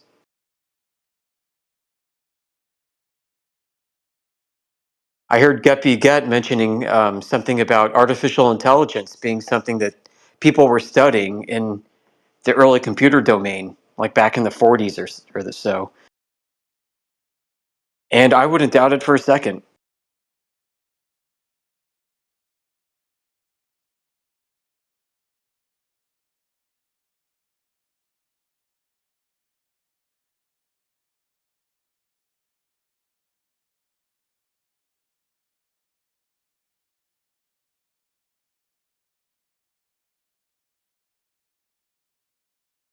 So going back to that Globebusters episode on satellites and that interview with the Dragnet pilot, one of the neat things about that was how they had standing orders to basically shoot anybody who saw the payload suspended underneath the balloon. And in the interview, the pilot mentions they had some refueling operation, and an unwitting lieutenant colonel wanted to come aboard the airplane and take a look. And a junior officer told him to basically stand down, and he had no permission to come aboard or go on the airplane. And he actually said that that the guy cocked his rifle because the lieutenant colonel was obstinate and would not back down.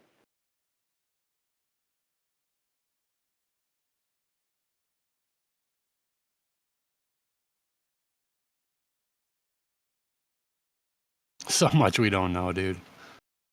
Yeah, I mean, it's amazing to think that the military would give the military orders to shoot other military personnel for just seeing something.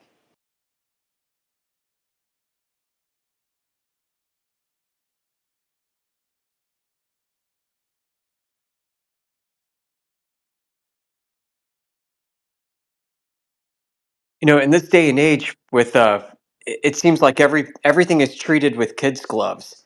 That hardly anybody gets punished severely for any of their crimes. You know, and I gotta wonder if that same attitude actually still exists today, quietly behind the scenes within these classified communities. If they still have like shoot to kill orders and things like that in order to protect what they're doing. It's just a real creepy thing to think about.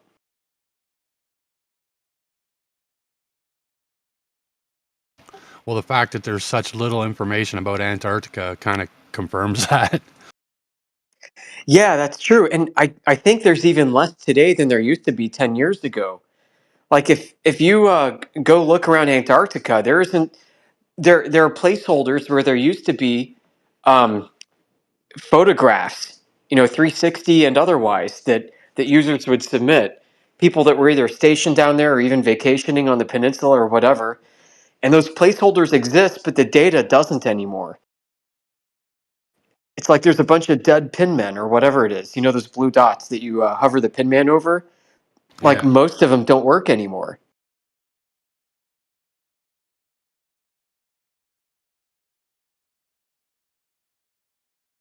So it's interesting. What does exist, you can still go there and take a look around. And I'm always interested in looking at things like the direction of the sun and shadows, and the time of year is stated on the image. And there's still a lot that doesn't seem to make sense.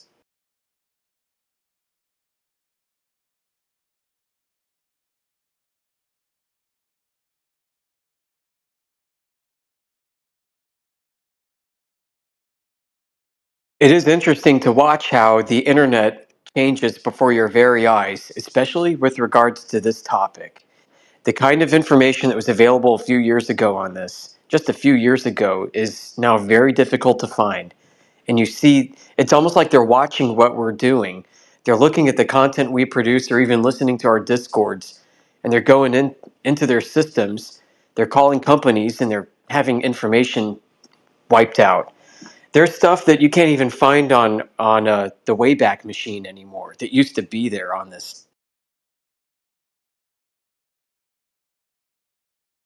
A prime example is back to the Globebusters episode. They talked about Robert Pisano's Planete Veritas channel, and he talked about this interview a few years ago there, and he brings up something he found, which is in Sweden. In Sweden, there is a NASA site for launching satelloons. It's called the Esrange Space Flight Center.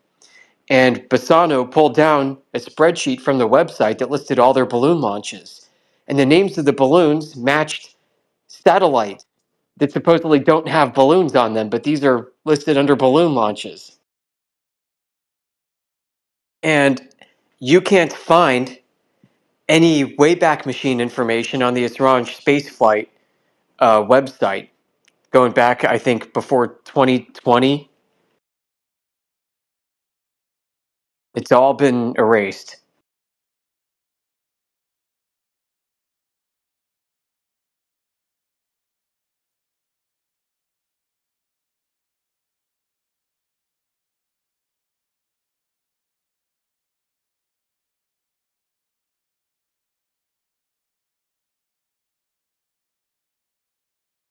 I know we don't talk conspiracy that much here. In our community, it's not really what we do. We're more about the empirical aspects of reality instead of discussing all the intrigue behind the scenes. But some of this stuff is pretty much undeniable what's going on.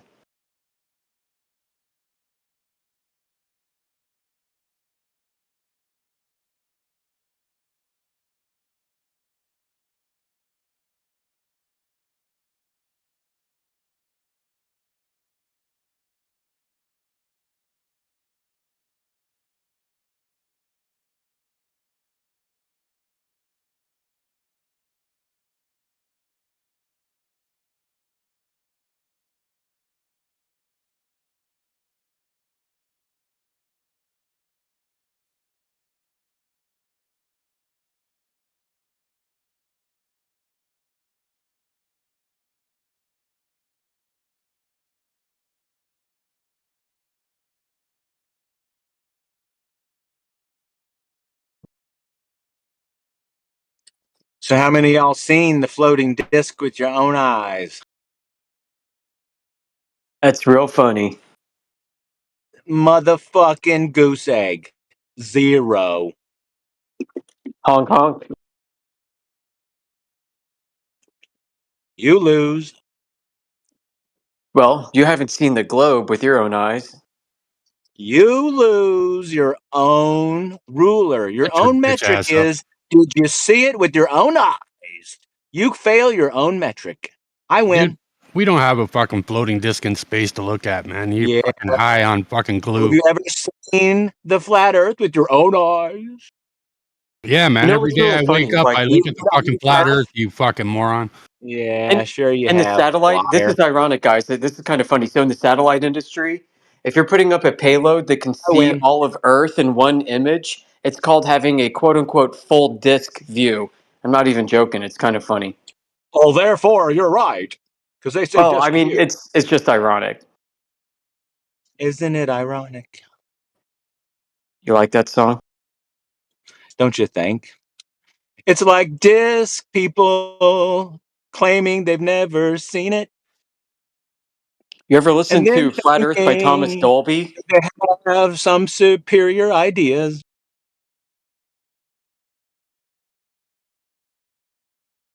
Well, I'm glad you think Who our would've I'm glad thought you think our ideas are superior anyway. You can That's kind of what you carry a think. tune there, New Dawn. Do you sing? Discs have a funny way of floating around your imagination all day. Fuck, we're gonna have to pay this guy rent. We got space in his brain. Yeah, it is a disturbing topic. Discs have a funny way floating around the brains of everybody here. You know that we're not the Flat Earth Society, right? Oh yeah, what is it? We're not that.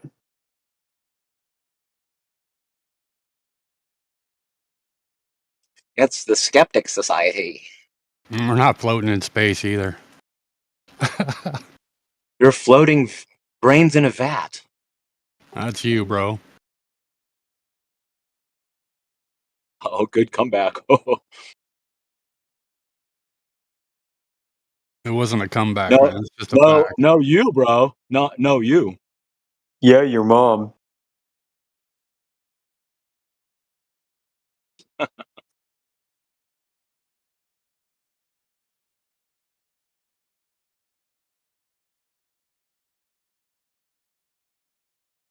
have to get my oil changed. Thanks for entertaining me on my drive. Yeah, not a problem.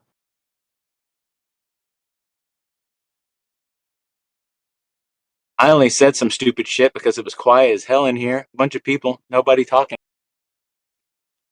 I was talking about satellites a second ago. Okay, so what about weather? The weather Yeah. is live satellite feeds of the rotating globe. Not really that, no, but we do have satellite feeds. Uh-huh. What But isn't about it, dude? satellite Weather is weather, man. Fuck. weather is weather? Profound. It is, man. It's reality, bro. You moved to the top of the class. So what about it? So what's a satellite? Isn't it in something that's floating around Satellite is? in low Earth orbit? You know, you can see the Are satellites you being new to launched. this?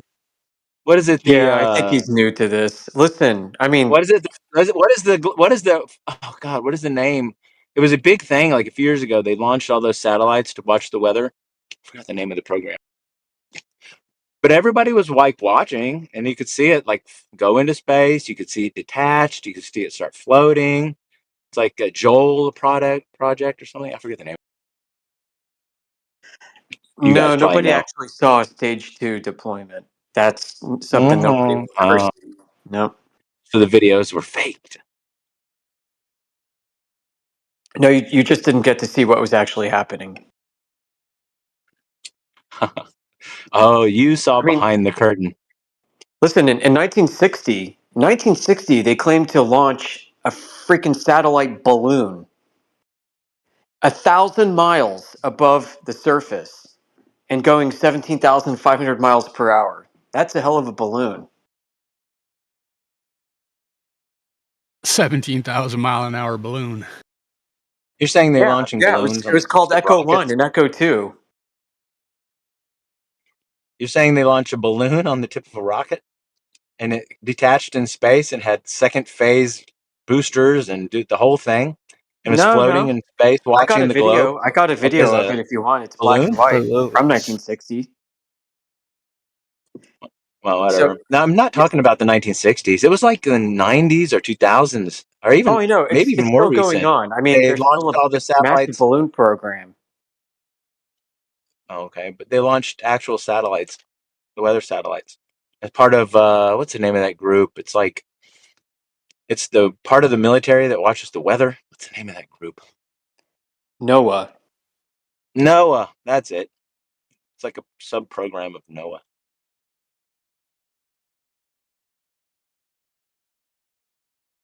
So in 1960, they needed balloons to keep the satellites up there. Now we don't need shit. Well, they still use They balloons. needed balloons to keep the satellites in low Earth orbit. Are you crazy? Come on. You want to see a video, dude? I believe balloons exist. If that's your video. With satellites on Not them? saying satellite is just what? Satellite's just a camera, right? So it's a camera on. Yeah, Is that a what you're going to show satellite's me? just a camera?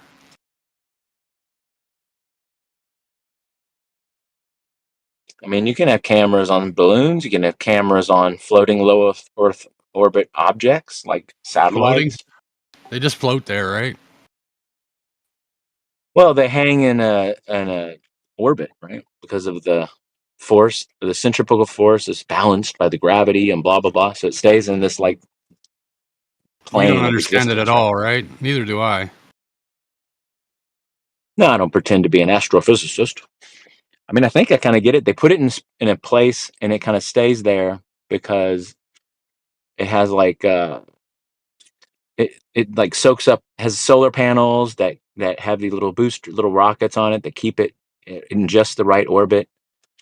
You know, just little micro boosts from these little micro rockets on it or whatever it is, and it keeps it. And then they time out, like they run out of whatever they are that makes that happen. And I wonder how inside like much 10 force it would years or take to keep something, the moon 20 where it years, is. they they float into the ocean or something, right? Micro Then they have rockets. to launch a new one. Then they have to launch a new one. Here, Right? check the chat. I sent a picture of a Satelloon. It's, those are hard to see.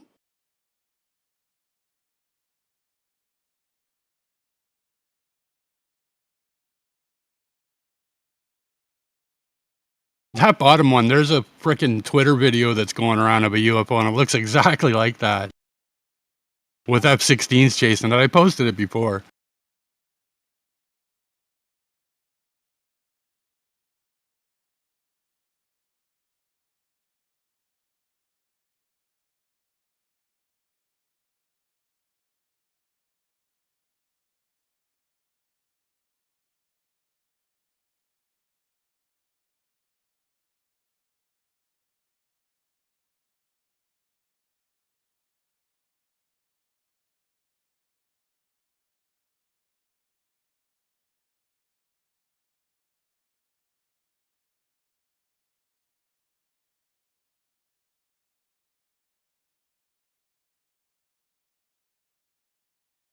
So the claim is, and I've only heard this in one place, but it was an official documentary, and I can post the link. But the stage 2 deployment involves using a spring-loaded mechanism that pushes the payload out, and the payload is consisting of um, a steel casing, and inside this is a mylar balloon along with the payload in it and powdered helium.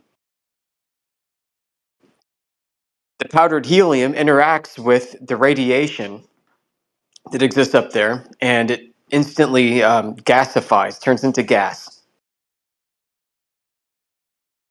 There's a video of this with the Echo balloon deployment at 1,000 miles altitude.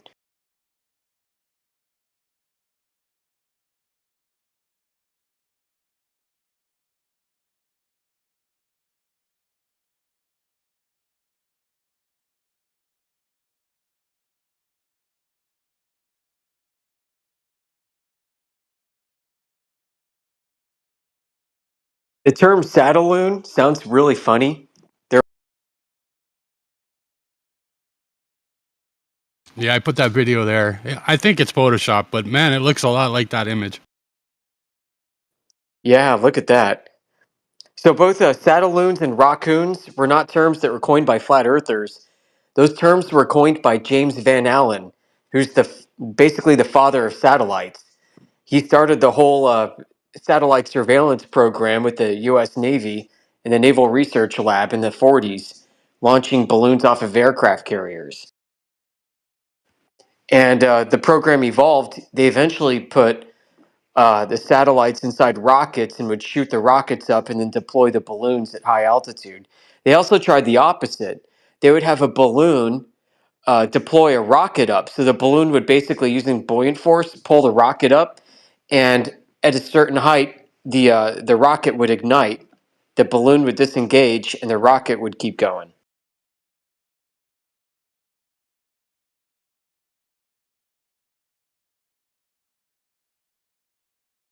So we talk about this stuff, and people who aren't in the know think we're crazy. They're like, "Oh, Satelloons, oh, raccoons, you flat earthers are crazy."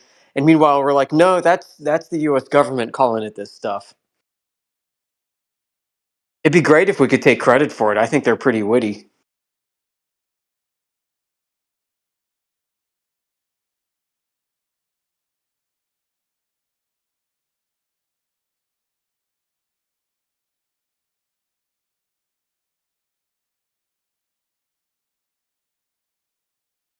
Does nuclear activity exist? Someone asks in chat. I know what you mean by that.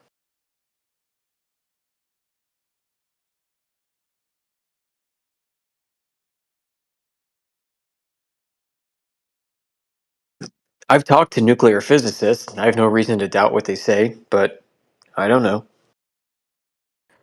Pretty much everything we think that exists at the atomic level is a model and may not reflect true reality.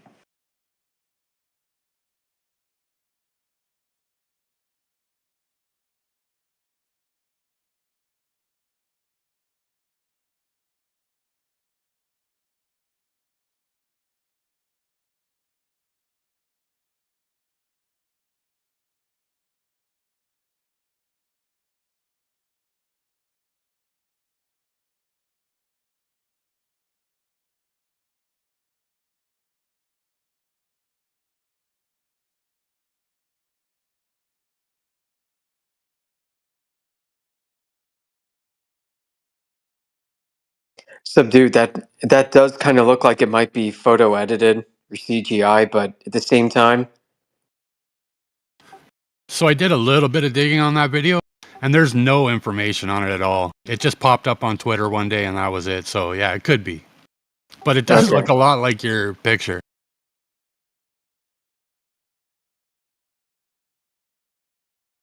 And it has no sound. Like, it all flows pretty nice. I don't know. I'm not an expert on videos though.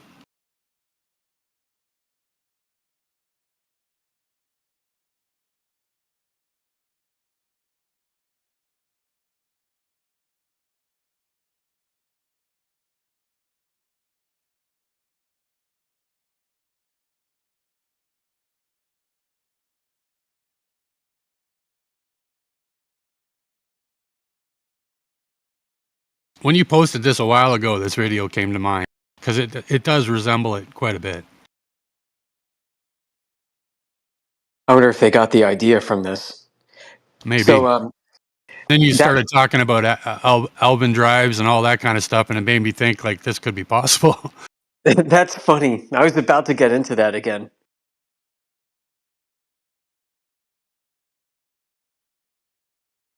So it's like, if this stuff really exists, like Alvin drives and electrodynamic propulsion with tethers and um, and other means too, like they wrap coils around the outside of space assets, and they say that they used the pressure differential and the voltage in the geomagnetic force of the Earth. Um, the way they induce, so they'll induce, I guess, a differential, but within the coil, and the coil will propel itself along magnetic field lines of Earth. It's just all very exotic, and the general public has no idea that NASA's been playing around with this stuff. It's either that or it's all like a load of bullshit.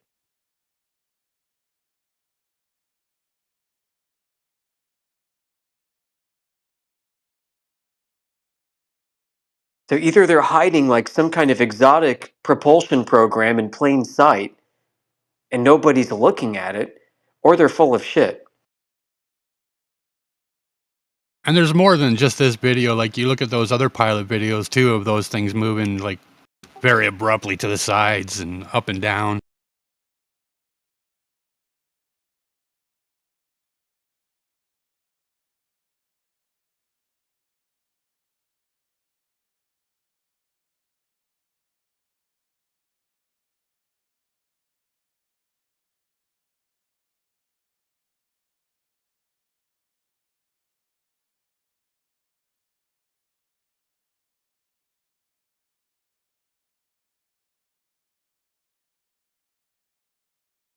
I'm going to look for it real quick, but I found a patent on Google Patents of a Sataloon with an electrodynamic tether, and it receives a charge from a ground station that beams VHF up at it, and that's how it gets power, and that's also how it uses the driving mechanism to move around.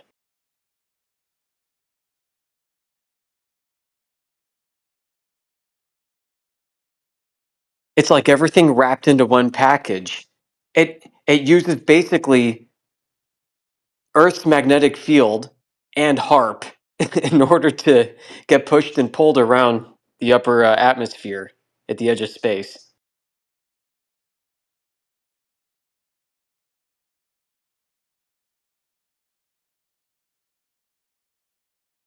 The whole HARP thing's a little mysterious too. Like, I'm a little older, so when that first came out, it was all over the place. You could find all kinds of information on HARP, and then now you can't find shit. Yeah, I'm a bit older too, and I remember years ago, like 20 or 30 years ago, people were picking up what they claimed was HARP on ham radio. I'm a ham radio guy, used to be. Yeah, I had a friend who was one too, and same situation, dude.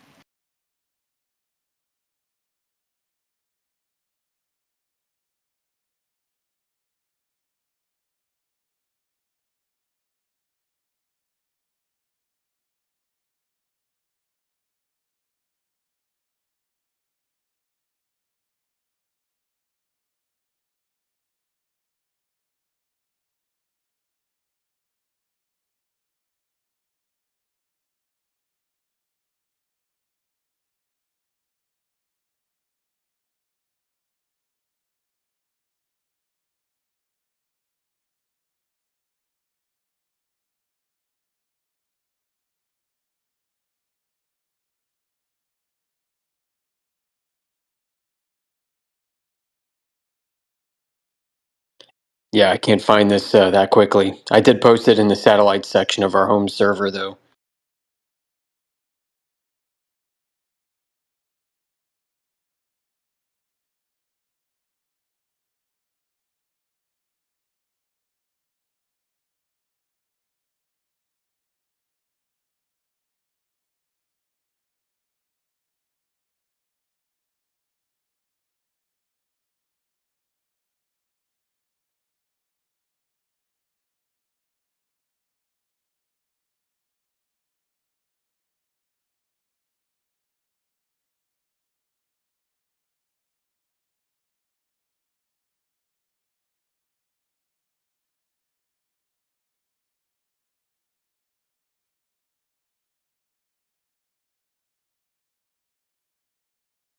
Found it. Here we go.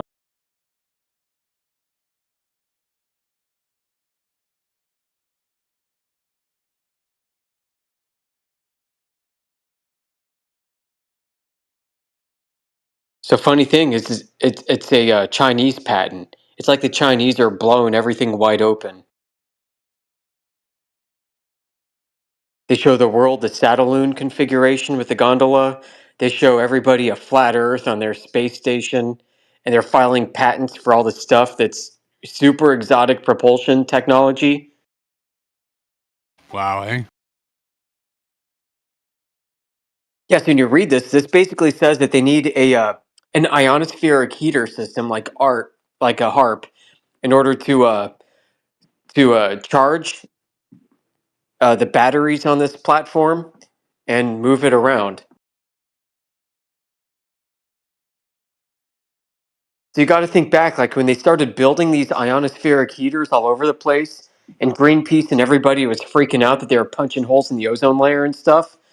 That this is really just to support the balloon program.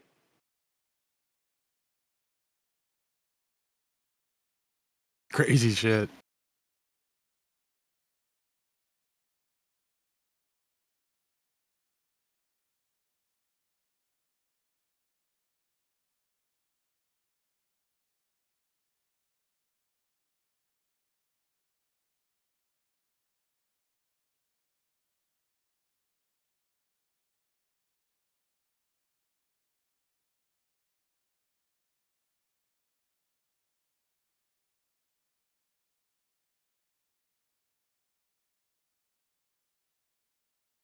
I don't buy the height either. I think that thing could go way higher than that.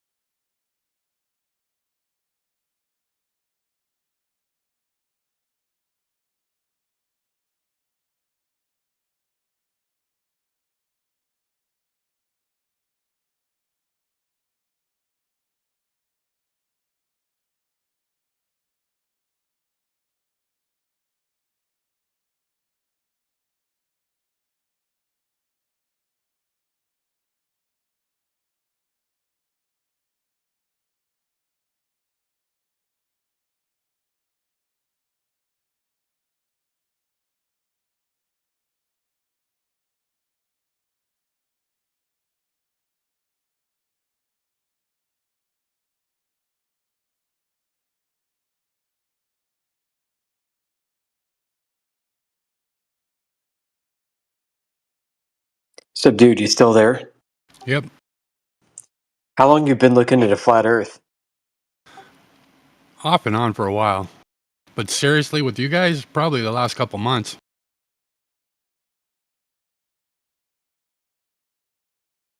What got me into it was the shutdown.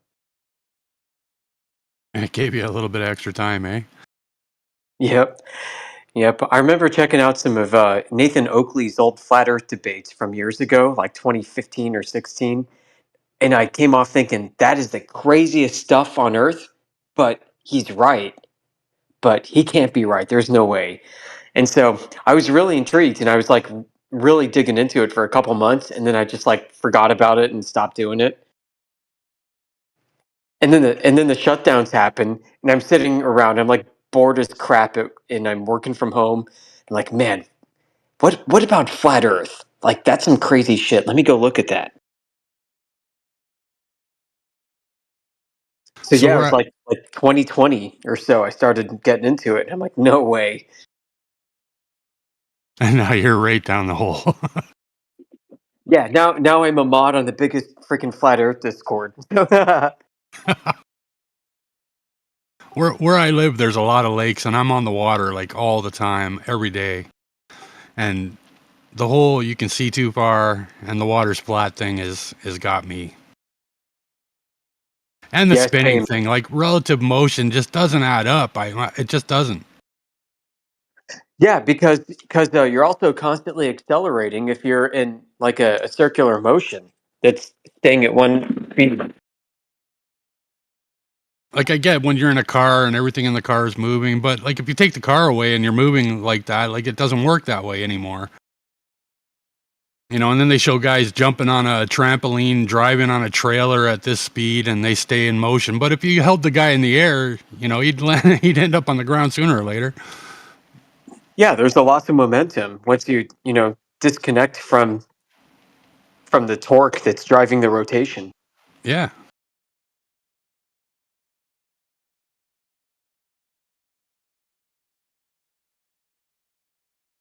And then you think it's like atmosphere, right? It's all unbonded molecules. What in the world is keeping it velcroed to the Earth if it's rotating and orbiting? Yeah, there's a lot of holes.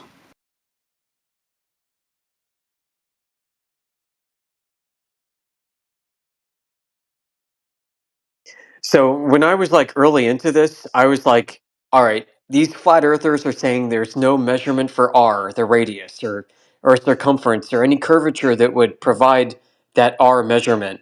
I'm going to go freaking find it. And so I went into like LexisNexis, I went to other places, and I just spent like 6 months reading white papers, all kinds of technical journals, academic papers, you name it. And I started trying to find a verifiable measurement of that R value. And I couldn't find it. Everybody, like circular reporting, everybody was referring to everybody else. Everybody thought everybody else had it.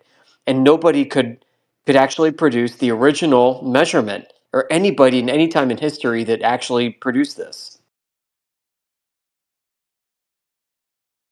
And sometime after that's when I joined the 24/7 Flat Earth Discord, and I continued my research there. That was just over 2 years ago.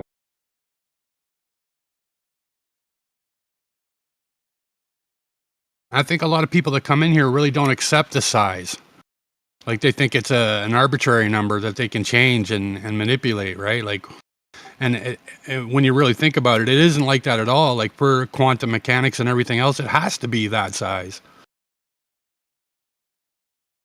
Well, yeah, for all the prior claims that existed, including the Apollo program, it had to be the claimed dimensions and mass and everything else that we were given.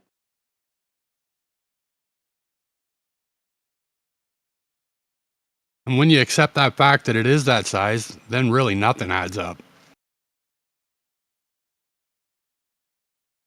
Yeah, if they have not produced or could ever produce a measurement of R, then all these claims, the space program, outer space, the proper motion of the solar system, and all the masses that's ascribed to all the planets and everything, that is all wrong.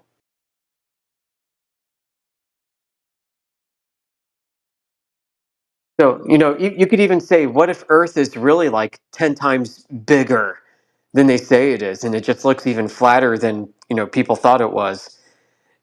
Even then, you have the same problem, like I mentioned.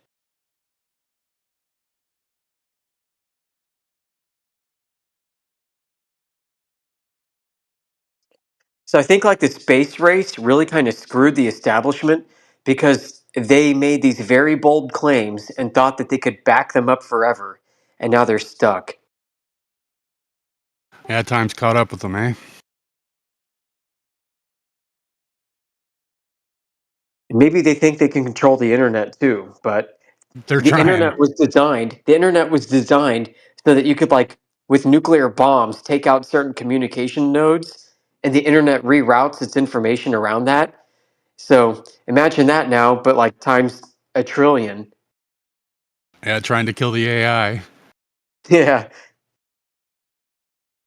Somebody somewhere has a copy of the source code.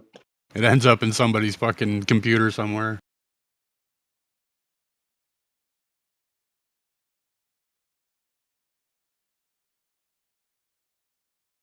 It's amazing to see how flat Earth has grown in the past 2 years or so.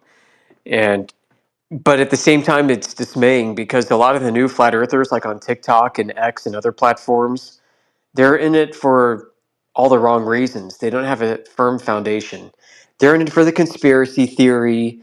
They're in it for some of the occultism and sacred geometry, this, toroidal ether crap and stuff. And they have absolutely no foundational background. They have no basis to work off of, except for this is another belief cosmology, an alternative system that I can believe in. And that's not what we're about. And that's not what this is about.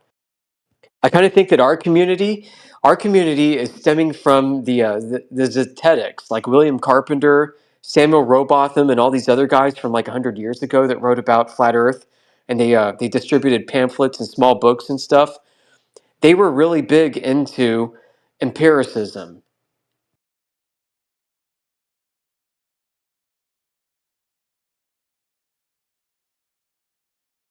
One of the other things holding me back was the whole, you guys don't have a model thing.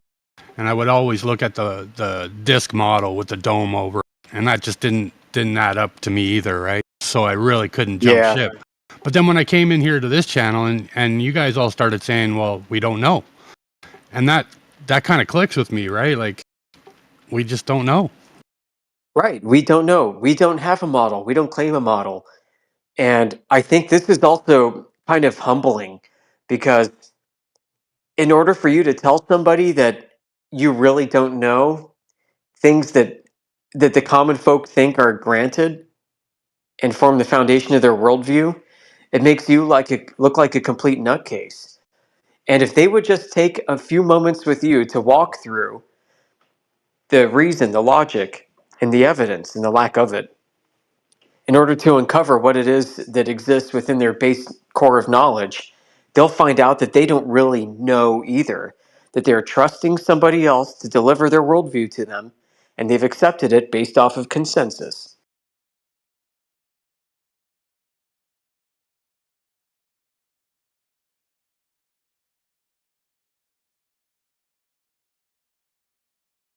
So yeah, we don't claim a model, and we don't think flat earthers should claim a model.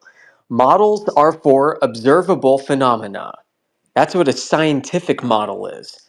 Yeah, you could model anything. You could model an idea, but a scientific model is formed out of something that you observe happening naturally in the real world around you.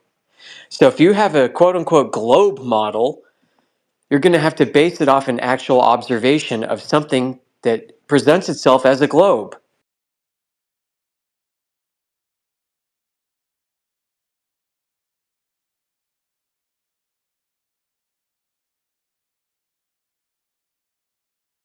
So what do we do with that? We say, okay, you're presuming a globe. And we say you're presuming because you have no measurement. You have not substantiated your claim that Earth is a sphere with a radius of 3959 miles. And when we look at how they came to that conclusion about Earth curvature, it's all based off of a sky and an inference.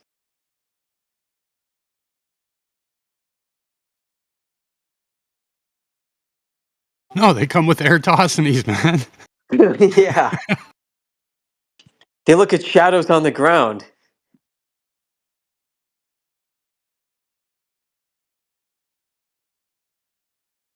So it's like while we observe the sun arcing over our heads, they think the ground is curving beneath their feet.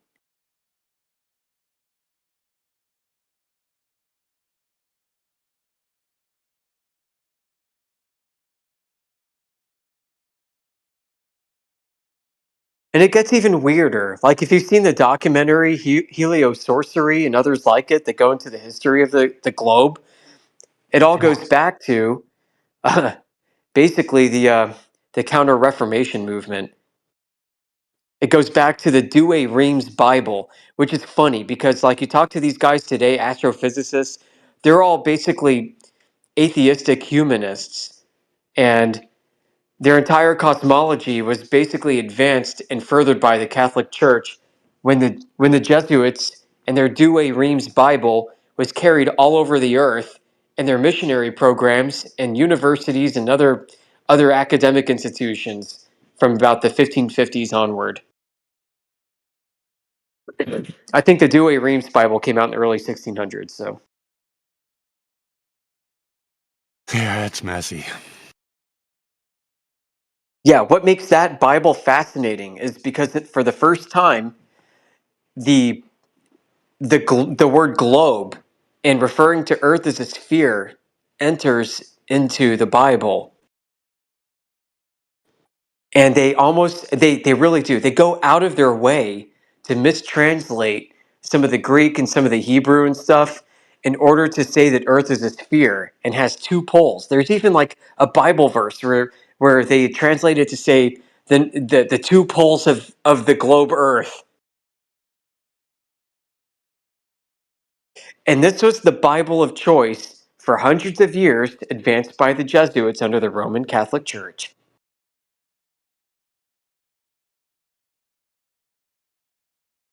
Yeah, they just made it up as they went, man.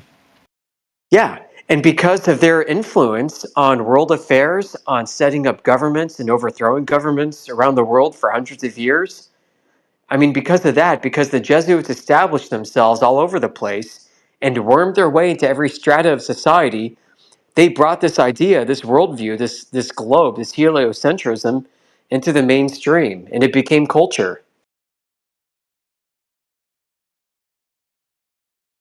You look at Protestant reformers like Martin Luther, and they're like, who the hell is this crazy Copernican asshole saying that we have a globe Earth? Earth is flat.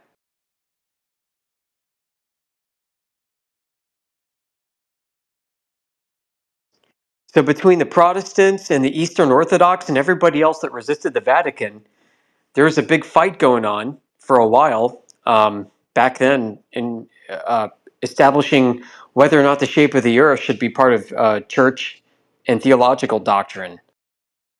So when the Catholics released their Douay-Rheims Bible, they made the globe official doctrine of the Roman Empire.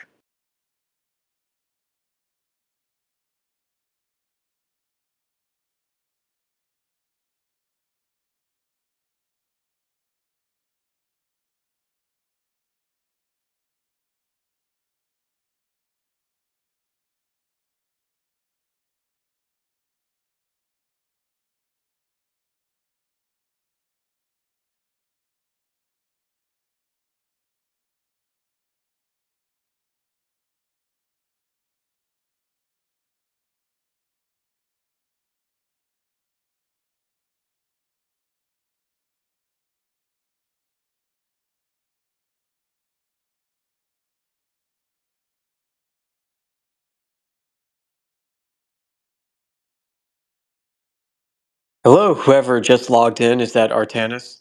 Oh, he's gone. He's like, whoops, flat Earth. Didn't mean that.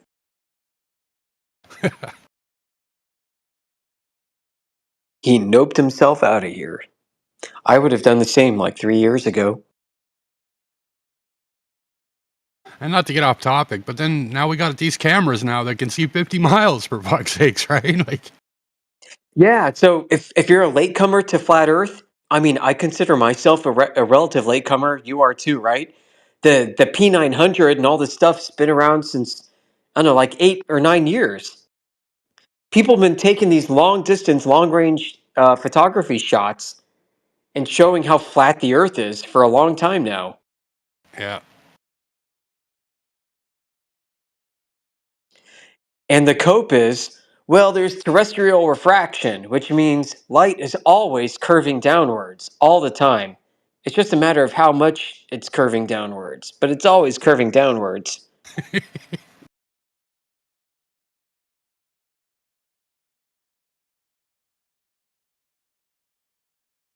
Even when it curves up, it's still curving downwards.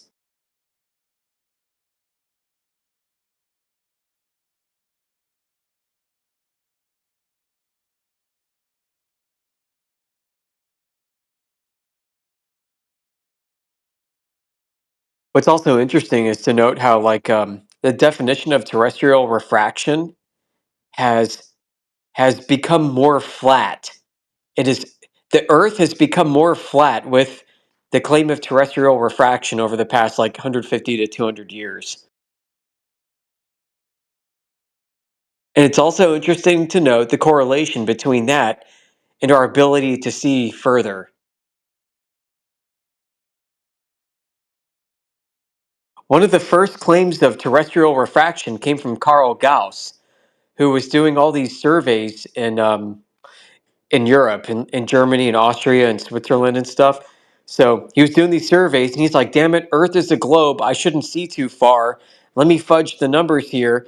And his index of refraction increased the Earth's radius by about 13%.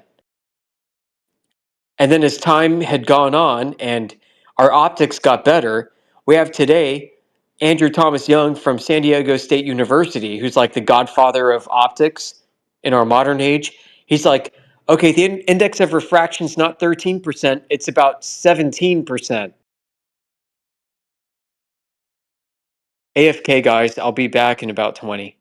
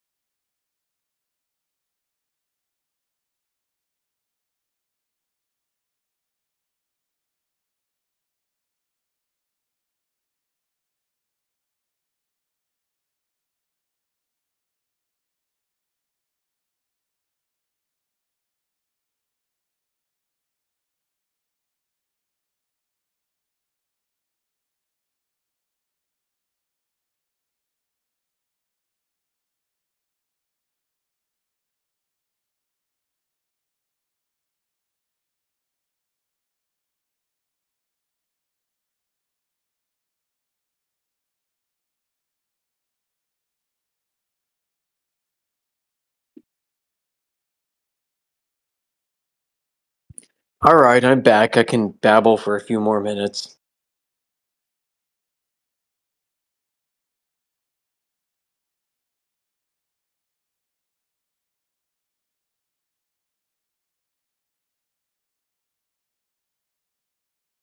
Just to recap, I was talking about how terrestrial refraction has increased the Earth's radius over the years, coinciding with our ability to see further over the years.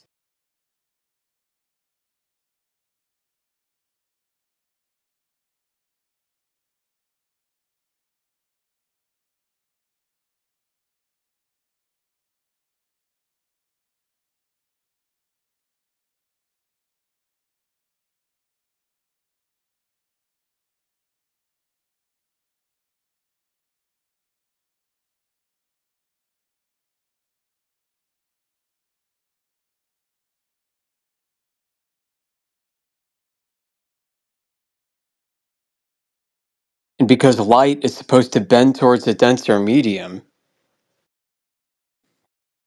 this is supposed to suppose that gravity is holding all the atmosphere down to Earth's surface more, and so it's compressing the gases and creating heat and bringing it closer to Earth's surface, so light's going to bend closer through it. Well, what happens after you view a distant object that looks flat? You turn around 180 degrees and look behind you.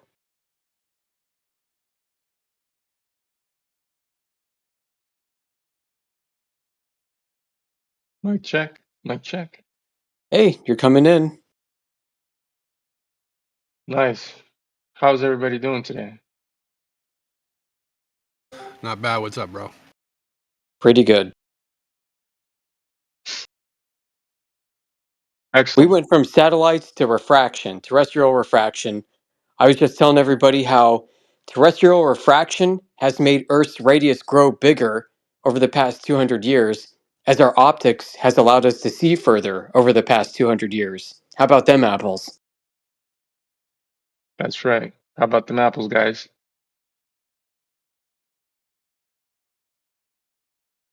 So if you're like looking in one direction and Earth looks flat because of all the terrestrial refraction, because of Earth's density gradient getting denser closer to you as the light travels, what happens when you turn the other direction and you can see just as far?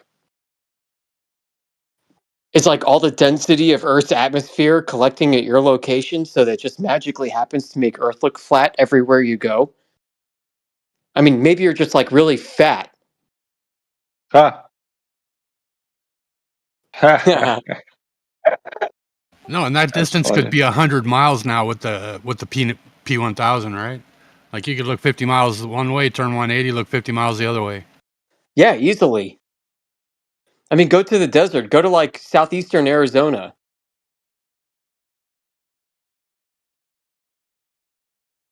So I was in Sierra Vista, Arizona, long time ago, and I was looking out, and I could see a column of fire off in the distance. And that column of fire was like a house that was on fire in Tombstone. And Tombstone was, I don't know, 30 or 40 miles from where I was.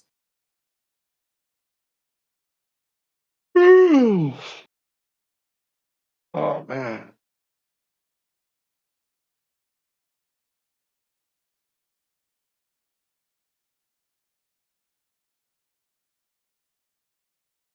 Does anybody have any solution for lower back problems?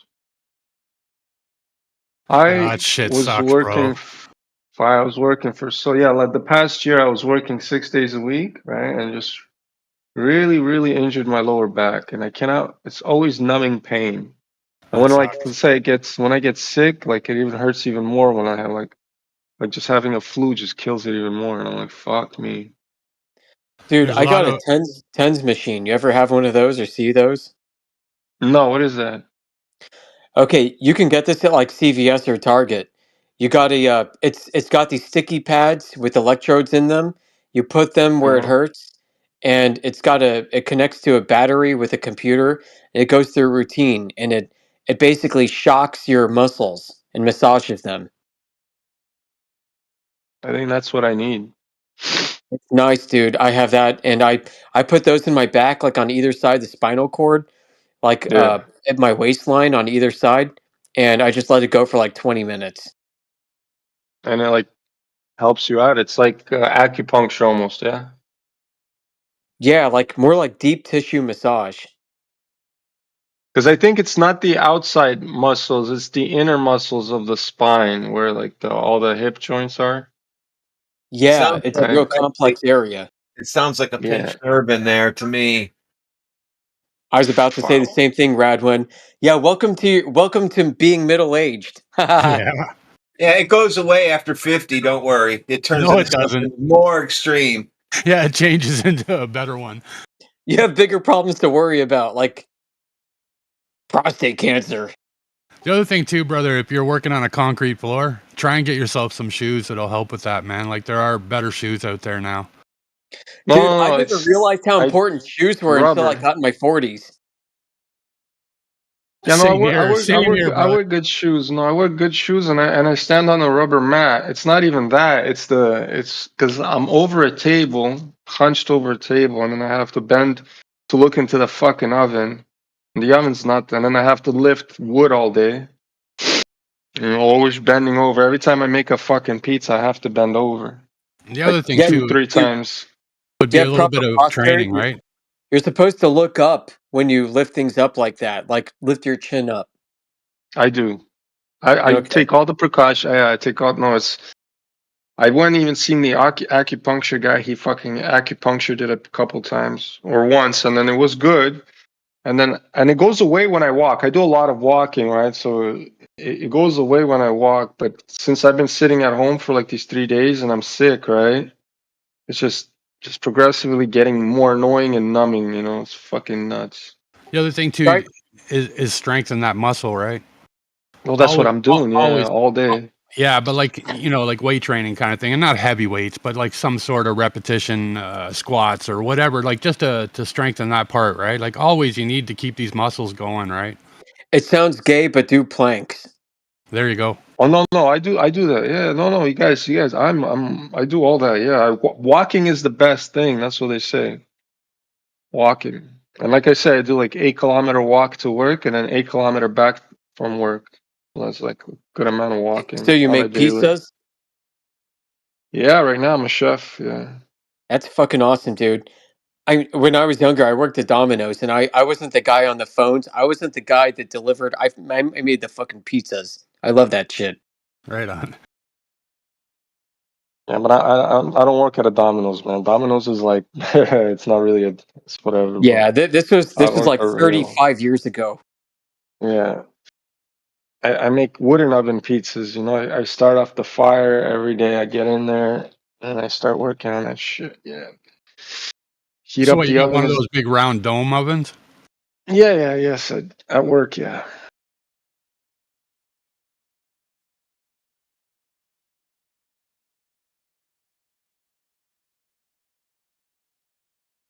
Fucking back pain, bro. It's just I couldn't, and it happened all of a sudden because I was fine, and then one day I just couldn't get up from bed. I'm like, what? I couldn't even move my legs without fucking feeling crazy amounts of pain. Right? And then It's a after fucking that, I was Earth like, curvature, bro. It's gravity. fucking gravity, bro. Fucked me up. And yeah, it's deep. It's these deep muscles inside, like where it's like a V, where your hips are joint, but it's like inside. Yeah, I know exactly, dude. You need a we TENS both had machine like exactly a what you TENS. had. We know exactly what you're talking about, bro, and it's an age thing too, right? I'm only 36, Yeah. man. You're getting there, man. I'm only Yeah, 36, man. you don't get younger, and the pains don't go away. They just move around. Yeah, they just move around. Thanks, Rodwin. You're fucking making my life better, bro. Oh, I love it. Oh Yeah, shit. there's exercises you can do. There's one like for that hip that you're talking about, where it's like you put your arm on your hip, you get yourself up against a door frame, and you put your opposite arm over your head like an arch, and you push those muscles back. Those I guess you're pushing like your discs back together. It's not. It's not the discs, man. I swear to God, it's Yes, literally it the is. muscle. It's the muscles, No. man. It's the It's your muscles. disc. It's your disc. I have an inversion table. Hey man, I No, linked you to an article on this, the TENS machine. Go get one of those. They're like Yeah, I want 50 to try bucks. that. I tried it when I was way younger. I just thought it was a little bit of a gimmick. But now that I think about it, it would stimulate the muscle.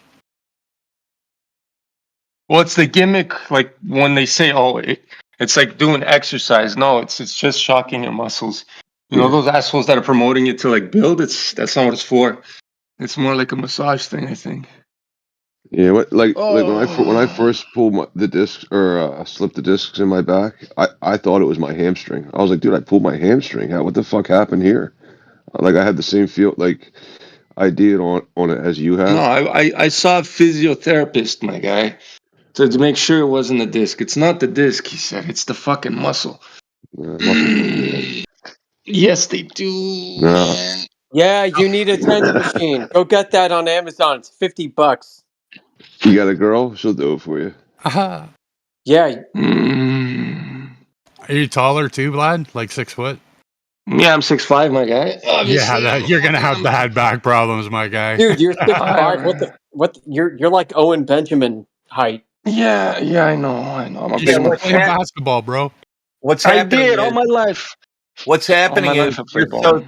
you're so tall is that the pressure gradient is changing at that height, and now you're feeling it. Yeah, you're I know. outgassing. It's not your fault. No, but listen, Gravity. listen. I just like, and when I stretch it out right now. See, I just did some stretches. It feels a little better, right? So Yeah, it's refraction, bro. it's refracting my back, man. Oh fuck. That sucks. Yeah, but I mean, they told you ice or heat. No, when I went to the physiotherapist, right, we isolated the problem with him, right? He did a little bit of acupuncture on it, and he said it's the muscle because I work so much, right? The muscle just never relaxes. He says that muscle, when he felt it, he's like, holy fuck, it's like a rock, right? So after the acupuncture, he shocked it to loosen it up. Then the pain like went away for like, I don't know, since I last saw him, which was like 3 months ago. Right, but I'm not planning to fucking keep going to a fucking physiotherapist and spending money on that shit for no fucking reason. You know, even though he wants me to do that shit, that's just a trap.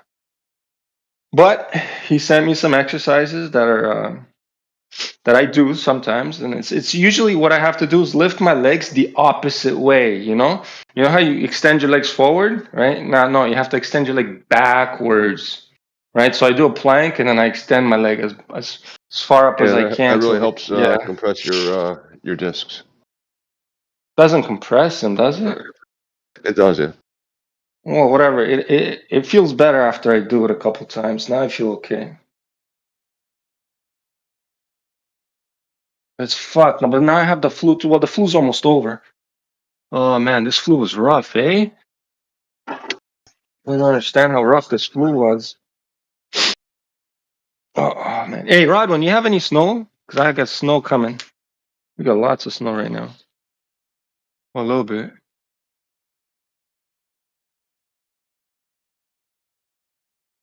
A little bit of snow here, a little bit of snow there. It already melted. Yeah, we had Yes. snow in Pennsylvania a couple days ago. Well, We got I about wouldn't even 6 call it. inches of snow in 45 minutes one day. Yeah, no, we had a lot of snow up here, but it's going fast. Well, I just had the snowfall today, and it looks like it's just rain now. And it melted everything away. That's why I love Toronto. It's like we barely get any snow until like late December or early January. That's when we start getting some snow. And then it stops like around March. But it still snows on my birthday, which is in April. It's fucked up. I had a lot of birthdays with snow. It's fucked up. I know someone whose birthday is April 20. Oh shit! April Fools must suck. Oh, April. That's fucking 420, my guy. That's the ganja day. Oh yeah, Does he fuck, smoke a man, lot? what am I thinking? Does he smoke the weed a lot?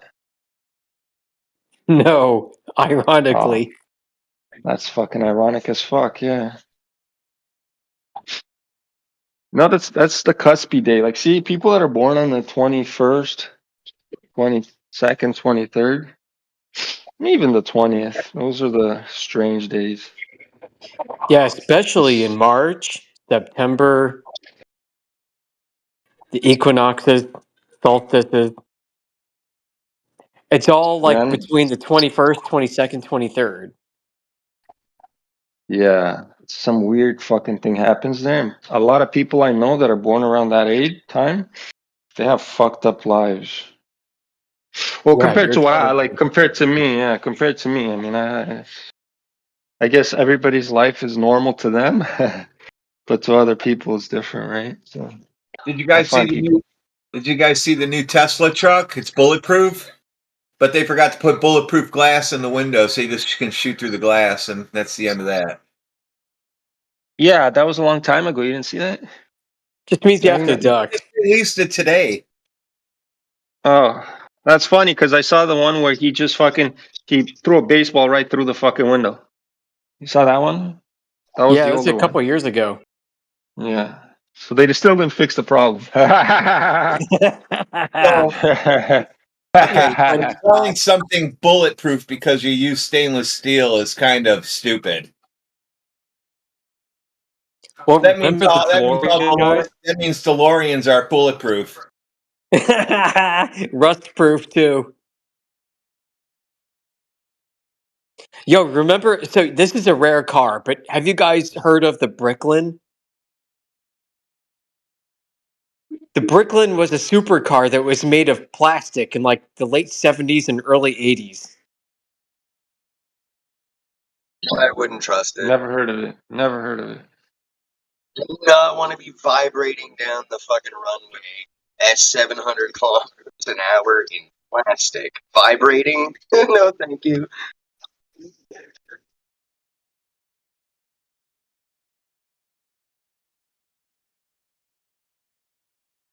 Oh, All right, I'm going to post a picture of it. Hold on, guys. Okay, check the chat. What do you want? What do you want? They did the DeLorean before the DeLorean. Oh, look at that. That's pretty cool. Oh, that's a sexy little car, actually. It looks like a Corvette. You know, like an old vet.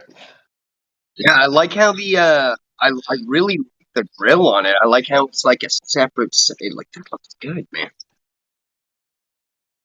Dude, you know And it's what all I love plastic? is 1963 Corvettes, like from the show Cars and Classics. They have them with the split window rear window, so beautiful, dude. Or was it 67? I forget, 63 or 67 model year on them. So cool, dude.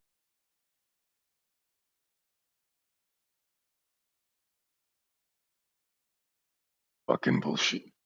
Fucking bullshit back pain. Ugh. Yeah, I can definitely see that whole front section flying off if you get up over 500K for sure. It's a snow shovel for people who live on like Lake Erie. Oh shit. Doctor, I think that's for you. Yeah. Oh fuck. I drive 4-wheel drive snow shovels. Nice. So I want to get a. Yeah, I learned no matter what car now, it has to be all-wheel drive or at least 4-wheel drive. So the Cadillacs fuck and the them, man. Audis are all 4-wheel drive.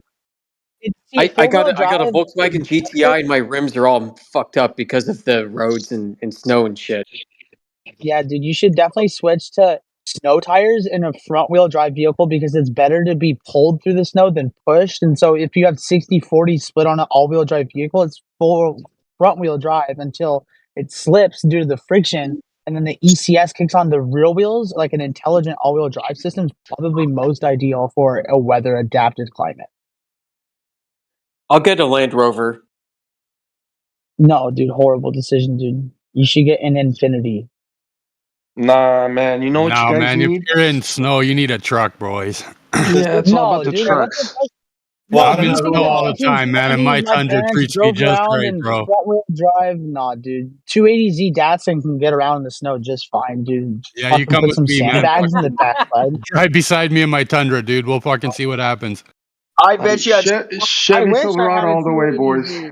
Put Yeah, an I O guarantee you, 2500 HD. front Those wheel are the drive best. Datsun B20 truck, maybe a 4-wheel drive one, would beat the shit out of your Tundra in an off-wheel drive race for sure. Okay. Especially on a low gear I got a speed. Tacoma too, man. Both of them have beat the fuck out of your truck, man. My Yaris would put Tundra in this. I wish I had this truck. My modded Dude, GTI is going to kick all your asses. The 07 Yaris is the best winter vehicle, man. The thing floats on the snow. It's got a toboggan underneath. True. Front wheels. The thing just works It's true, dude. miraculously. Snow. So base, dude. That's Chevy Silverado, much boys. cooler. It's all about the Chevy Silverado. You don't know what you guys are Yeah, talking I'll Depends rip on the the model year. Silverado. I used to have a Silverado's the Silverado. That was my 4 favorite truck. So Yeah, cool, dude. Silverado's one of the best, man. That's what I Yeah, had dude, before we my love Tundra. We love Yeah, like you went late to the 90s Toyotas. You went with the GW1 Japs, bro. The Silverados. reason So why I go cool. for Silverado is because it's all American, no? Yeah, that's a fallacy now, bro, because fucking all the trucks there are made in Mexico. The fucking Japanese trucks are Not more true, American. dude. They're It's more actually American through made. the They're more American USMCA. made It than the rest, dude. stipulates that And you know 60% why? of the parts can be manufactured in America thanks to Trump, dude. And then also more of the parts, electronic ones, have to be manufactured in Canada, and then Mexico only gets a tinier share now because they're naughty with how they built their Beetles, right? So they said no. Trump said no, and we want to thank President Trump for these beautiful international manufacturing agreements, right? Yeah, All right, Chevy ain't so fucking he has American no proof more. of road curvature over the WGS 84 datum. I'm so glad to be a Nice hemispherical segue, bro. spiritual person, dude. I don't even understand what you're saying. Earth is flat. Yeah, dude, my spiritual world is like round too on the other half. So I'm so glad we can come together and make this globe, baby. There's What no globe, globe. man? No, dude, it's like no, you're not listening to what I'm literally saying. It's hemispherical spiritual flat earthism, dude. So if you have if you're a white settler colonial on two-spirited land, right, dude, you're like on a spiritual land, right? So you have to respect You the gotta throw that white spirituality. word in there, eh? No, I never said white settler colonial. I said Yeah, settler you did. colonial. Yeah, you No, I did. said white. Like white. I'm sorry, dude. Sometimes my southern accent gets into white. I'm just kidding with you, dude. Anyway, so like Amish sometimes kid? like What? Yeah, are you just I'm gonna throw Amish. ad hominem fallacies at me? Are you gonna project more at me, dude? Or are we gonna have a topic of discussion? It's the flat. Well, This is what yeah, Globers do, Amish dude. are flat No, they come in earthers. here so typical, dude. So typical Glober. Dude. Anyways, like I was saying, Chevy Silverado, boys. Yeah. 2500 HD. Yeah, Silverado's dude. the best Suburban truck. Cowboys, dude. So lame. Dude. I mean, the I'm telling you, Toyotas the are Tundra great. kicks its GMC ass. Sierra. Listen, the Toyotas are great too. I'm not bashing on the Toyotas. If I have an option though, I'd rather go with the Silverado over the Do you Toyota. drive a camioneta? The only Or Chevy I'd want is the diesel, right? The me, or Duramax. me That thing gusta rocks. Toyota el camioneta. El camion. Who's Sorry. this Yo, pineapple if they guy? put Who's the this fucking Silverado in pineapple a guy? body like the Toyota Highlander, I would buy that. Shut up. There we go. Dude, you should put a Messerschmitt fucking V12 aircraft engine into like a Toyota GTR or G whatever these things are. So I cool, know dude. a Super guy who put a Porsche 911 on his Volkswagen Beetle back in the 90s. You can do that. You can do that because of the rear engine compartment engine rear Yeah, configuration it was of the purple, Porsche and that thing 911. had like 800 Dude, horsepower. Ferdinand Porsche is so fucking ahead of his time, dude. Such a superstar. Porsche. Is it Porsche or Porsche? What do you guys think? Porsche. It's Ja, Porsche. ich habe einen Porsche. Ja, ich kann ja, das stimmt. So I'm not sure how many people of you work in an office, but I'm done at 2:30 and it's going on 4 o'clock, and now my boss is, asking me to do stuff. I'm like, yeah, I'm not doing anything right now. Just kind of shaking my head at him. It's Friday, not getting motherfucker. done. It's not getting done today. Maybe next week. I'm off until Wednesday. Strange. What are you talking about, dude? Damn. Can you Hey, good news, elaborate, please? boys. Good news, boys. Bitcoin's about to hit 39,000, boys. It's We're going up. Dude, we're on the Doctor, rise you here. should We're go on the out and rise, see yeah. your elderly parents. Who I'm is getting this lunch. Malu of Pineapple just side commenting this whole fucking? Who's this I guy? don't Anybody know. know this guy? Stop. I He don't know, doesn't dude. I'm can't the hear Just anything. doesn't shut the fuck up, man. This Yeah, he guy. can't hear us talking. Yeah, Wait, what are he you doesn't talking hear us about, dude? talking. He talks over fucking everybody. Pineapple, you have any fucking common courtesy or what? There you go. Fucker Pineapple. left. This fucking guy. Is he a Glober? Yo, Pineapple, you must be a Glober. No, dude, I'm a hemispherical, spiritual, flat earther. You out. You talk too much shit though for spirituality. Here the last couple weeks, it's been about 4 or 5 times. I'm trying to figure out the best day. What the fuck is that? Morvis, you're hot micing. Not anymore. Now he has to beg to be unbanned. Unmuted. What? You timed him? Yeah. Almost 7 minutes. 40. Oh shit! You gave him the 40. He's usually just Yeah, listening so he can ban people and mute people like normal. man. If you invested into Bitcoin last year, right, this time, You'd be you styling. would have made. You know the thing is, and I was telling people, man, 16,000 is the bottom. Everybody I fucking knew, yo, bro, 16,000 is the bottom. Buy. Nobody fucking bought. And I was just dollar cost averaging in. Like I wasn't buying like bulks, but I was buying little bit by little bit, and then I just stopped after it started going back up. You know what I mean? So I'm happy with where I'm at. I would have bought, let's see, Ford stock and held it for 10 years like Bitcoin, I would have made the same amount of money like 10 times because I would have been buying and selling it below and at the high and at below and at the high. So Bitcoin or Ford or anything else you can do that same amount of money with. Just saying $30,000 doesn't make it happen. You got to be able to turn that into cash. Well, hey, Bitcoin is cash now, bro. It's I don't know where it's cash for you, but not here. well, anywhere now, man. It's not anywhere, literally bro. well, I mean, in Canada, we're pretty heavy on Bitcoin, so we're good with it. Where I am, I man. have I can't places. go into the store and pay with it, right? Well, it's not like you. Well, you can if you talk to somebody that wants it. That's number one. Number two, if you need the cash, you just go to the fucking the what do you call it, the exchange down the street, and they'll buy the Bitcoin off you right fucking on the spot for a little exchange rate too. They love Bitcoins, man. What's the spot price? You know? What do you mean the spot price? Like That they'll give you there on the spot. you're paying 40. Let's say my buddy tried it. He wanted to do 1,000, and he just checked out. He's gonna pay $40 to transfer 1,000 out. Yeah, so it's not bad. No, It's like but I mean the 4%. exchange rate too that they give you, right? It's not going to be what it's worth, obviously. No, it's exactly what it's worth. It's just you're paying $40 for the transfer. Oh, yeah. It's no, man, and like people actually do this, man. I'm serious. People want Bitcoin now. They're like accumulating. They're not selling Bitcoins. Bitcoins are a thing to accumulate. So what do you do with them? volatile, yeah. It's not that volatile. Not now. Sell it off. What do you do with them? Well, listen. It's when the Bitcoin ETF, with the BlackRock Bitcoin ETF starts going, right? And people start trading on it on the international exchange, that's when the price of it's going to start going up. When that happens. Even more. It's happening next year. Yeah, there's already a date for it. It's about next year somewhere. When it is happening. This digital thing is all up in the air right now, bro. Who knows what's going to happen, right?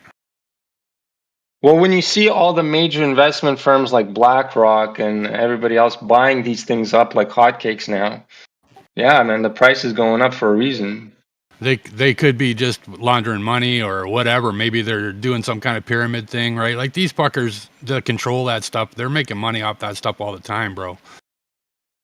You know, Why not just join they'll them? invest in it. They'll invest in it, and then you'll invest in it, and everybody like you will invest in it, right? And then they dump it and make all kinds of money, right? Well, we know when the dumps are coming, man. Yeah. one No, you thing, just gotta get out. this wasn't made by some Japanese guy in his basement.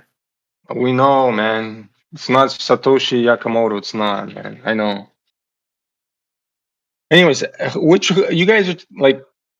Do you have any crypto? I mean, just like I what do you call it? I put money that I don't need into it. You know what I mean? That's what I'm saying. So, But like and I'm Radwin says, happy why wouldn't you just put it into Ford or something? You know. because Ford is shit, and all those other stocks are shit. You kidding me? No, they're not. This year I Crypto's better. spent 500 and I made an extra 500 by buying and selling it twice. So I doubled my money. How is it shit? Buddy, I already 10x'd my money, Radwin. I don't know what you're talking about. It's how doubling is fucking. I'm not looking to double. I'm looking for 100x's, buddy. I watched Bitcoin this whole time, and that Yeah. means you put 3,000 in 2020 at 16,000, and it's at 30, and now you made 30,000, so you made 10 times. So those numbers don't equal. No. I don't know. One thing is, I'm not just. I don't. Rodwin, I first of all, little by little, as it's going down, right? So I was buying even at 30,000, I'd buy like 300 worth, right? And then go down to 28,000, I still drop 300 in there, right? So slowly, I'd be accumulating that way. And it's not only Bitcoin I was buying, my friend. I have 1, 2, 3, 4, 5, 6, 7, 8, 9, 10, 11, 12, 13, 14, 15, 16, 17, 18, 19, 20 different crypto I have right now just on my phone wallet. Right, and they're all If you different. want to consolidate And that to one coin, you would lose half the value. No, man. See, you guys don't understand how crypto works. It's okay, bro. You guys don't need crypto. Don't talk. Don't what do you call it? Don't buy it. If you don't want it, don't buy it. It's okay. But let me tell you, the all-time high was 70,000, and we're not even there yet, right? And the price prediction is 150,000 by 2025 at least. And they were going to have astronauts on the moon by 1978. I mean, the history speaks for itself, and if you just follow the chart, you'll understand where I'm going with this, right? Well, they already played Let's Reset Your Bitcoin in 2020, so let's see how they do this shit again. That's the best time to buy more, you know what I mean? That's why Michael Saylor, right, never sold his crypto. So the Listen. 10 people that lost the money, but it's good for the one person who's going to make the money. Got it. No, listen. Michael Saylor, right, the biggest crypto buyer ever, he kept buying even at 60,000, 70,000, he kept buying Bitcoin, right? And his dollar cost average for each Bitcoin is about 30,000, right? And now since the boom happened, he made about $1 billion profit. You can go look it up. His name is Michael. Google him, Michael Saylor. He's one of There's the a lot of largest guys that made Bitcoin- money, bro. No argument there, man. But he doesn't sell, man. That's what I'm saying. He doesn't dump it, man. He just accumulates. He knows what's going to happen with the crypto further. He's worth a digital screen. Well, that's what you think. I don't know, man. I'm not planning to work further on. You know, I'm planning to just be fucking chilling with money. Yeah, we all got plans, brother.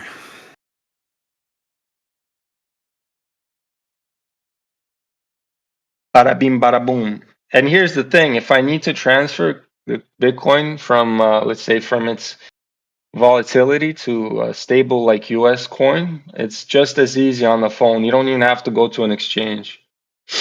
I just transfer my BTC to USDT, you know, and that's it.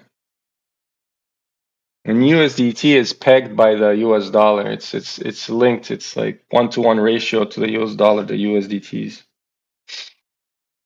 They don't go up or go down. They just follow the US dollar. So yeah, so you don't have to run. Like you can make the transfer right on your bed. Like if the shit spikes, to fucking God knows how long, and it's like midnight and there's nothing open. You can still fucking do the transfer on your phone. You don't have to fucking do anything serious. What do you use, bro, to trade? You use Wealthsimple? Or what? No, I do not use centralized wallets. I use a decentralized wallet. It's peer-to-peer transactions. So there's people that load up these you call them leverages. There's a lot of people that leverage it. I think, or it's not leverage. It's well, people just it's peer-to-peer, right? So there's a lot of people that are on this network and they trade peer-to-peer. It's decentralized. It's called Exodus or Trust Wallet. You choose whichever you want. Both are kind of linked. So you can take your seed key and you can go to the Trust Wallet and you can rebuild your wallet on the Trust or the Exodus, depending on which crypto you use. But So- Exodus is my favorite. Yeah. So they have access to your wallet? No, nobody has access to my wallet. That's what I'm saying. It's decentralized. Nobody has access to this. You sure? Centralized Wealthsimple, they have access. Robinhood, they have access, right? They can liquidate you if something happens. Exodus, no centralization. It's just like a regular wallet. It's just a peer-to-peer wallet. So look it up, man. It's called DeFi. DeFi. The DeFi, meaning decentralized finances. You don't want to be centralized with banks and shit. Banks are going to collapse in the next 2 years. All of them, actually. They're all going to go to shit. And fiat is like the worst. Dollar is the worst to hold right now. You're losing money if you're holding US dollars or Canadian dollars. You know why? Because the value of everything. It's totally apparent, dude. Fuck. Yeah, exactly. So yeah, you hedge against inflation by holding crypto. It's one of the best things you can do. Or gold. Gold is fine, but if you look at the charts right now, anybody that was holding gold didn't make as much money as the people holding Bitcoins, even with the crazy fluctuations. Not yet, but if the cash all No, goes, no. gold is going to go up, right? Gold will go up and every time. Gold is always good. Gold is king. But the problem is the Federal Reserve fucked everything up for us with the gold. Anyways, like I said, I know a lot of people don't trust crypto yet, but soon enough, everybody's gonna be on crypto in the end. They're going to have no choice. Exactly. So you want to be decentralized. You got to get ready by understanding what decentralized is, so that those cocksuckers in the banks, excuse my language, those people from like BlackRock and what do you call Larry Fink and all those guys, they want everybody to centralize. That's what they were pushing, the centralized coins, right? Still, Nobody the fell for digital that. thing bugs me, bro. Like, what if somebody just unplugs that fucking thing, right? And you're done. No, man. The ledger is. Hey, I you get mean there's a the guy in ledger the and everything. Bahamas? Like the guy in the Bahamas, you mean? What? The FTX guy? Yeah. Yeah, but that's just, do you guys understand what happened with that? Like, you can't just say, oh, the guy, but you know what he did? He created their own exchange, right? He took an exchange, made a whole bunch of celebrities get on this exchange, and then had a second company called Alameda fucking something, right? He had his girlfriend run, right? And they were doing fucking, what do you call it? Laundering money through there and then just stealing people's money, right? Had nothing to do with crypto, man. They just fucking, and the thing is, everybody got their shit back because now he's in jail for 100 years. But all I'm getting at, bro, is that you're not holding nothing, right? Like, at the end No, of the I'm day, holding. No, you're not, though, right? You Yeah, got I some am. digital information on a fucking USB stick, dude. Like, what the fuck, man? Amazing. That's that. Well, what is the US dollar? But I know, I get it, but fucking it's the same shit, right? Like, you got the same thing. The crypto is actually a proof of work, man. You gotta understand how the Bitcoin network works. You know what I mean? Not if it goes for a shit, right? Then what is it proof of? What do you mean goes for shit? Like if all of a sudden a country makes a law that fucking it's no good, right? There's no country that's gonna print a whole bunch of Bitcoin. I don't even mean print it. I'm just saying they're outlaw Bitcoin in their country. No, man. There's a limited amount of crypto, Bitcoin, bro. That's why it's the I best. understand how it works, but Right. So what's the problem there? You're asking. the You're government saying doesn't somebody's like gonna do it. They don't like it, dude. Fucking, it's plain and simple, right? Fuck the government, man. Who says I'm gonna do anything with the government, man? Do you think I deal with the government? I don't give a fuck about the You government. got no choice, bro. No, I do have choices, man. See, that's the thing. Can you tell me I have no choice about that? Because you have to deal with the government no matter what. No, I don't man. have. No, I don't. No, I don't, man. You got to do everything the smart way, man. You got to give them the crumbs they ask for, and that's it. The rest they Yeah, don't know shit. and even if you have to deal with the government, you have a lot of choices in how you deal with the government. It's not just lay down Yeah, and take man. it. I'm Yeah, not saying man. lay down and take it or anything like that, guys. I'm not trying to take your guns away or anything, but they do have the ultimate fucking say in the end, man. No, they don't, No, man. not in That's the end. no, they They do, don't. man. How can you say? How can you say shit like that? No, the government doesn't have shit to do with you. The government is You- like the wizard. The government is like the Wizard of Oz that has the illusion of ultimate power, and on a day-to-day effective basis, a lot of that is true. But on an ultimate principled level, everybody could change it in the fucking snap of a fingers if we wanted to. The power lies within the people. Yeah. That's a little bit of an illusion, I think, but whatever. Nah, man. I mean, listen. A lot of people fell for the 3 years of whatever the fuck was going on because the government was pushing shit. Did I fall for it? No, I did my own thing. I told everybody to go fuck themselves. And if the cops ever showed anything to me, I told them to fuck themselves too. I have a video of that. Yeah, And they couldn't touch me. And they couldn't touch me. They could if they wanted to, bro. No, they Like, couldn't. You've obviously never been in a position where you've been compromised, They could. right?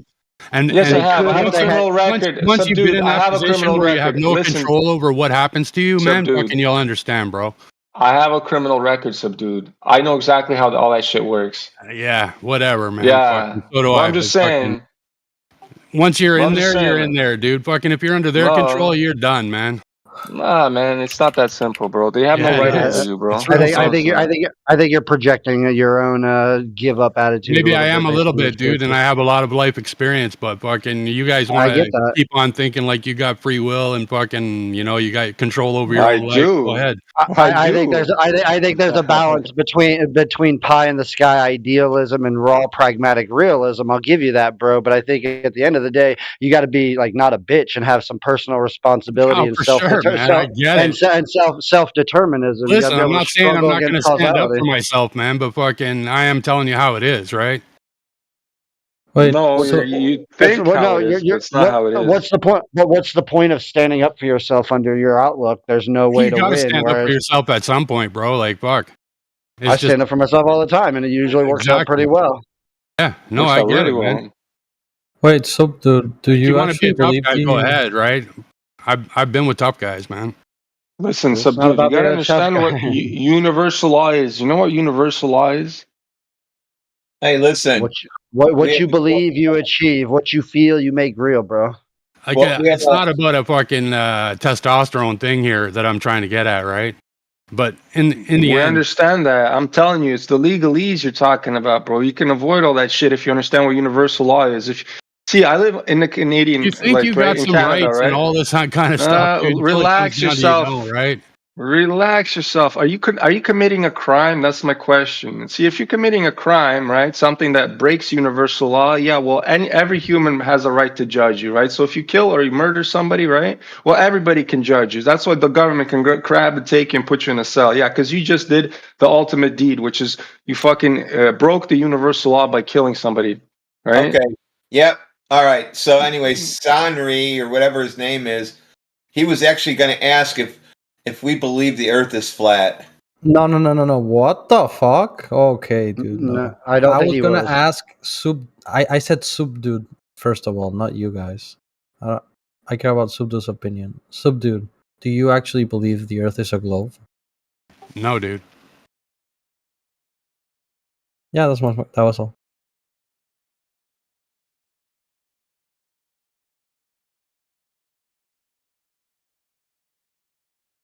Steiner's a glober. He's been here before. Yeah. Yo, call me a Glover one more time, see what happens. I don't think much will. That's his globe proof. He's a glober. I've been a flat earther it's kind of November 26. It's pretty related. Do you guys think that belief or understanding of flat Earth tends to make people more optimistic, or that there's there's personal power within this kind of matrix reality, or the opposite, that it makes people more jaded and feared that this worldwide conspiracy to hide even the nature of the Earth's shape? Because in my mind, it's made me stronger, more confident, and more happy and more positive in my place in the world rather than the opposite. But when I talk about these things, there does seem to be a lot of doom porn around it and stuff like that. So what is your guys' take on that? I started believing flat Earth after you guys made me realize that there's so many like truths that glowers believe. They believe there's so many truths, but they cannot answer the truth. You know what I mean? Mm-hmm. Has belief in flat Earth made you more optimistic, or more cynical, or more realistic? I don't like that word belief, man. You gotta Ironically know. enough, You can't I know. believe. Not okay. Knowledge of, yeah. understanding of. Ironically enough, like I started believing in flat Earth. I think November 26th. Like for this entire week, I just feel like lighter. Like my body feels lighter. I don't know how to explain it. Hell yeah, for sure. It gives me a sense of the truth, which is freeing and liberating. Yeah, it's like if I had like this weight all the time over my shoulders, but now it's like kind of gone. I don't know. Oh, welcome to reality, buddy. So now what are you But- gonna do?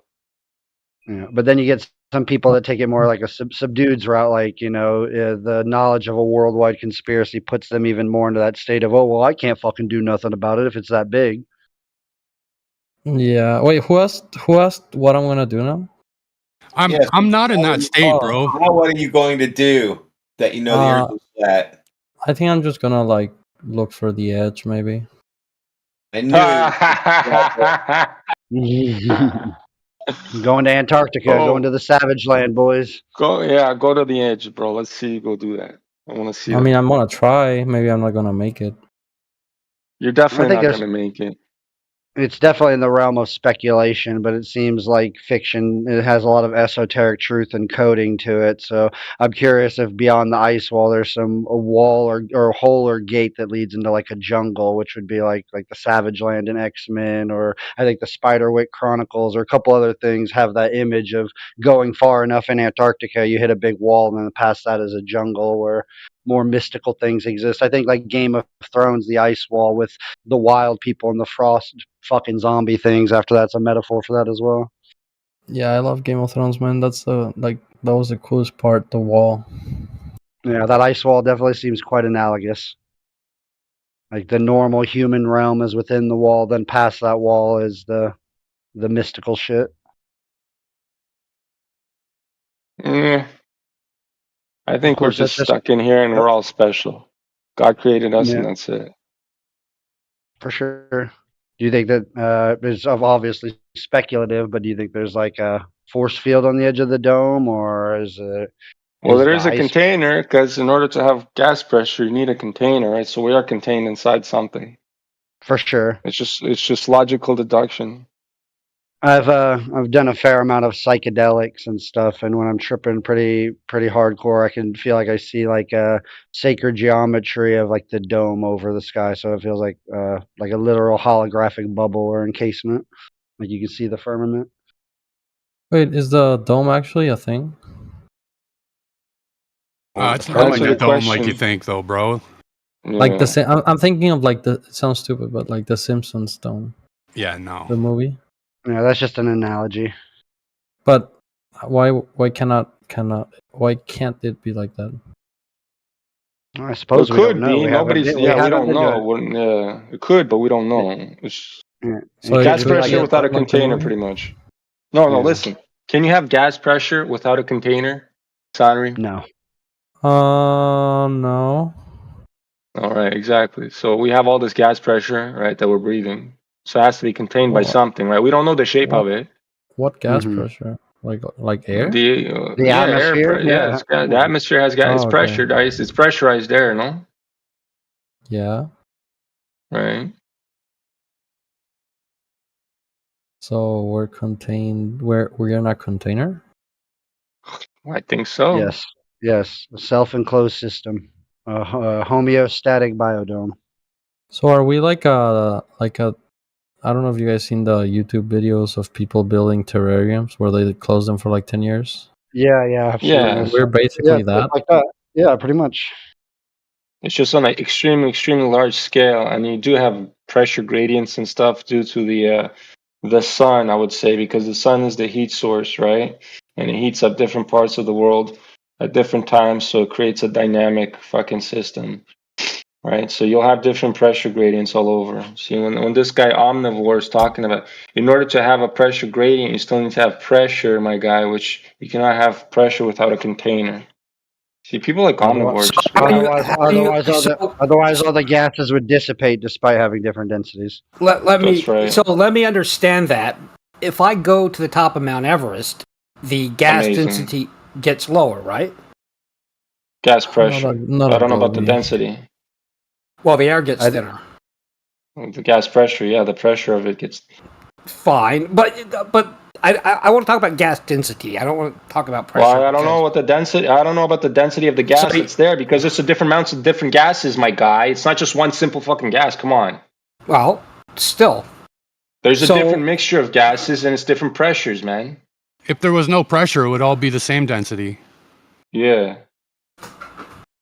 Right. If there was no container, it would all fly away. Omnivore is like if you open a can of soda, it's not gonna be like pressurized all the time when you open it. I understand that. I understand that argument, but my observation is that the atmosphere gets thinner and thinner with places where we can go today easily, like Denver, Colorado, which implies pressure. But there's no container. There's no apparent container that we can see. Well, we can conceive. Let's put it that way. Yeah. Can you prove there's no container? I think if I can't see it and I don't, I can't experience it and I can't test for it, then so it's just a cartoon. How would an ant test being in one of those giant jars? Well, you can read the pressure with. What all you're doing is measuring the pressure density gradient with altitude. So with altitude, the pressure density changes. It doesn't mean that you're not in a contained system. It just means that with altitude, the pressure density changes. Well, sure, but I'm not saying that it doesn't disprove that there could be a dome, but it's not it doesn't require a dome. It does require containment for you to achieve. Okay, a so fixed volume for the gas to exist in. If I'm at sea level and the gas density is X, and then I go up 10 feet and the gas density is let's just say 1/2 X.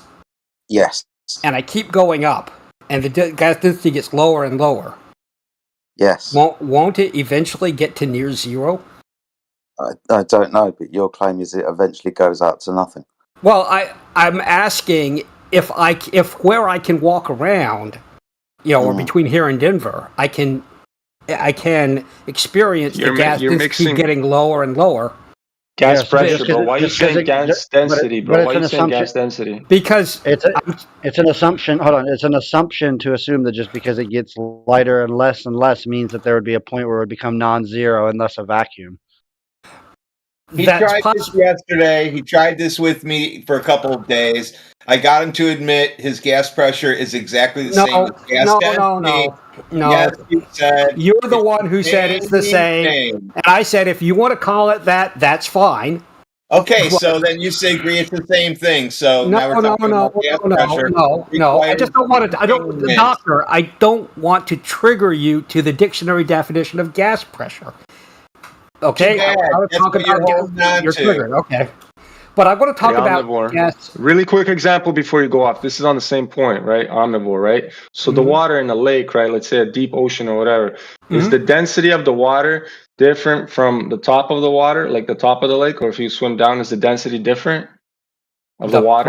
The pressure is different, right? So when you're above that water, right, you're just swimming just a little bit in the shallow portion. The pressure of the water is not that great, but when you go deeper into the water, the pressure starts increasing, but the density of the water doesn't change, right? Thank you very much. Yeah, water isn't compressible. I'm going to type in here since if I'm not allowed to talk, I'll just type. I'm just showing you an example, bro. Where your gradient is, you get the gradient of pressures even in the water when you have water's contained, right? Water isn't compressible. No, but it's the pressure still changes. The further you go downward, the pressure increases. Does it not? So when we're on the bottom of this container, the pressure of the air above us is obviously going to be greater. And when we rise, the pressure will change and get lighter. But the density, I wouldn't say would be changing, would it? Yes. How? Water is not compressible. Right, For so you're saying all gas, this air is being compressed. All this air on top of us is being compressed on top of us. That's what you're saying? I'm saying that the air on top of us has weight, yes. Like a column? Jesus Christ.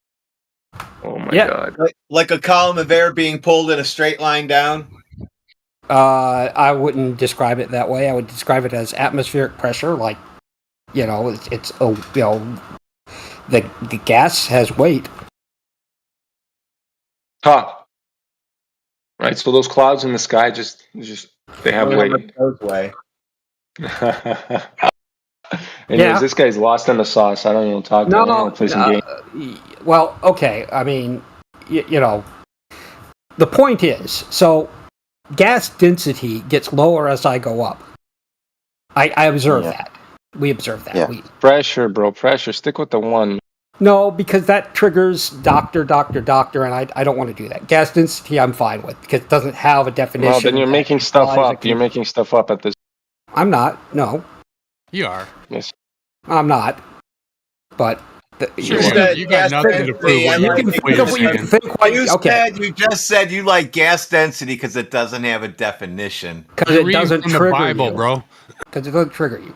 So, what I observe is as I go up, gas density gets lower. Now you can say, and I assert that continues to happen. I see. You're gonna have to prove that.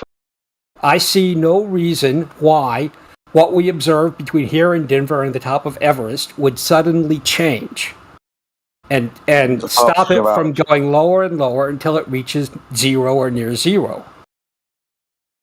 Right? I see that the gas density gets halved, it gets halved again, it gets halved again, gets lower and lower, and then it's going to get to a low level of nearly indetectableness. At the top of the container.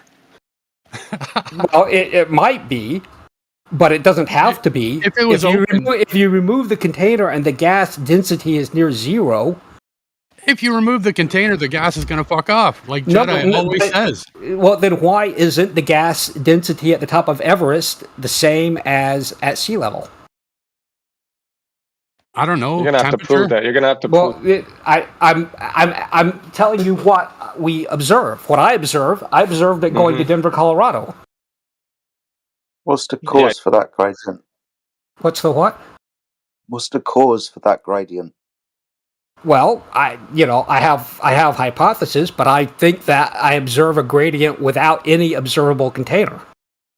So I don't see why you have a need for a container. To keep the gas in. But I observe a gradient where it goes to zero or near zero without a container. So if the gas think would in your imagination you see that. Well, no, yes. No. You can say that, but yeah, you can say that, right? So, dude, are you just because something happens on a small scale doesn't mean you can extend it out to cover a whole wide-ranging variable. That's possibly true. However, what's the mechanism that you posit that it suddenly changes? If the gas would all fuck off and fly up into the upper atmosphere, why isn't it doing it right now? Because we have to understand that it is still pressurized gas no matter where you go, right? Whether it's Denver, top of Mount Everest. But it gets lower and lower as well. If I go up to the top of Everest, it's so high that a lot of people can't breathe or need help, assisted breathing. Yeah, no shit. Wait, it's a very dynamic environment, right? Isn't the container... Sorry. Oh, I was gonna say, isn't the container that Omnivore believes he doesn't see, wouldn't he call that gravity? Well, I was trying to ask him, but he still doesn't understand the reason. Omnivore, your container that you don't see is called gravity. I wouldn't describe gravity as a container. No, it's what makes Earth a container in your hypothesis, I think. Well, what I'm observing is that there's a pressure gradient between sea level and higher altitudes without a container. I can have a different gas density between sea level and Denver. We don't need a container for that. So we don't have.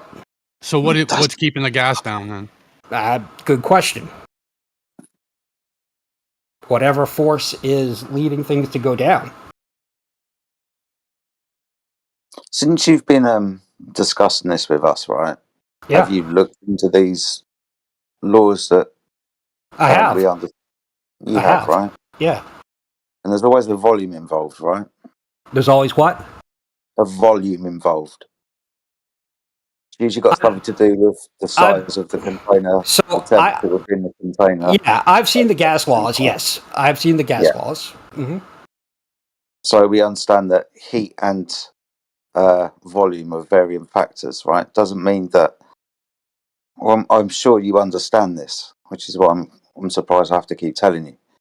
That just because I agree, but there's a reason why you have to keep telling me. 1 second, is because I don't think I've heard an answer for this yet. I agree that heat and volume, and I understand the gas laws. That's why I switched from gas pressure to gas density, so that we wouldn't have a definitional issue.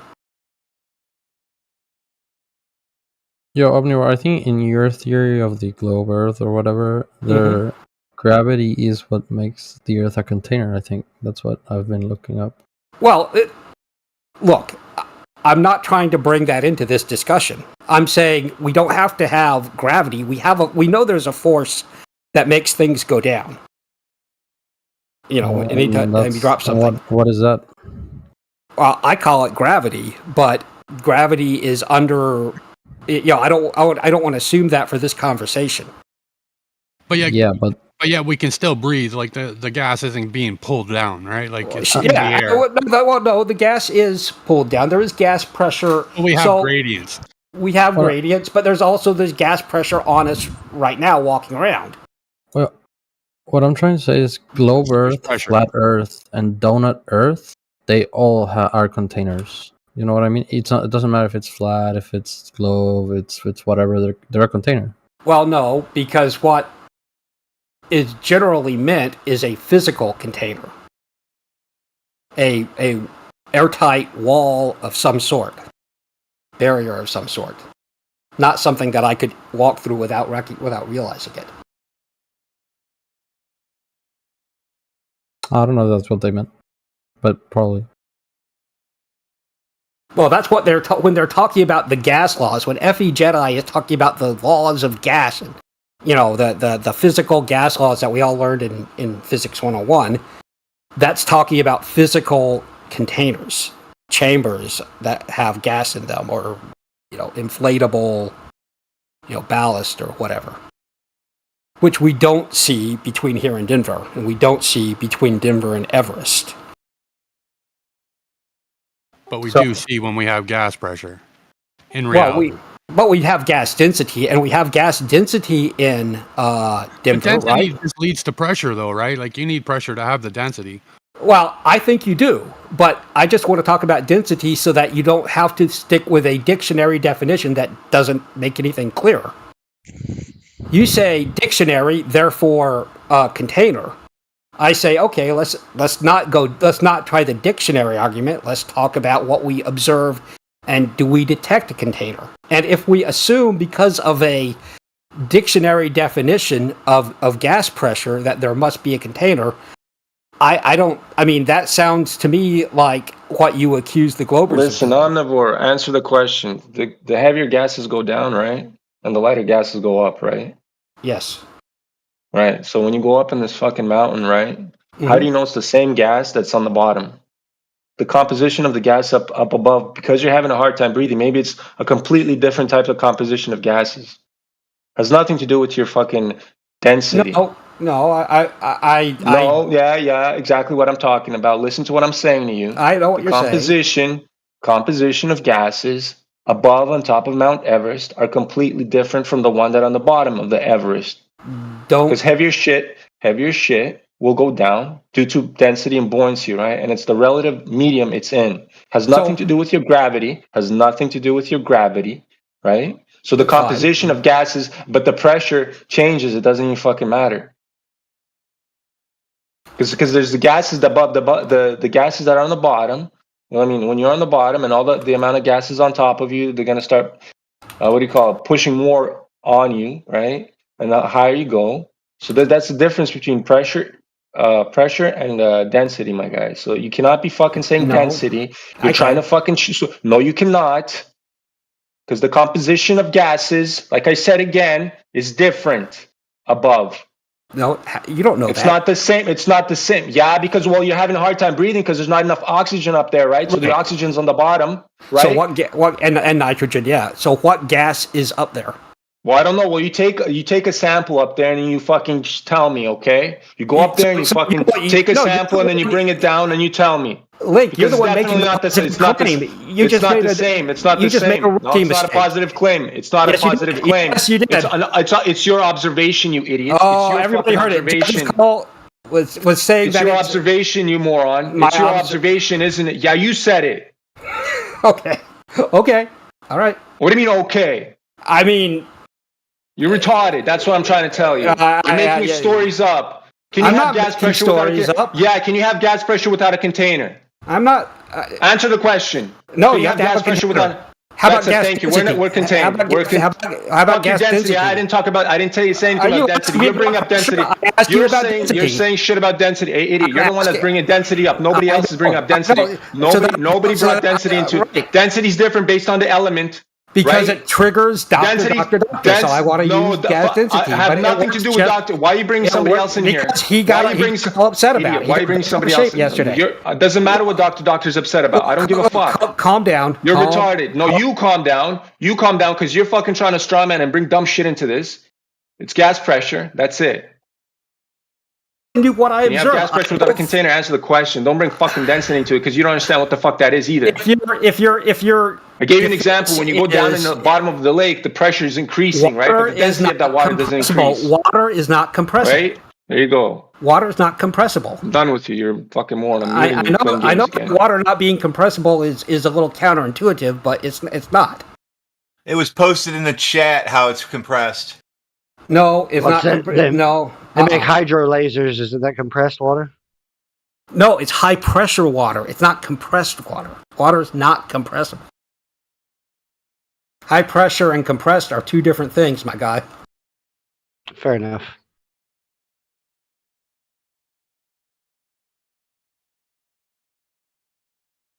So now that So- I lost my train of thought here because you guys are going crazy. Well, yeah. I was just listening the whole. I'm working on an SAP document right now, listening to you guys. So let me see if I can figure out. So you don't like gas pressure. You want to use gas density. Okay, you said you don't know what's pressing you down, right? You don't know what's pressing down on the water, right? What do you mean? What's pressing down the water? What's keeping it down and not floating around? Whatever force makes a pin drop when fall to the floor when I let go of it. That's what does it? I would assume. You assume that. So if I took all the air out of the atmosphere, what would happen to the water? It might boil. Oh, so now the pin drop isn't working anymore. 'Cause it No, turns no, into no, gas no, and goes no. away. Turns No. into a gas and fucks off, right? No. Okay, so. Oh my god, I'm not doing a live one right now, but maybe I'll do it later. You want? What happens to water in a vacuum? Water tends to boil in a vacuum. Right? Yeah, there goes globe Earth and outer space. No. So if the gas, in a vacuum, what happens is the molecules of water, we believe in molecules, right, Doctor? Maybe. There's molecules of water that at the top of the water become, no longer have a gas pressure or gas density on top of them. So they become more active and the water effectively boils. It doesn't instantly all turn into steam, but it will boil at very low pressures. How long do you think that takes? I've never tested it. It takes it starts boiling in about 10 seconds as soon as you turn the vacuum chamber on, and around 30 seconds it explodes into a cloud. Okay. Well, it depends on how much water, surely, right? Yes. Okay. The same thing is if I fill a tank with hydrogen, The hydrogen is all a gas, right? But if I freeze the hydrogen, I get liquid hydrogen collecting in the bottom of the tank.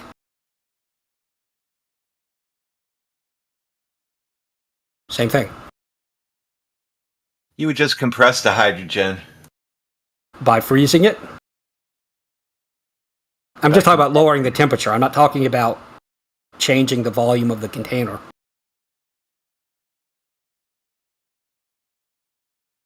It's not changing the volume of the container. If you put propane gas into a propane tank and you I'm talking about hydrogen. Hydrogen you get tank. propane liquid in the bottom.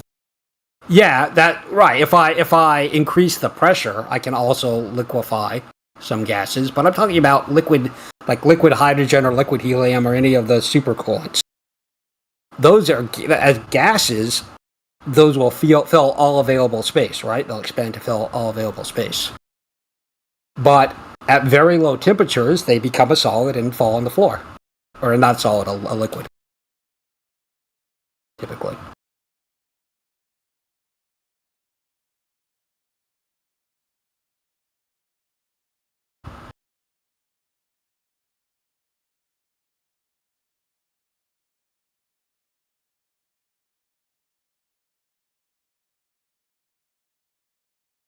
Yo, Omnivore, why are you just so opposed, man? To what? To Flat Earth. Well, I have yet to see a compelling argument for it. Because you don't want to see it. Well, actually, I think it's a really cool idea. You imagine all the movies you'd make off of flat Earth movies, people trying to go discover the edge and what happens to them and all that shit. I want past it because they just will pretend after that, right? I'd be the first guy over the ice wall. Just what they do with space. Yeah, well, you're not the first guy in space either, so all that'll just be fiction. Yeah, well, No, actually, I'm gonna be the first one. Pulp Fiction. Well, I already been there, done that. Like, Oh shit. yeah. Wait, yeah. are you have the t-shirt? Aristoteles? Yeah, bro. I astral I'm projected to that guy. Agartha. Trust me. That guy. Did you use DMT? I plead the fifth. MTD. No, he used Or NASA. THC? Used Or MKULTRA. So, why would you assume that I don't want that to be true? Because you're Sounds just like you so used like in SOY. denial. It's like when you're addicted to like Coke or something, and people keep telling you like, "Oh, stop! It's bad for you. It's bad," but you don't realize it's bad, because you like it. Oh yeah, common reference, bro. We're all Yeah, cokeheads. We get it. You talking about it's the cocaine same. or If you like Coca-Cola? It can be cigarettes, bad for you. cocaine, whatever you want, but you wait a don't minute. realize. So you don't realize it until it's too late, man. So is the globe Earth bad for me? Yes. What the fuck's wrong with That's you? what we've been trying to tell you this whole time, man. Well, why? What damage is it doing? It makes you addicted to the TV and then everything that follows with it. Pretend wars on TV, pretend CNN scenes. You know what happens? You start believing things like gravity, man. Well, I observe that when things, I'm not trying to jump off of my roof and fly. I can promise you that. I don't recommend you do either. We all know, like, even if the Earth is flat or not, we all know what happens if you jump out a window. Like, Well, sure, you fall right. down. Yeah, but I mean, I hear stuff in here that the third law of classic mechanics isn't real, and that let's see, what's the other one that I heard that. Oh, we'll stick with that. The third law of classic mechanics. That's the one that sticks in my mind. How about orbital mechanics is fucking retarded too? Third law of classic mechanics. That's what I'm talking about. Not orbital mechanics. I'm talking about the classic 3 laws of motion from high school.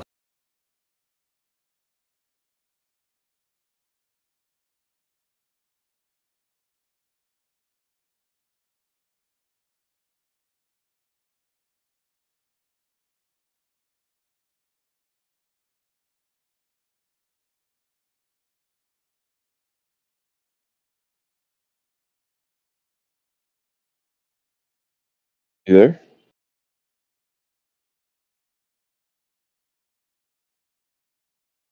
Ray, did you ask me something?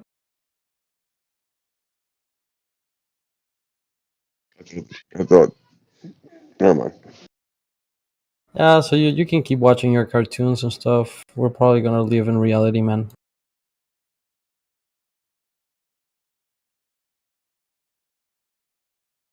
Do you think that these demonstrations of atmospheric pressure crushing things are cartoons?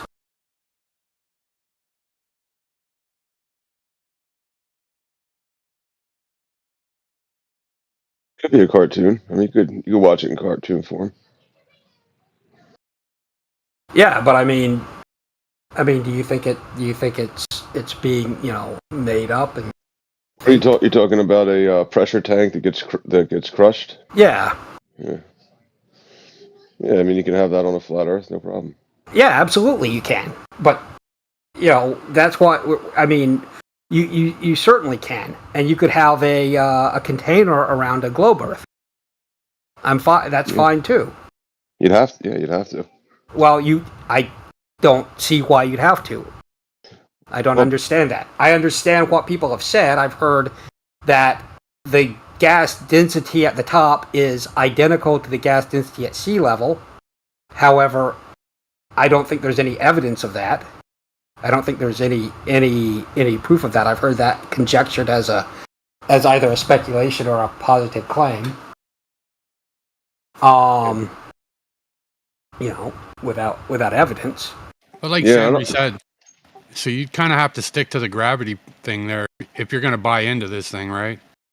Exactly. Well, I observe that between here and Denver, Colorado, the gas density gets much lower, and I don't see any physical wall. So gravity is a better explanation for that than. What about temperature? Well, what about temperature? Wouldn't it change the density? So it could, yes, it could. Certainly, it's much colder. Gases at cold temperatures tend to be denser than gases at high temperatures, so it seems like that would go the other direction.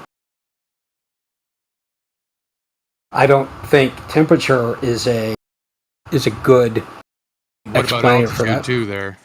Well, is it higher up? It is higher up, yes. Well, then there you go.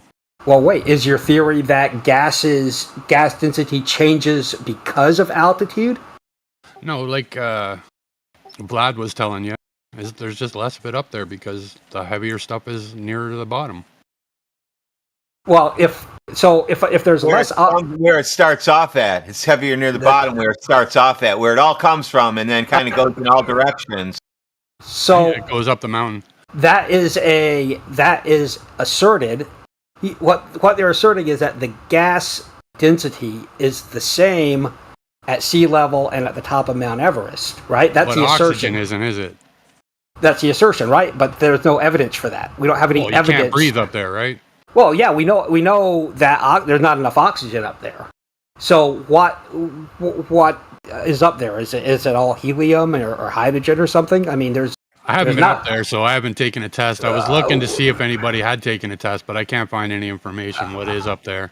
I'm pretty sure. I haven't looked either, but I'm pretty sure that if you look, you're going to find that the density is much lower up there. I'm pretty sure if you really look, you're going to find out that weather blows air around. Doctor, okay, I shouldn't have to explain this to you. What we're talking about are conditions that persist over decades or hundreds of years. We're not talking about a wind blowing. We're talking about Denver, Colorado is always, the Mile High City is always lower, oxygen than sea level. Even with wind, even with weather, and you know that. So I guess what you're getting to is because Denver is higher in the air, the Earth is a ball. No, I'm certainly not there yet, but I think that it does make a case for gravity. A case for gravity. What's the definition of gravity? Curvature of space-time. What's the mechanics of it? What do you mean? Well, how does it work? I'm telling you what I observe. I'm not telling you how it works. So space-time pulls you to the ground? According to the theory of gravity, large objects like the Earth create a 4-dimensional, 3-dimensional depression in space-time, which things are pulled towards, which we observe commonly in common everyday experience as the force of gravity. But I'm open to other explanations. I don't think altitude works. I don't think temperature works, and I doubt you really believe that either. Space pushes you down.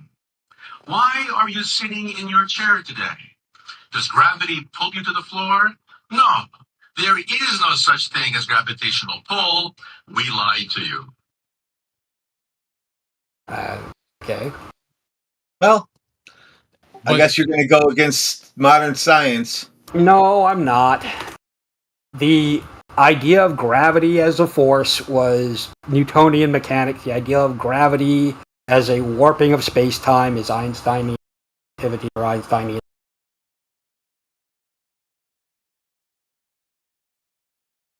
I appreciate the effort, but and that's what gravity is now. I mean, that's what the theory is. So I'm looking at this summit. Still, the fact remains, though, that as you go up, it gets colder and it gets thinner. Sure. Yeah, absolutely. And if it keeps getting colder and thinner... But then they say it gets hotter, right? No. Yeah, once you get past the... What is it? The troposphere? Yeah, something like that. I don't know. The thermosphere. Once you get past the thermosphere. 4,000 or 2,000 degree sphere part. Okay. Well, maybe. But you don't need... If the gas gets colder and thinner, up to a point where it gets to near zero density, why do you need a container?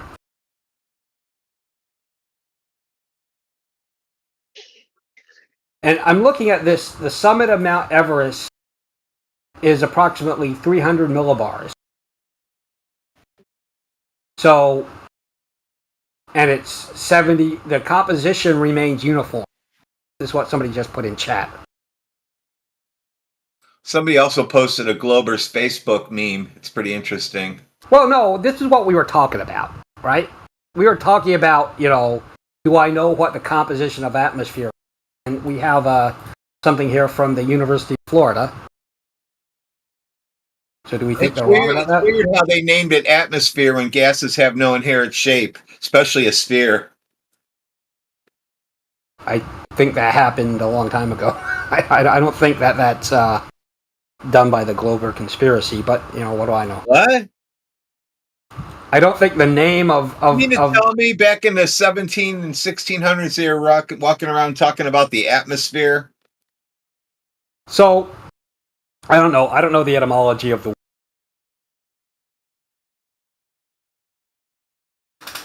But I think that this makes a case for, Stop. Your coach wants you to stay on point.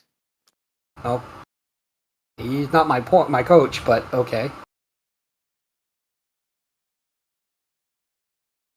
He's the one who posted the University of Florida.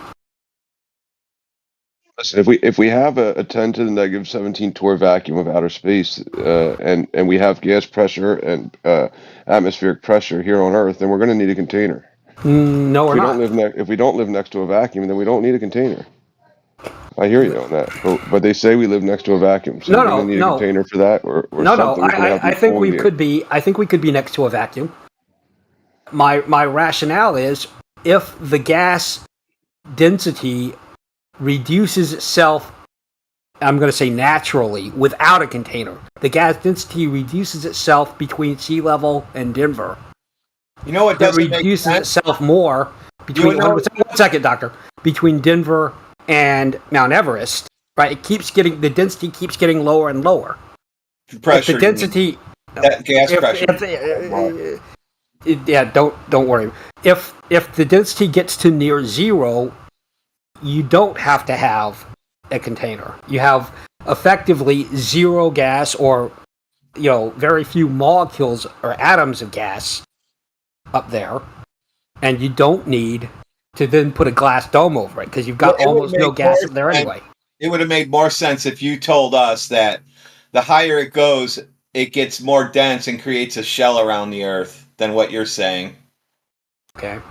Well, I don't see that shell either, so I don't detect a barrier between here and Denver. If you believe in a barrier between here and Denver that's responsible for the pressure gradient, that's fine. You can believe that. I'm okay with that. What do you think is responsible for the? Yeah, what do you think is responsible for it? Are you telling me pressure gradients don't happen? I'm not making a positive claim, and I'm not talking about gas pressure. I'm talking about gas density. So, I mean, you keep invoking that there's pressure gradients, therefore we don't need a container. Is that? Yeah. But what do you right. think? But what's responsible for the pressure gradients? You say gravity. Well, I suspect that it's whatever force is pulling things in the direction we call down. Yeah. Down is where the gases came from. They all came from down, and then they went in all directions. And according to density, they sort themselves, to the, up and down. That's true. But if that was all that was happening, then the atmospheric pressure on the top of Everest would be the same as at sea level, right? What? The atmospheric pressure. Why? Because you're assuming that the gas pressure stays constant between here and space or the container or whatever. It's measurably doesn't stay constant. I agree it doesn't. Right. But, so what's your point? That's what I'm saying. You're losing me on that part. Okay. We know there's gradients, right? Let's assume for a moment that the Earth is flat like a dinner plate, right? Sure. And for purposes of assumption, round like a plate. And like a checkerboard, maybe, I don't know. Whatever, or a checkerboard, sure. And I pour from a beaker. I pour liquid nitrogen or some very cold thing that we can see steaming, and I pour it onto this flat surface, right? Now, what you'll see is as the liquid spreads across it and the gas rises up above the puddle, you're going to see a dense layer of gas or steam where it's being quote-unquote created. Obviously, in this example, it's not created. But it starts. It would just sit there. It would never. It would just sit there. Well, it'll expand, right? It'll expand into the room I'm in. Sure. Shit, yeah, it will. And eventually, yeah. So, but if what I observe, that's what we would see it in real life. If what I observe is I pour the liquid there and it creates a layer of gas that gets thinner and thinner every inch until there's no more of that gas. And it just sits there like a fog on the ground, then I don't need a container to contain it. It's just this layer of gas, over a surface. But you're releasing it into a container in the first place. No, I'm assuming that for this hypothetical. Imagine it's a huge bucket with no top on it. So there's no top containment. There's just sides. But there is containment in our atmosphere, right? Well, no. In the hypothetical, sure, there's other gas, but we see the gas density get lower without needing a barrier. Yeah, but it's just equalizing to what's here already, right? No, it's not. It's not equalizing. That's why at the top of Everest, the gas density, the gas pressure, is lower than at sea level.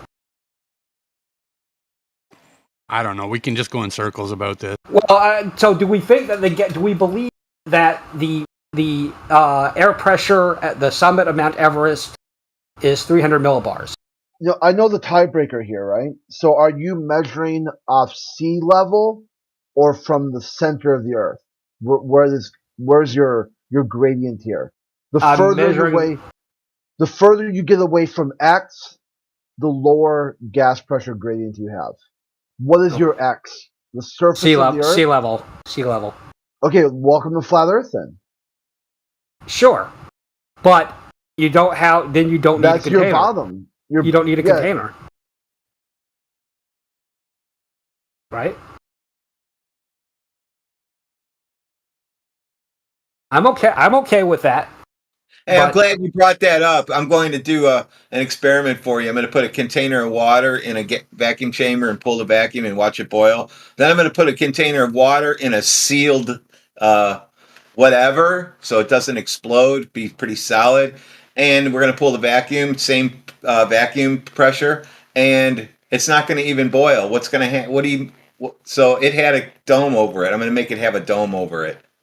Okay, I don't know what that shows. If we believe it shows you need to have water inside a container so it doesn't blow away into space. Don't. Yeah, I understand you want to make that point, but I don't think it does. If what I've got is a case where the gas density keeps getting lower and lower as I increase in altitude, which is what I believe, we have evidence to show. Why wouldn't we have that, though? I don't get it. Why you keep saying that? Why wouldn't we have that? And you've only got as high as you've ever been. You're on the flat Earth already. You just don't. You're just not accepting it. I've been to Denver. And you saw, Yeah, we know Denver and the air pressure over there. Doctor, you don't need to be, you don't need to be upset with it. No, I don't especially love Denver. I don't love Ohio that much, and I talk about it's okay. I've been to California, man. So, but I have not been to Everest, but I believe people have been to Everest, and I think that atmospheric density is even lower on Everest than Denver. Yeah, they can't even fly a helicopter up there if you're dying because there's nothing to push off of. They can't even save you. Well, they can now. But they can now. Anyway, point being that we see this effect keep going as we go up. I don't know if it goes up forever, but if you say, well, at some point it's got to reverse itself, or it's got to the gas density has to start increasing again. That would be a positive claim, and that would need some kind of evidence. Prove that. Yeah, you don't even need to go there. You only know what you know, and that's it. After that, you're kind of done. Well, so you know that you've got a sea level, and there's a vertical direction that decreases, and you can from there start forming the hypothesis. Well, Why I do does it do that. Yeah, that's what I'm doing, and I believe the data about Everest, although I haven't been there to prove it, but I see no reason to think that that it's not true. Yeah, so then you go through and you test the hypothesis. Well, my hypothesis is that there's no change in there's no reason. No, not my hypothesis. My assertion is there's no reason to think that the reduction in gas density that we observe in places where I've observed it and you've observed it reverses itself or otherwise stops happening. Which means that without a container, you'll still reach some altitude where you get effectively zero pressure or zero density. There you go. Now you have to test that. Well, I don't have to. You go methodical, step-by-step process, and give it a test. Well, I mean that would be great, but I'm not saying I think without evidence that will reach zero gas density. I'm saying I see gas density decreasing at a regular rate in places where I have been and where people have taken measurements that I trust. And I see no reason why that reduction would change, would stop happening. I don't see a mechanism by which the gas density would suddenly stop decreasing. I don't have to test that, but if you can explain to me why that would stop happening, that would be a valid, Right. No, So, it's not for you, us to explain. I'm not gas pressure. I'm not like you're asking you looking to for. explain it either. I'm Yeah, there's telling no you. one. The only thing you can do now is test your assertion. Okay. There's no further. There's no pathway to go after that. That is the full Monty. Well, that's true, and that would be great. But I don't think I'm going to be going to Everest anytime soon. So, you know, what I have to do is say, well, do I think that something if I see no reason for the reduction in gas density to change. So now you keep bringing up gas density, which I posted it for you. You need to tell us what the mass of gas is. In the volume that you're looking at too. No, dude, this is your own journey because you're so far off the reservation that you're not in any sort of testable reality. You're you're completely on your own. No, that's not true. I have observed the changes in gas density. And then you went to the unknown and made a claim about the unknown and asserted that without ever having any. You don't even have a way of testing it. But you asserted it anyway. All I have claimed, my assertion is I see no reason to think what I observe changes with higher altitudes.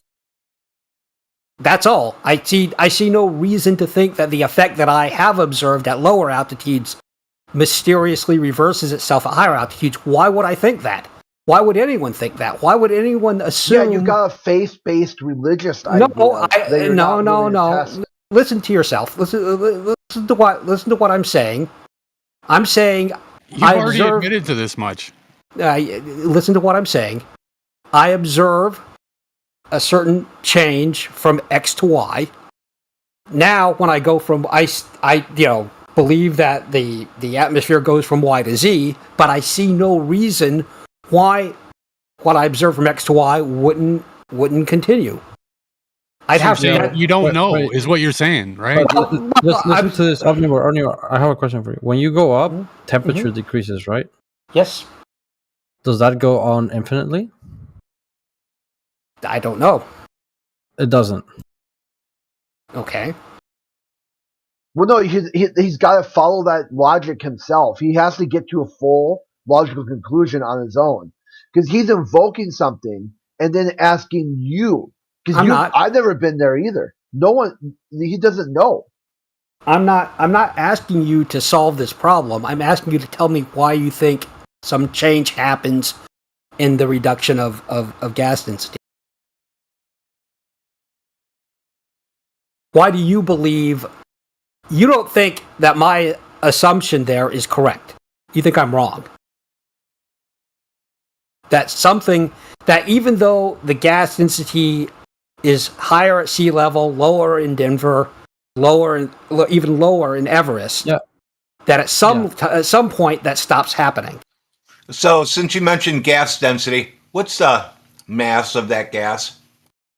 Don't know. Ooh. Don't use it then. No, I can use it. Yeah, for yourself. I'm saying you're so far off the reservation here. You're only inside your own worldview, and you're going to have to get to some conclusion before you're able to go forward. This is the same worldview that you all live in because you all know that the gas. No. So, do you think that the gas density is the same at the top of Everest as at sea level? But like I said before, when you go higher, the temperature decreases, but it doesn't mean it's going to decrease forever, man. But do you think so? Do you know why the temperature decreases? Not really. I just know it does. It's farther away from the ground. You think that all heat comes from the ground, Doctor? Where do you think it comes from? I think heat comes from the sun predominantly. There are geothermic vents. Sun heats up the ground. So you're saying that the sun doesn't heat things up as it passes through it. It only heats things. You know exactly what he's saying. So why beat around the bush? Because I think it's ridiculous. What? The sun heats the ground? I think the sun absolutely heats the ground, but I So don't then think. why are we arguing then, dude? You understood exactly what he I said. don't So this is think just all- bullshit. I Yeah, don't you're think. so far off the reservation here. You're inside your own worldview, asking people to evaluate and explain your worldview to you. I'm And just you talking don't about. know. I'm talking. And you don't know the answers here, and you expect someone else to dive into your worldview and give you an answer that you don't know inside your worldview. What have I said that you think is disagreeable? That you know what exactly is going to happen at altitude that you don't know. No, wait a minute. I haven't said. Doctor, hold on a second. I know you want to talk. Crit. What I have said is I see no reason for the gas density reduction that we see to change. Not that I know what happens. So what do you find disagreeable about that statement? Gas density doesn't change; it just gets compressed. What do you mean? Air pressure. Gas density is compression. Crit. You're What pushing about gas closer together? You're not Yeah. smashing up gas particles. Sure you are. So, Crit. Down go. Crit. What do you? All I've said is I see no reason for that to change. That's not, how can that be a fantasy land where nobody else can understand? What do you find that's disagreeable about that question? Well, we know temperature changes it as well, right? Yes. So it could be temperature. Well, No, I don't inside your worldview, you don't know something. You don't have a reason for it. Then you ask somebody else to explain inside your worldview why you don't have a reason for it. Can you Yeah, steel we're all man my? speculating. We're speculating at this point, Well, dude. no, I don't think we are. Sure we are. We don't know. all agree that gas density gets lower the higher we go. We all know what we know. Like we understand But that we part of it, agree with right? that, What right? we don't know, we don't know, dude. Yeah, but but Omnivore, you're we saying all agree with that. We all agree that gas density gets lower the higher we go. Of sea level. From sea level to a higher elevation like Denver or Mount Everest, right? We all agree with that observation. Yeah, except for weather systems and whatnot. that can change that. Correct. Except for So you got a completely dynamic system that only correlates with the higher you go off sea level, the lower the gas pressure gradient is. That's right, but even in a dynamic system, we don't see variations where football teams go to train in Death Valley because they want to train for those low oxygen conditions, and now for months of the year at the bottom of at sea level the gas density, the atmospheric pressure is lower than Yeah, the Vikings, don't they go play in Florida? But they go to Minnesota's about 700 degrees sea level. They go down to about 0. So you're wrong. You're just wrong. Your worldview is broken. Crit. It's shattered. Your worldview has a very large errors in it. Crit, hold on. Some teams come to Florida to train for heat. However, when athletes want to train for low oxygen condition to increase the red blood cells in their bloodstreams or whatever it is, they go and they do that in one of the main places is Denver because of there's its even altitude. higher places they could go. So why stop at Denver? Because Denver has a lot of infrastructure. By your logic, they would keep going higher and higher. I know that they look, but they don't. Your worldview. No. I can't answer any questions because inside your worldview, you don't know. Okay, so I can answer in mine. I can tell you that gas pressure gradient starts at sea level and goes down, and then you'll deny it. No, I'm not denying it. Atmospheric pressure is highest at sea level and lower at higher elevations. I agree with that.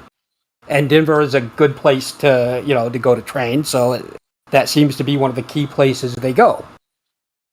I don't think that's controversial. If you find that controversial, that's interesting. You find it controversial in your worldview because there's teams that don't do that, even though you said they wouldn't. What they would. So inside your worldview, you have a contradiction. Like football teams go to Denver because of the low levels of oxygen. teams go to Florida too. And not only do they go to Florida, there's teams that play at a higher elevation than Florida. And they go to Florida to play anyway. Not all So teams have indoor arenas to practice with in the winter time, like in Cleveland. So they go to Florida. Sure. So inside your worldview, you have a direct logical contradiction. No. So first off, this is not my worldview. This is something this that is your worldview, not mine. I don't. It's not my People worldview explain either. this over and over and over again to you. No. And somehow you're just not resonating that gas pressure gradient starts at 0 at sea level, not at this astrophysic theoretical point of the center of the Earth. I don't understand. So that I don't understand what point you're making there. The gas density or atmospheric pressure is lower in Colorado, and the sports thing we can ignore that. We can ignore the whole athletes training there thing, because that's not material. We all know that atmospheric pressure is lower in Denver than at sea level, right? I mean, do you disagree with that? This is inside your worldview, not mine. I can tell you. Do you not agree with that? Do you think that the atmospheric pressure is the same in Denver as at sea level? I don't know what you're talking about, because you don't know what. No, because you still haven't given the definition of these words you're using, so it's really. So you don't know what atmospheric pressure is. No clue what you're talking about. The words you're using don't have a definition that I'm aware of. I don't believe you. I believe that you do understand that atmospheric pressure has a definition. And no, your definition is way outside. Your definition has something to do with altitude. Your idea has a direct correlation with altitude. And show me that. Show me a definition of gas pressure. I'm showing you atmospheric pressure that has a variable in it for altitude. Okay. And you won't be able to do that. Are you sure? Are you sure? Because your worldview is so widely different Crit, look in the from chat. Everything else. Crit, please look in the chat.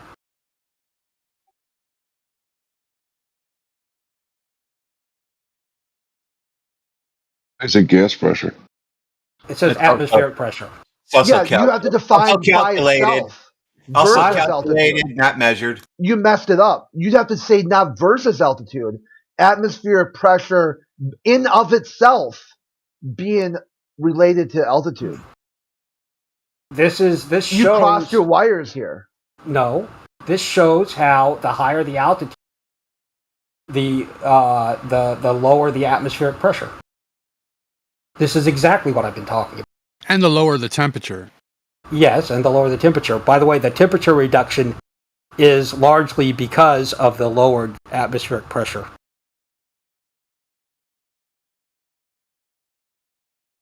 It's real simple, dude. Just show us gas pressure without a container. I'm showing it to you right now. No, you're not. I am. You say you are, and in your brain you are, but you're not really, dude. Okay, subdued. Well, you're gonna ask me if there's a different fucking density and pressure between fucking Idaho and fucking whatever? No. Well, I'm gonna ask you what I said that you disagree with. Listen, man, I'm not disagreeing or agreeing with anything. I just don't understand your argument, right? Like, if there was a container, we'd have all this, right? If there's no container, then we don't have it. It's just look at that simple. slope. Look at that slope. I get it, man. And we have temperature there as well, bro. Yeah, change your variables, change degrees, and change humidity, and look at the slope again. See, this is why your worldview is so far off the reservation. No, it's not. You really don't have any idea what you're talking about. No, Crit. You started with you won't be able to define atmospheric pressure. I gave you a definition. Inside altitude. It's on its own definition. And exactly what you did.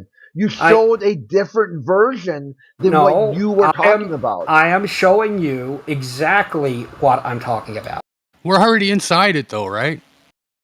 So, of course, you're going to see these in the container.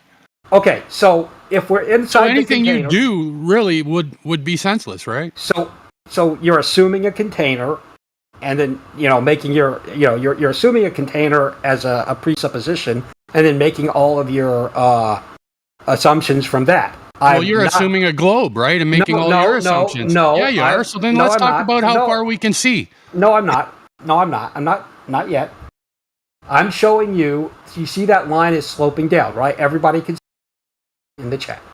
Whatever. You see This that? doesn't prove your globe. Let's talk about the curve. No. I want to talk about this because No, you're Crit assuming thinks- a globe, right? Crit thinks I'm not assuming a globe. I believe that there's a, but I'm not assuming a globe. This You atmospheric believe pressure. it, but you're not assuming it. this atmospheric pressure would work on a flat Earth, right? It doesn't Whatever, require a dude. globe. Let's talk about the curve. Enough of this I shit. think Man. it's We're not getting already anywhere with flat and it works. Get it? I think okay, if you guys don't want to talk about it, that's fine. But Well, you're not going anywhere with it. You don't know. as that line continues to go down, it's gonna eventually reach zero. You don't have a container. You don't need a container barrier at any point along that line to keep Yeah, you don't know how that atmospheric graph works. pressure. Look at that line; it's curved. It's not a straight line.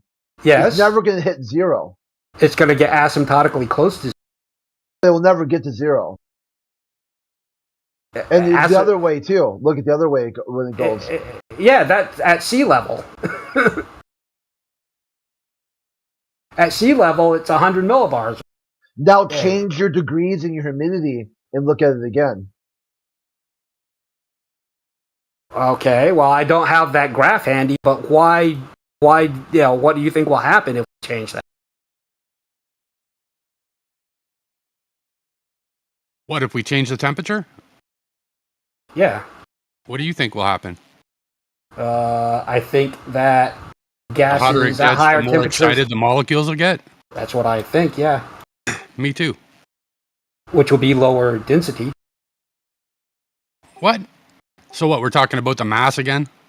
No, we're just talking about the density, or the atmospheric pressure, whichever you.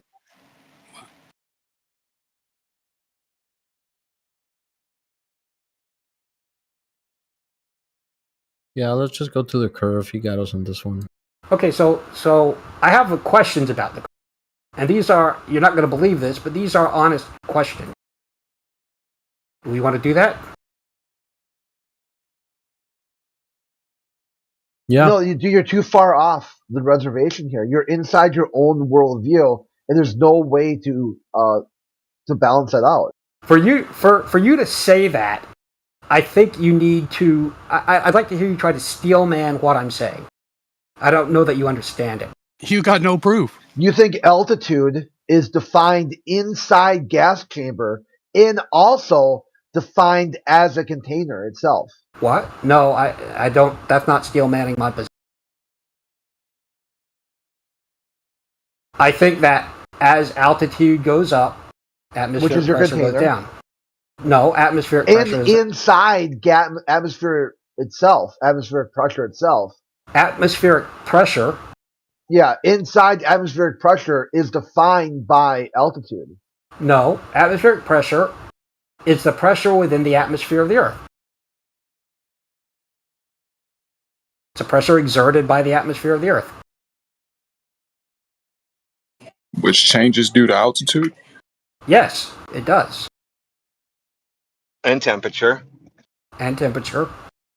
And your chart showed zero humidity when they did those readings. So we know that was just a calculation done because if you add humidity levels, it fucks it all up. So So you're if you don't, swirling around in gas density. It's all just being mixed around with the weather. yeah. So if you're being honest, doctor, I suspect you may not be. You recognize that no humidity or temperature is going to fundamentally alter what the reduction in atmospheric pressure with altitude.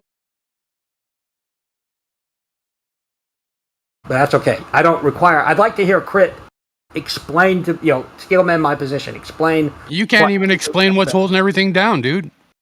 It's whatever's holding everything down went down.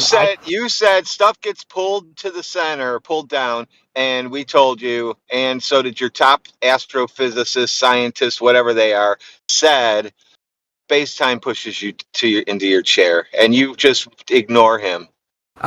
Doctor, we're not there yet. I don't think you're engaging. Yeah, there's a difference between pulling on a rope and pushing a rope.